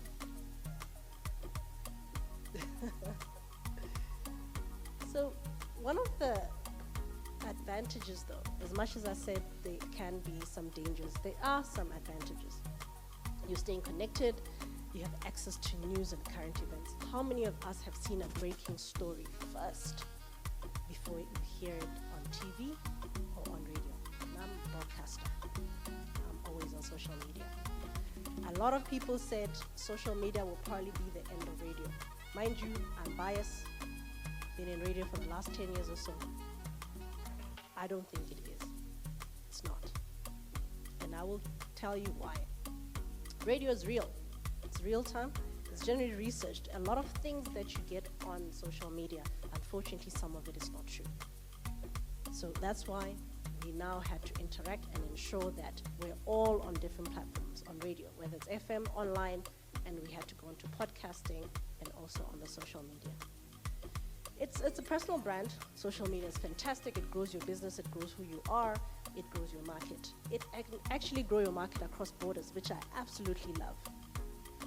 Business opportunities, convenience, ease of access, fosters innovation. For me, that's a personal favorite, now that we're getting into a landscape of artificial intelligence, which I think is the future for anything, for any medium, whether it's health, education, social media, radio, you name it. Artificial intelligence, I think, is the next big thing. It also provides entertainment. Absolutely love it. Remember during COVID, I always say, if it wasn't for the artists, musicians, keeping us sane truly during our lockdowns, it would have been a tough time. A lot of the moments we got was from social media, the videos, there was lockdown parties, virtual parties, if you remember. Those were fantastic. Platform social change promotes skill development and also supplements to education. Although the last one, I must take caution. A lot of people, I ask, do you read a book? Do you read monthly, weekly? And a lot of people say they get their information on social media. Please, do still research and read books out there. Disadvantages, I will go through them in a nutshell. We all know them. You know, distraction, loss of productivity. A lot of us work, we're not working fully optimally. We're on social media. Bullying, harassment, anxiety and depression, which is actually growing by the day. I always say that if we can, as parents, if your kids cannot be on social media, at least by the age of 18, I know it's difficult, but it really promotes a lot of anxiety and depression among teens. It also helps spread scams. A lot of people have been scammed, and it has addiction. So that it does have some disadvantages. So one of our biggest topics today, I will share the article also. It's about the role of social media of people affected with infertility, which is our big topic today. And it's a really great article. Remember, from the academic background, so we read a lot of journals. So please read a lot of journals that you can get an access online. I'm happy to share this slide. And in a nutshell, one of the highlights that came about is that, you know, there are fertility treatments, there are issues that people are facing. But what is happening is, when you're seeing a lot of social media, people who are successful having babies, it can cause you anxiety. Why not me? Yes, you're happy for the next person, but it's also not a great place to be, to see the happiness of others. You also become emotionally affected, especially when other people share. Even if it's a story related to you, it can actually also affect you mentally. I'm not saying you shouldn't go on social media. I was just saying that the caution that you go when you're going through these aspects. Feeling of despair described by other forum members were experienced. As I said, jealousy for those who had successful treatments and gave birth, and depression, anxiety, and all those issues were seen, especially from this article. And I think also, Hannah, you touched up on it. You know, when you're going through something, it relates, it affects you more when you're seeing somebody speak about it. And I always say, and whenever I see somebody posting, and it happens a lot on social media, you'll see somebody will post at the beach having a good time, and somebody will have something so negative. If you've got nothing positive to say, don't say it. I see it a lot now when the election's coming. I see it a lot when, I'll give a general one. There's a Miss South Africa happening, and I think one of the contestants, she was born and raised in South Africa, but her parents are Nigerian origin. And you should see the comments underneath her. You are not South African. Why do you want to, run? You want to steal from us? Little things like that, which you're like, but she was born and raised there. She's coming onto this platform. Oh, and she has a child, which to me was just horrible. How do you come onto this platform with a child? And these are women, some of these comments. So I always say, if you've got nothing positive to say, don't say it. Unless it's something that is encouraging. For example, there's a lot of deaths, especially that have been happening GBV to children and women in the last couple of months, as you've seen. Those are the things you need to stand up for, and shun it and say, this is negative, this is wrong. So that is for on the social media. As I said, it's going to be a short presentation. We're going to touch up on my other aspect, which is as media studies academia, we do a lot of photography, and I'm more into wildlife photography, but I'm going to touch on some social aspects of the photography. Does anybody recognize these photographers? Okay, which one? Telephone, yes. The other two? Really? Annie, yes. Big photographer. All right. So the other gentleman is a gentleman called Kevin Carter. Do you all have your phones? I didn't want to show this picture because it's a very powerful picture. Can you just Google Kevin Carter quickly? I know you're online, Wi-Fi, it won't take you 10 seconds, and see his most famous picture. Kevin Carter, photographer. It's a picture.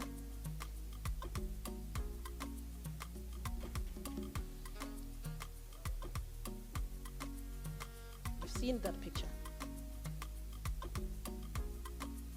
Yeah, so it's a photo. If you just go to images, you'll see his famous picture is a photo of a toddler, about 2 years old, in Sudan, suffering from malnutrition.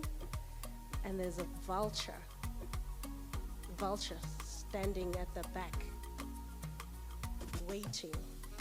Yes, everybody knows the picture. They don't know the person who took the picture. This is the gentleman. And another sad story about it is the outcry, the political, everybody was saying, why didn't he do something? You know, it became such a big, huge story after he took it. Another sad part is he actually committed suicide a few months later from the things he had seen when he was covering such stories. So do you see how provoking and so powerful media can be?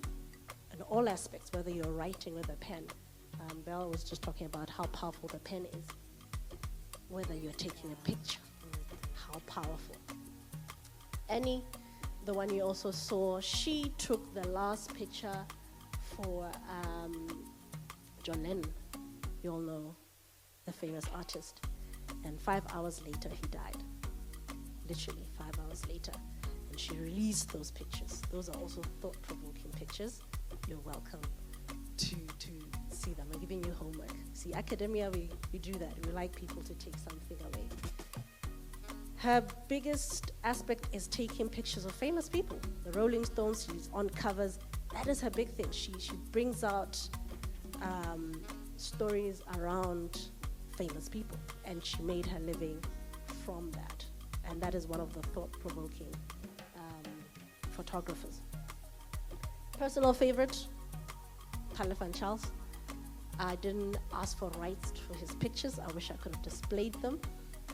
And I think this is one of Botswana's gem. Storytelling, he loves what he does. He represents us who we are, and he is going to ensure that Botswana is very well known across the world. Okay, so that is social media and photography in a nutshell, and also just closing up today with a little bit of lightheartedness. The last pictures, those are mine. Those I have rights to. The first picture I took at the in Kasane, the second at the Delta, and that is my little dog. So, thank you. The media, the power of the media to influence can never be underestimated. Everybody knows that. Everybody knows that. That is why you see so much investment in different platforms. People putting millions, billions into media infrastructure because they know just how much these tools are influential in society. So they want to be at the apex of the influence of society. It's not by accident that they do that. They know the power of influence. So these tools, all of us agree that they are very influential. And that is the reason why I believe that one of the key areas that Her Excellency, the First Lady of the Republic of Botswana, being the ambassador for Merck Foundation, realized it's important to bring the media on board in order to be able to promote the courses that are promoted by this foundation, because she understands the importance and the role of the media. We have no excuse. The amount of information and knowledge that was poured on us this afternoon tells us that we do not have to look far. The information is there. It is up to us to use it and make sure that we create influences.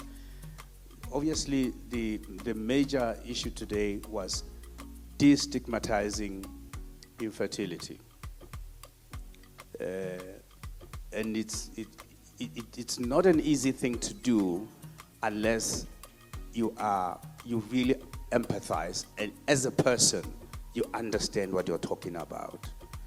And that is why I said, and when I asked to see how many of the people in this room are in the media, and I saw those few hands, and I know those are the hands, those are the people that we expect to actually unpack this beast and be able to inform the rest of us.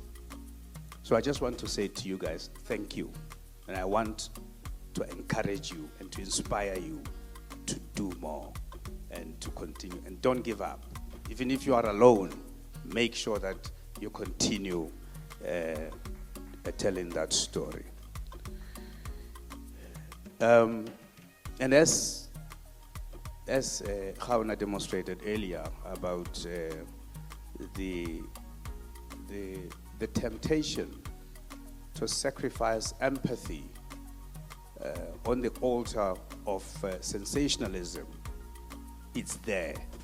You are the ones who can be able to ensure that doesn't happen, so that we are able not only to inform the public about infertility not being some kind of an affront to society, but a condition that not only is it treatable, and not only is it treatable, and also there are options as well as to what people can do about it. So we are really grateful that at least there are people who are really committed to ensuring that this information is passed by. Botswana is sometimes they say it's a developing country.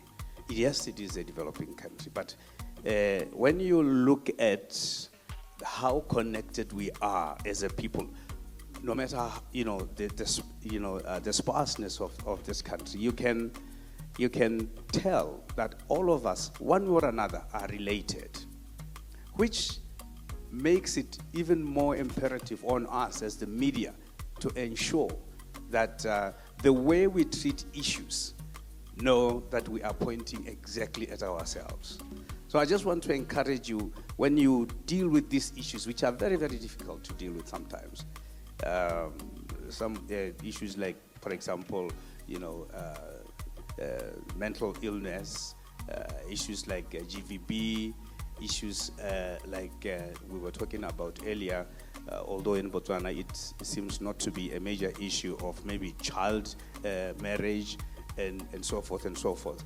Understand that you are talking about your relatives. You are talking about somebody who is not very far removed from you. So these are the issues that I think we need to not only just interrogate, but be very alive to when we report.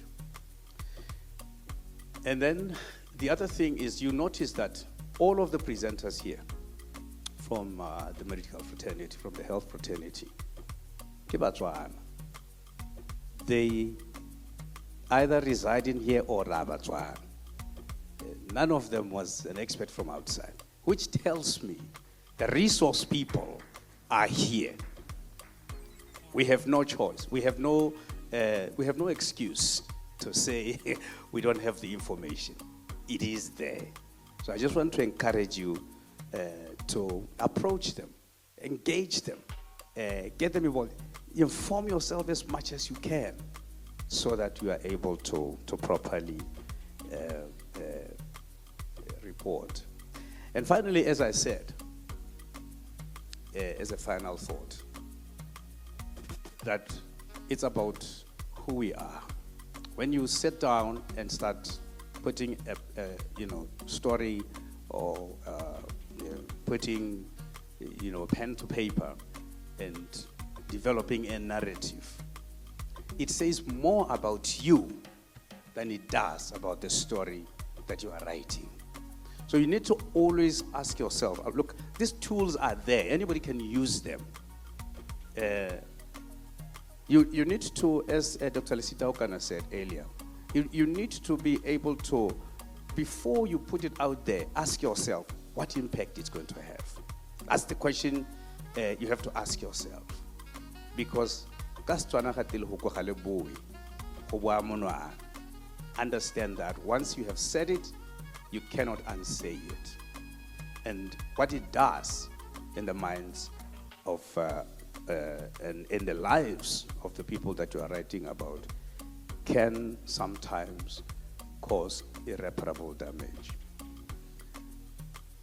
Just for this time, I want to say, you see, there's a principle in journalism that talks about objectivity. But when you are a reporter that speaks to issues that impact people, I think you are allowed to be subjective to a large extent. Subjective on the positive side. Because it's very easy to try and say, no, you are impersonal. You cannot be impersonal about a story. It's impossible. Every story carries your DNA.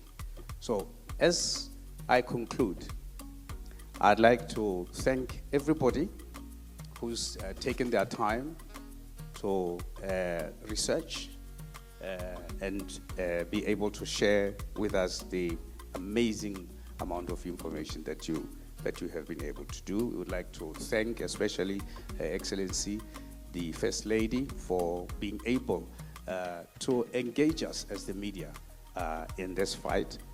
She has challenged us. She has actually, put a challenge out there for us, especially with the issue of cervical cancer. I believe she was really giving me an assignment, and I expect that to see that in our media. And we would also like to thank everybody concerned at the Merck Foundation, and thank you so much for your attention. I don't know what else to say. There's a reason I stuck around, because I wanted to see and hear what's going to happen. Ke a leboha. Good afternoon, everyone. Just like to thank you all. On behalf of the Office of the First Lady, we would like to thank you all for honoring the invite and attending the Merck Foundation Health Media Training in partnership with the now Ambassador of the Merck Foundation More Than a Mother, our First Lady, the Republic of Botswana, Her Excellency Mrs. JANE MASISI.